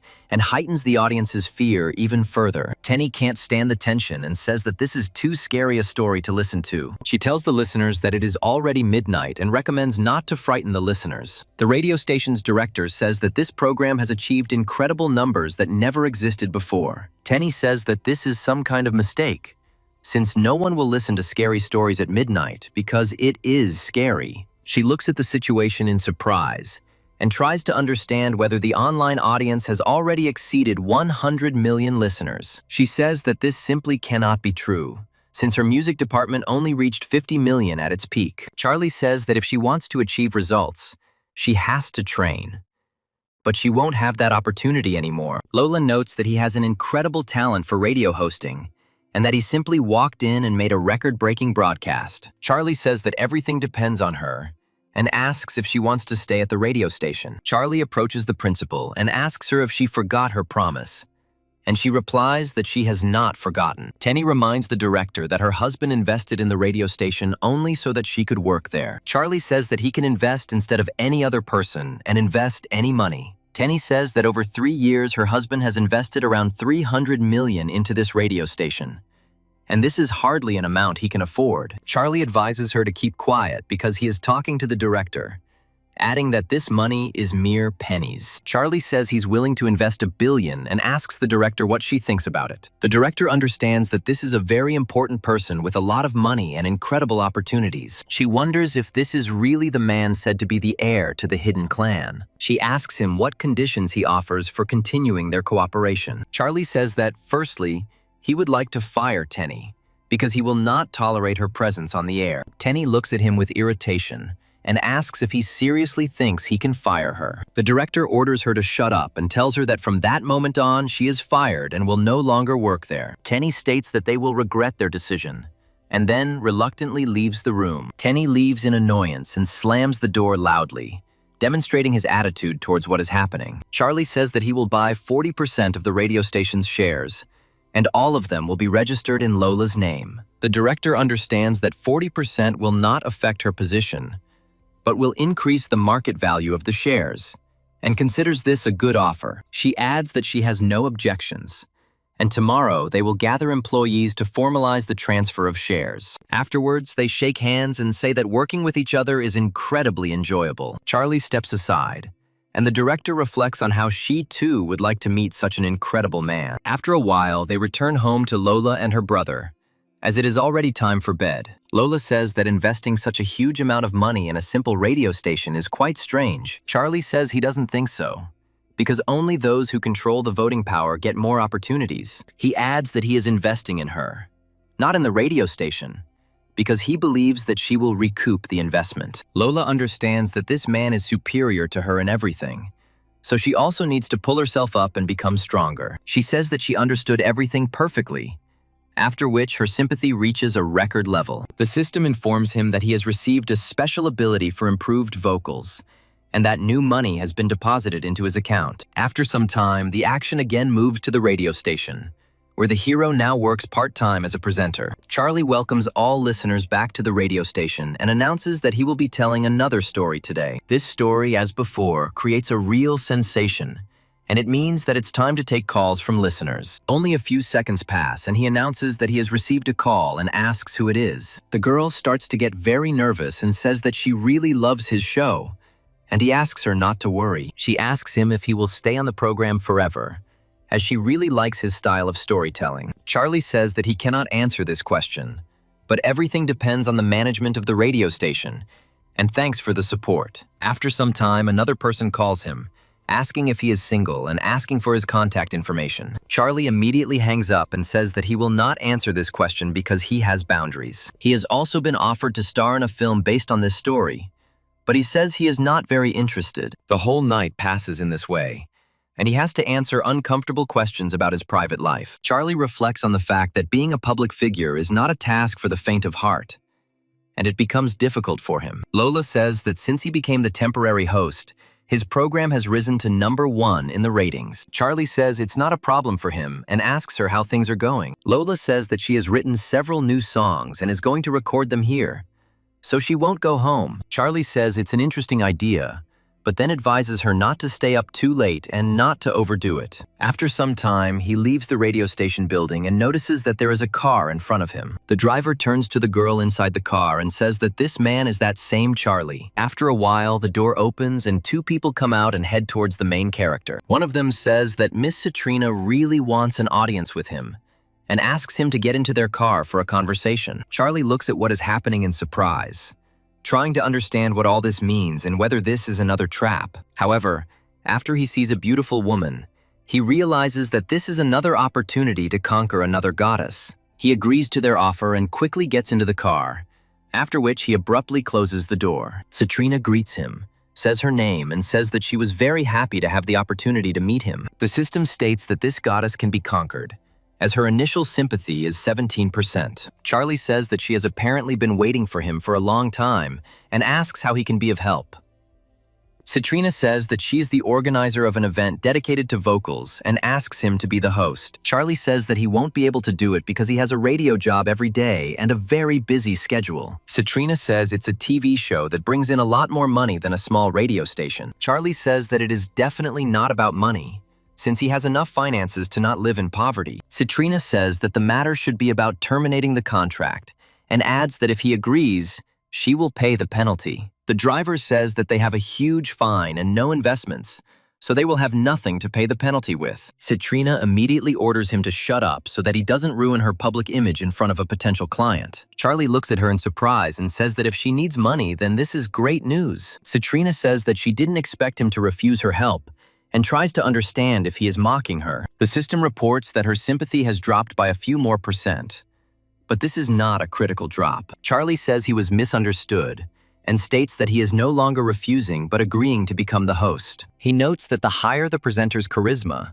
the more investment there will be, which is why they turn to him. Citrina says that this is absolutely true and hopes that he does not hold a grudge against her. Charlie says that he is not a touchy person and immediately offers to discuss the details of the future deal. A few days later, the action moves to the very place where the singing competition is to take place. The competition takes place in a giant auditorium, which has enough space to accommodate all participants and spectators. Charlie gets the crowd's attention by saying he's glad to welcome them to today's show. He also thanks everyone for their support and states that every participant who receives the mentor's approval will receive a prize. Tenny looks at him with irritation and wonders how he even dared to appear on this show. Her husband looks closely at this man and asks if this is the same Charlie who kicked her off the air. Tenny says that he must stand up for her to defend her honor in front of everyone. He looks at this scoundrel and understands that today Charlie will bear serious responsibility for his actions. Stepping forward, he says that this show needs a host with deep knowledge of music and a wealth of experience. He adds that, as far as he knows,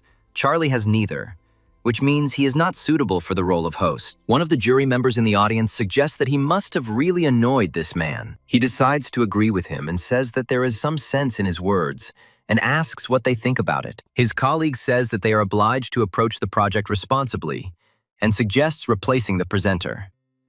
Citrina says that Charlie is a professional host and that his program, Night Stories, has garnered over 1 billion views. Tenny's husband says that he is some kind of worthless radio host and that he cannot be of sufficient level for this event. Tenny adds that even if his stories are popular, He is participating in a music show, and this is clearly not his profile. Charlie asks them why they even thought he didn't know anything about music, since he never said anything about it. Tenny says it takes talent, years of practice, and knowledge of composition, technique, and presentation. She notes that she has been in the industry for a long time and is hearing his name for the first time, which means he is an unknown newcomer. Charlie arrogantly says that she is not at the level to hear about great composers like him. Her husband advises her to stop throwing around empty words and says that if he really understands this, he must prove it. Charlie says that he will now perform a song called Invincibility to prove his level. Everyone looks at him in surprise and realizes that such a song doesn't exist in the world. Charlie cheerfully performs a song that he himself composed, came up with an arrangement, and loaded it into the computer. Tenny says that this man is singing some kind of nonsense, as if noise is coming through the microphone and the words are impossible to understand. Citrina, in turn, says that this is an unprecedented style and an unpredictable rhythm, as if it were a potential hit. The system has recorded an increase in sympathy towards him, and Charlie understands that he must continue to perform this song. Tenny's husband orders this disgrace to be removed, saying that his terrible vocals are making his head fall apart. Tenny tells them to stop immediately because it's starting to affect everyone present. She points out that he is putting on a comedy act because no one can understand this song, and he is trying to confuse everyone. Charlie talks about how a good song isn't necessarily one you understand perfectly. Citrina says that the text is not really outstanding, but the performance technique requires high skill. Charlie wonders what the rest of the audience will say to see how biased they are towards him. The hosts understand that this man really performed a good song, but Tenny's husband is their sponsor. After clearing his throat, he says that, in his opinion, it is a terrible song that will be a disgrace to the music scene. They say that he probably made it up on the fly to somehow back up his words. Charlie says that this is his own song, which he wrote some time ago but did not show to the public. Tenny says it now makes sense why the song sounds so bad if he wrote it. They note that this is not surprising, and now it is clear why he got the night shift at the radio. Citrina says that the audience sees everything and believes that they will figure out for themselves whether this song is good, since the final word is theirs. Tenny's husband says that in that case, he will let the audience vote to choose the best contestant. Some viewers say that this song is real music from heaven, and that they like it very much. People who don't know anything about music say it's a golden hit because they like it so much. They start shouting in unison that this song is real art and not trash. Tenny's husband says they clearly lack taste if they consider such works outstanding. He encourages his wife to go on stage so that everyone can see what real music and talent are. Some viewers say that without comparison, it is still impossible to arrive at a final result. They also claim that he has spoiled the public's taste, and it is time to restore the audience's sense of real style. Charlie smiles and says that he will be happy to see who comes out the winner of this confrontation. Tenny takes the microphone with confidence, as her work as a radio host has made her a confident singer. After this, she begins to perform a song that was randomly selected for her. Listeners who watch her closely say that she sings really well. They add that she even has an album. But in terms of performance technique, she still cannot compare to Charlie. After she finishes the song, she thanks the audience for their attention and leaves. Citrina says that this song is definitely worth listening to, but from a technical point of view, it is weaker. Tenny's husband says that Citrina is being too protective of him, as if there is something personal between them. Tenny assumes that, judging by the rumors, she herself dragged him here, which means he is her lover.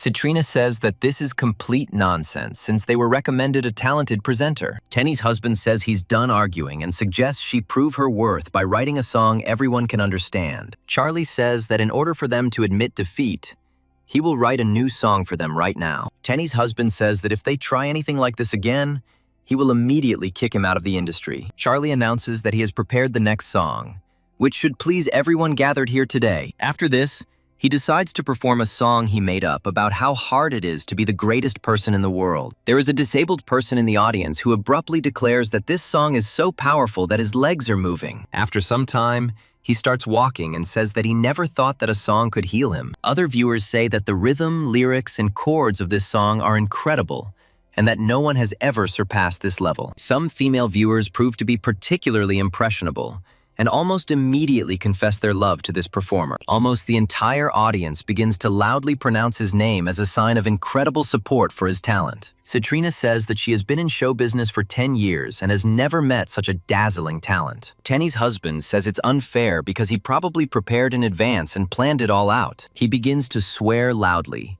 declaring that he is being asked to leave the stage and that he does not deserve to be there, demanding that the performance be stopped immediately. Charlie asks him if it is really that hard for him to admit defeat and lose this duel of skills. He says that this show is sponsored by his corporation, and if he wants, he can simply close it. He immediately turns to the judges and asks them what their opinion is on this issue. The judges, who are clearly under pressure, say they agree to let the man leave the stage. They are in a position of servitude, so their answers are obvious, although dishonest. Charlie says he might leave, but it would still be a good idea to ask the viewers watching him. Tenny's husband says that if even one viewer says his song is trash, he will leave here. Citrina says that crowd judgment can't be a measure of a song's quality, especially if it doesn't play into Charlie's hands. Charlie says that he is not afraid of the opinion of the crowd, so they can express their opinions absolutely freely. Tenny's husband says he brought this fate upon himself because he suggested it himself. He immediately after this approaches one of the girls and says that he wants to know her opinion about this song. The girl begins to feel a little shy,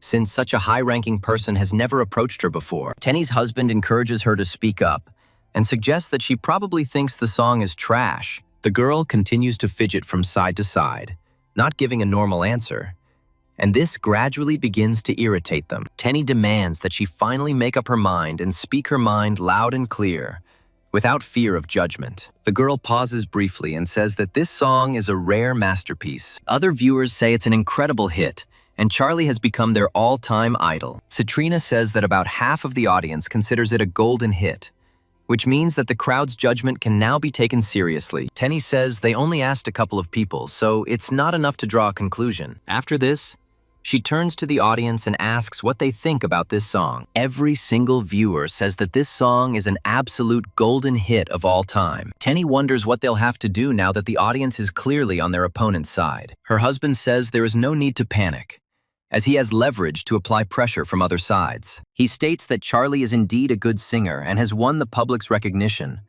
but charisma alone is not enough. He notes that the main thing in a commercial project is to satisfy the interests of investors. Otherwise, these projects will not take off. He adds that he is the official sponsor of the program and states that he is against the appointment of this person. The hosts say that going against this person is a bad idea, even though they really like this new host. Citrina says that filming has been suspended, and she goes to the head director to find out what is going on. After a while, they are transported to the break room, where the director asks Citrina how she dared to go against her sponsor. Citrina says that she didn't want to quarrel, but this man behaved insolently and shamelessly. She adds that she doesn't want to work with sponsors like that and asks if she's gone crazy. Charlie says he can take over funding the program so they don't have to dance to his tune anymore. The director says that this is easier said than done, since this man invested $2 billion. Charlie says he is willing to invest as much as $5 billion and asks if that money is enough. Citrina says that now is no time for jokes, since an ordinary radio host cannot have such huge sums. Charlie says that it is not that important now, because he needs to get an answer to the question right now. Citrina says that if he really invests that amount, they will get rid of Tenny's husband and make him the main sponsor.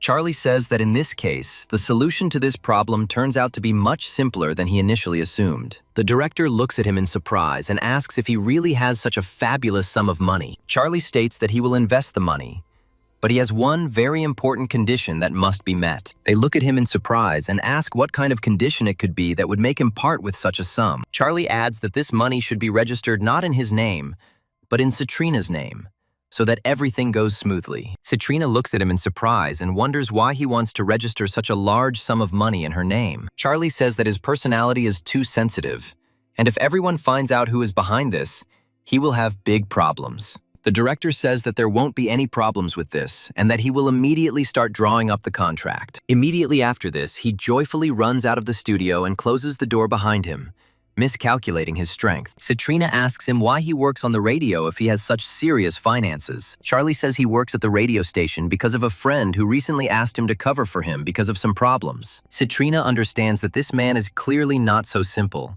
since he has incredible talents. She is also surprised that he is very modest and adds that such a man cannot be found anywhere else in the world. Her sympathy for him again increases significantly, and after a while they return to the others. The head director comes there, along with Charlie and Citrina, holding a small contract in their hands. Tenny's husband looks at them with a smile and asks why the head director came here in person. He notes that if they replace Charlie and bring Tanny back to the show, he'll add about another 50 million. The director states that Citrina has just invested 5 billion and is the only investor, with voting rights remaining with her. Tenny's husband clutches his head in surprise and says that this simply cannot be, since the amount is too large. They hand him a piece of paper with a contract and tell him that he can read the terms himself. This scoundrel actually looks at the legal documents and understands that such a large sum is involved. Charlie says that if he is unhappy, he must invest more, and in that case, he will immediately step aside. Tenny's husband looks at him with irritation and understands that in this situation,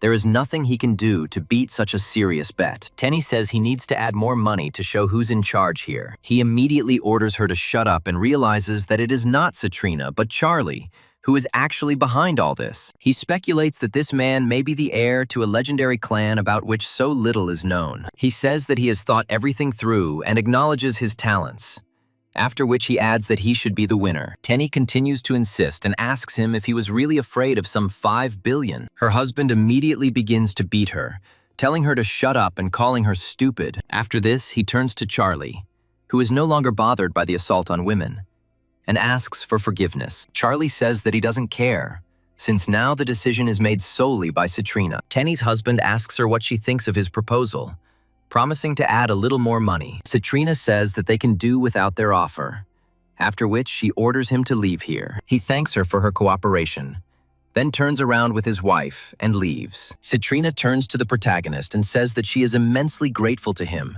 since he saved her situation. Her sympathy for Citrine increases by a few more points, and it begins to look like a very promising investment. Charlie says that gratitude is not necessary, after which he asks to continue filming this star show. She agrees with him and goes to the director to have him set up the broadcast. After some time, they find themselves at Leonard's residence, where Charlie ends up during a visit. Leonard watches a recording of Charlie performing the amazing songs that the whole world is now talking about. Smiling, he says that he has a versatile talent as he sings and writes good songs. Charlie questions where the video came from and claims it was cut from a live broadcast. He adds that the video is being distributed on small websites and asks that only official content be supported. Leonard says that Charlie is indeed a good singer, and adds that if he participated in competitions, he would become a champion. Charlie says show business is a circus of dreamers who constantly need money to realize their talents. After some time, he comes up with the idea of opening his own company and investing in other people's dreams. He suddenly turns to his friend and wonders why not open an investment firm. Leonard looks at him in surprise and wonders what exactly he is going to invest in during such difficult times. Charlie proudly declares that he is going to invest in dreams in order to make even more money from them. Leonard asks him how he plans to make money by investing in other people's dreams. Charlie says he's saddened by this simplistic view of money,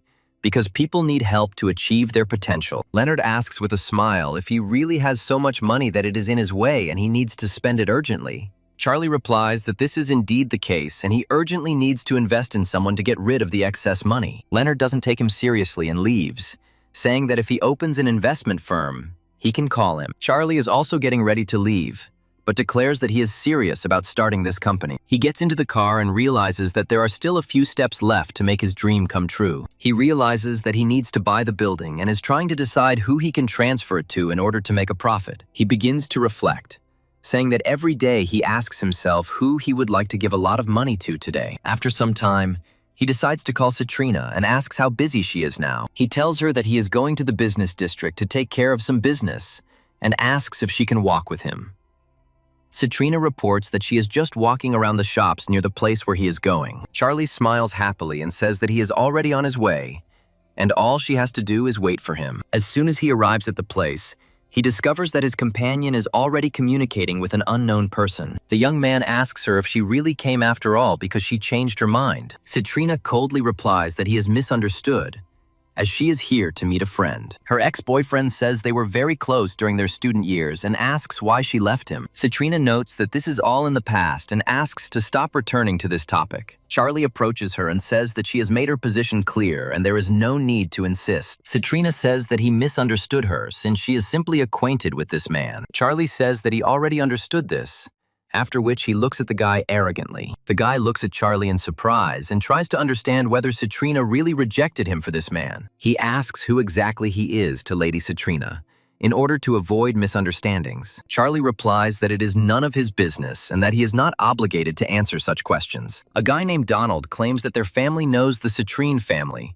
and claims that she has no business being around someone like Charlie. He notes that it would be better if he abandoned his attempts at conquest in advance and did not waste other people's time. Charlie ignores him, realizing that he doesn't have time for such proceedings. Immediately after this, he turns to his companion and recommends that she ignore him and leave here. The rejected young man watches them go, unable to believe that some person is ignoring him. As soon as they enter, a girl approaches them and asks if they are going to buy this building. Charlie announces that he wants to buy the building to convert it into office space for the upper class. The girl immediately reports that she perfectly understood his wish and asks him to follow her. She shows him a top-of-the-line business center, telling him that it is convenient for an office and productive work. Charlie says it's too noisy here and asks if there's a more private place. She notes that there are quieter and more stylish buildings, but this building is already home to artists, designers, and entrepreneurs. Donald approaches them again and asks what industry Charlie works in,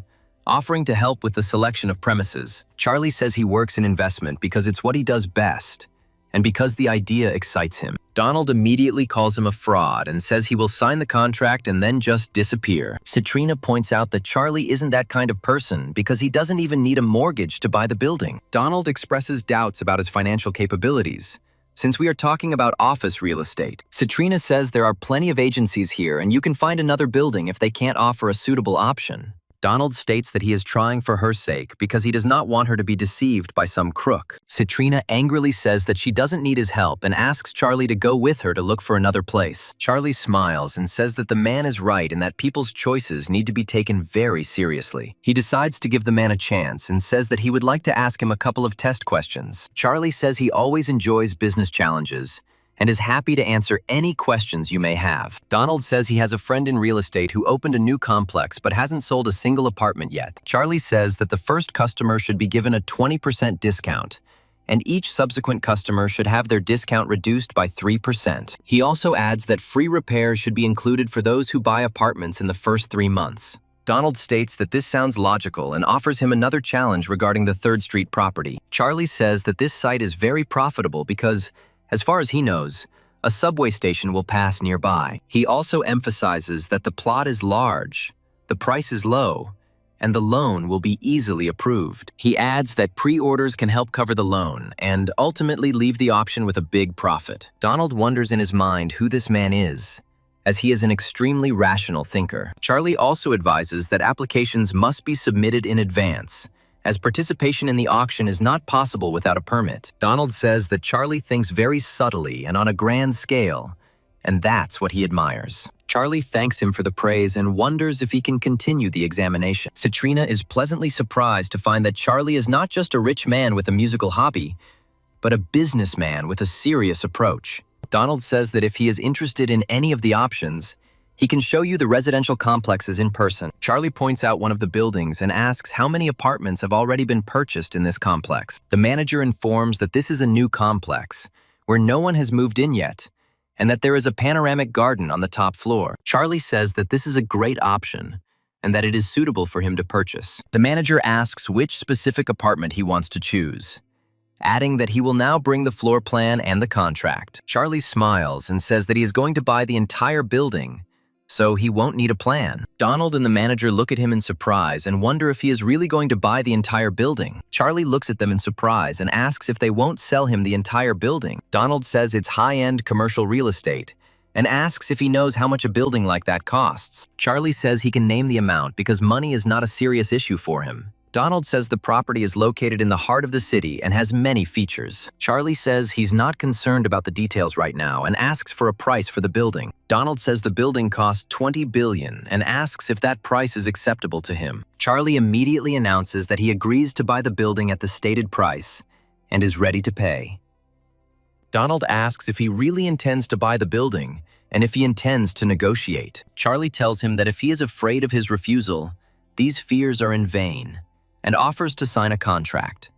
Donald says that now he understands why Citrina noticed him. After this, he turns to the manager and asks to immediately bring the contract for their client. The manager immediately informs that she is immediately heading to the documents department to prepare and bring the contract. After some time, they move to a special room for especially important persons to sign the contract. Donald says that if they are satisfied with everything, they can fill in the information on the last page. Charlie says that everything is great and hopes that Citrina will sign this agreement. Citrina looks at him in surprise and asks why she should sign this agreement. She immediately says that this is rather inappropriate, since she does not want to own such a piece of real estate. Charlie suddenly tries to play on his pity and tells him that he has serious problems that he needs to take care of. He says that if the property is registered in his name, his older brother will definitely dig it up. Citrina says that they only recently met and asks if he is sure that he wants to register the building right away. Charlie says that it should only help him this once, after which Donald immediately falls to his knees and starts crying. He says that he understands him perfectly, since there are also many intrigues in his family, and it is necessary to monitor his every step. Charlie hugs him and tells him that he has finally met his soulmate after so many years. Citrina reflects on the fact that children of noble families have their own special burden, and this must be taken into account. Charlie makes pitiful eyes and asks her if she agrees to help him in this difficult matter. Citrina says that the building can be registered in her name, but he will handle all organizational matters himself. Charlie smiles and says that this will not cause her any problems, since he is a very enterprising person. 2 months pass and he organizes this building according to his needs in order to run his great business. He proudly announces that he has good news, as the Wonderful Ideas Studio is officially opening. However, the bad news is that he has absolutely no clients because no one knows about him. Donald comes to congratulate him on the opening and asks where to put the basket of flowers. Charlie thanks him for his help and says that he can put the basket wherever he sees fit. Donald says that thanks to his advice, he was able to win his father's favor and received several projects. He also states that he will never forget this debt and will always help him in the future. Charlie says that his words are very nice, but he achieved this on his own, and Charlie only gave a couple of tips. After some time, the first client, who feels very confident, starts knocking on his office door. She carefully opens the door and asks if dreams really come true here, as they write on the internet. Donald says that if he has his first client, he will not interfere and will simply leave the building. Charlie wishes him well and says that this meeting should go as smoothly as possible. He states that she can voice any wish and they will decide whether to grant it, giving her 3 minutes. She reports that her father is a gambler and her mother is ill, adding that she has never traveled abroad. She also says she wanted to save up for a scholarship to go abroad and see her idol. Charlie asks the system if there is a chance for him to help this girl with finances. The system tells her that this girl has too low a level of prospects, and Charlie says that she should focus on her studies. He also says that he is grateful to her for her trust, and recommends that she remember to stop by the reception and pick up a gift set. The student turns around and leaves, saying that she is grateful to him for at least listening to her. After some time, another girl comes to them and says that she would really like to have her wish come true. Charlie gives her 3 minutes and tells her that she doesn't have much time to talk about what's on her heart. The girl says that she comes from a village where they do agriculture and wants to help her family sell oranges. Charlie turns to the system again and asks what it thinks of this girl and how promising she is. The system reports that the initial sympathy level is too high, and Charlie redirects her to streamer Claire. She immediately thanks him for his help, and Charlie asks her to leave her contact information so that they can be contacted later. After some time, their grandmother comes to them and asks if he really makes other people's dreams come true. Charlie is very surprised when such an older client comes to him and tries to understand what she is doing there. He asks her what she came about, trying to maintain a polite tone. The grandmother reports that her granddaughter has gone missing and expresses hope that he can help her find her. Charlie says that this is not exactly his profile,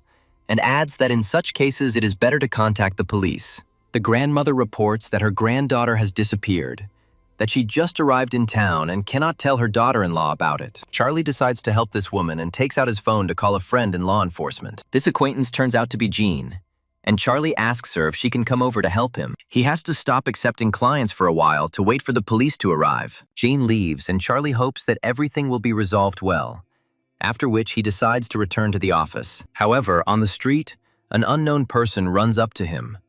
A fat man who says that he knows him. He says with a smile that he has been looking for a long time for the owner of a studio that makes other people's dreams come true. Charlie reveals that he does indeed own the studio and asks how he can help him. The young man takes him by the hand and says that he has always dreamed of buying a yacht to sail the seas. Charlie looks at him with irritation and orders him to leave immediately, as he is only interested in women. After some time, a little boy comes up to him and says that he always dreamed of becoming a race car driver. Charlie advises him to go to school to get good grades and then think about such dreams. People are starting to recognize him more and more often and say that they, too, have dreams that need to be fulfilled. In a matter of seconds, the number of people wanting to participate increases to several dozen, and this begins to become a problem. Charlie immediately runs into the building and closes the doors so that no one can enter for some time. He realizes that something is wrong here, and that he has clearly made a mistake in his marketing strategy. He looks at the main poster of his company and realizes that it does not indicate who exactly he grants wishes to. He quickly goes to the official website and points out that the promotion is only valid for women between the ages of 20 and 30. He assumes that everything should be fine now,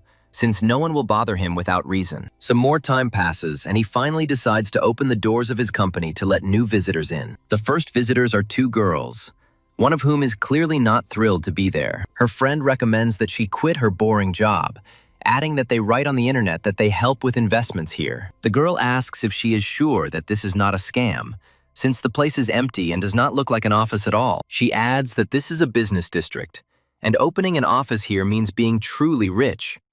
Ordinary people won't come here. She also says that if nothing works out here, the time spent is still not so regrettable. After they get into the elevator, she says she'll give the place a chance after all, and they quickly find Charlie. Charlie says they have 3 minutes to share their dreams, after which he will decide whether they will come true. The girl claims that she brought her sister, who worked on the exhibition project without rest for 2 months straight. She also claims that she was suspended last week, and it was discovered that the head of the department had stolen her projects. She also claims that her sister tried to sort things out, but the manager sided with the boss because of her greater authority. Charlie says he sympathizes with their problem, but still doesn't understand what exactly they want. The girl pushes her sister forward and says that she should be honest about what she wants. The girl begins to shift from foot to foot, and it becomes clear that she is very uncomfortable talking about her desires. Her sister tries to cheer her up and says that the boss here seems to be reasonable, so there's no need to worry. The girl says that she does not want strangers to appropriate her work and wants to participate in the exhibition herself. She also states that she wants to start her own design studio, and Charlie immediately adds that it sounds interesting. The system reports that this girl's initial likability level was 5%, and she meets all the criteria. Charlie says that talented people shouldn't remain in the shadows, and he is ready to invest in the creation of her company. The girls look at him in surprise and ask if he is really ready to invest without any conditions. Charlie adds that she should register the company, and he will invest in it, while all management decisions remain hers. The girl understands that if this really helps her create a company and get to the exhibition, then this will give a powerful boost to her career. After this, she shakes his hand and says that she will be glad to cooperate with him in the future on business matters. Her sister says that now she will have her own company and will no longer have to endure the whims of her superiors. The girl says that in order to register a company, you need to rent premises and then submit documents. Charlie states that this is not a problem, since the entire building is his and he can choose any floor. Ingrid looks at him in surprise and asks if he really bought an entire building. Charlie says he doesn't like the hustle and bustle, so he bought the entire building so that no one would be around. The girl's sympathy level rises slightly, and she is surprised that this man can afford such expenses. Meanwhile, they flash forward to the next day, when Charlie is once again in the midst of work. Selena calls him and is outraged that he opened a company and did not say a word to her, although she could have helped him. Charlie says it's a small company and promises he can handle it himself with his skills. Selena says that she is already on her way with dinner and will come to his office very soon to treat him. Charlie says he will be waiting, after which the visitor starts knocking on the door again. Charlie, unsuspecting, announces that the visitor can come in and make himself at home. Zana comes inside and says that she found out about him opening a company and finds it very surprising. Charlie looks at her in surprise and asks why she decided to visit him on a workday. Jana reports that her grandmother's granddaughter was found in a nearby park, so she decided to report it in person. Charlie gets nervous and says that he could have just called and didn't need to come in person. Zana comes closer and closer to him and asks if he doesn't like that she came in person. Ingrid comes through the door and says that she found out about him opening a company and finds them in an awkward situation. She immediately asks what they are doing here and who this strange woman is who ended up here. Charlie asks in a tired voice why she came, since he didn't expect her. Ingrid looks at them with irritation and demands an immediate explanation of who this girl is. Jana smiles and says that there is nothing to explain here, since everything is already obvious. Charlie feels that he has made a big mistake, because now he will have to resolve this conflict. As if that weren't enough, Selena also comes here and tells him that she has prepared dinner for him. Charlie knows she'll see him talking to multiple women at once, which only makes things worse. Selena quickly realizes that these girls are not here for nothing and calls him by name in disappointment. After this, she coldly says that he has seriously disappointed her with such behavior. Charlie tries to stop her and says that he can explain everything and that it is not what she thinks. He stands in her way and prevents her from leaving, saying that these girls are just his acquaintances and have no connection with him. Selena says that she underestimated him and asks if she is not attractive enough for him. Meanwhile, Jean looks at Charlie's computer and discovers the conditions that he works with women between 20 and 30 years old. Selena asks in surprise what this means and quickly goes to the computer to check for herself. Afterwards, she looks at the ad and realizes that he's been trying to attract younger girls all this time. Selena looks at him with an even more irritated look and says that now it's clear what this dream studio is for. Charlie tries to fool them and quickly says that he urgently needs to leave on important business. However, the girls do not believe this deception and order him to stop immediately. Charlie realizes that his gold mine has run out, and now he will have to hide from these women. However, before he can open the door, a strong woman's leg kicks it down, blocking his exit. Charlie gets hit in the head with a door and falls to the ground, stunned. And now he definitely won't be able to escape. The girls surround him and put their foot on him to prevent him from running away, demanding that he immediately choose one of them. Charlie calls for help, saying he doesn't want to be henpecked anymore, thereby deactivating the system and all his money.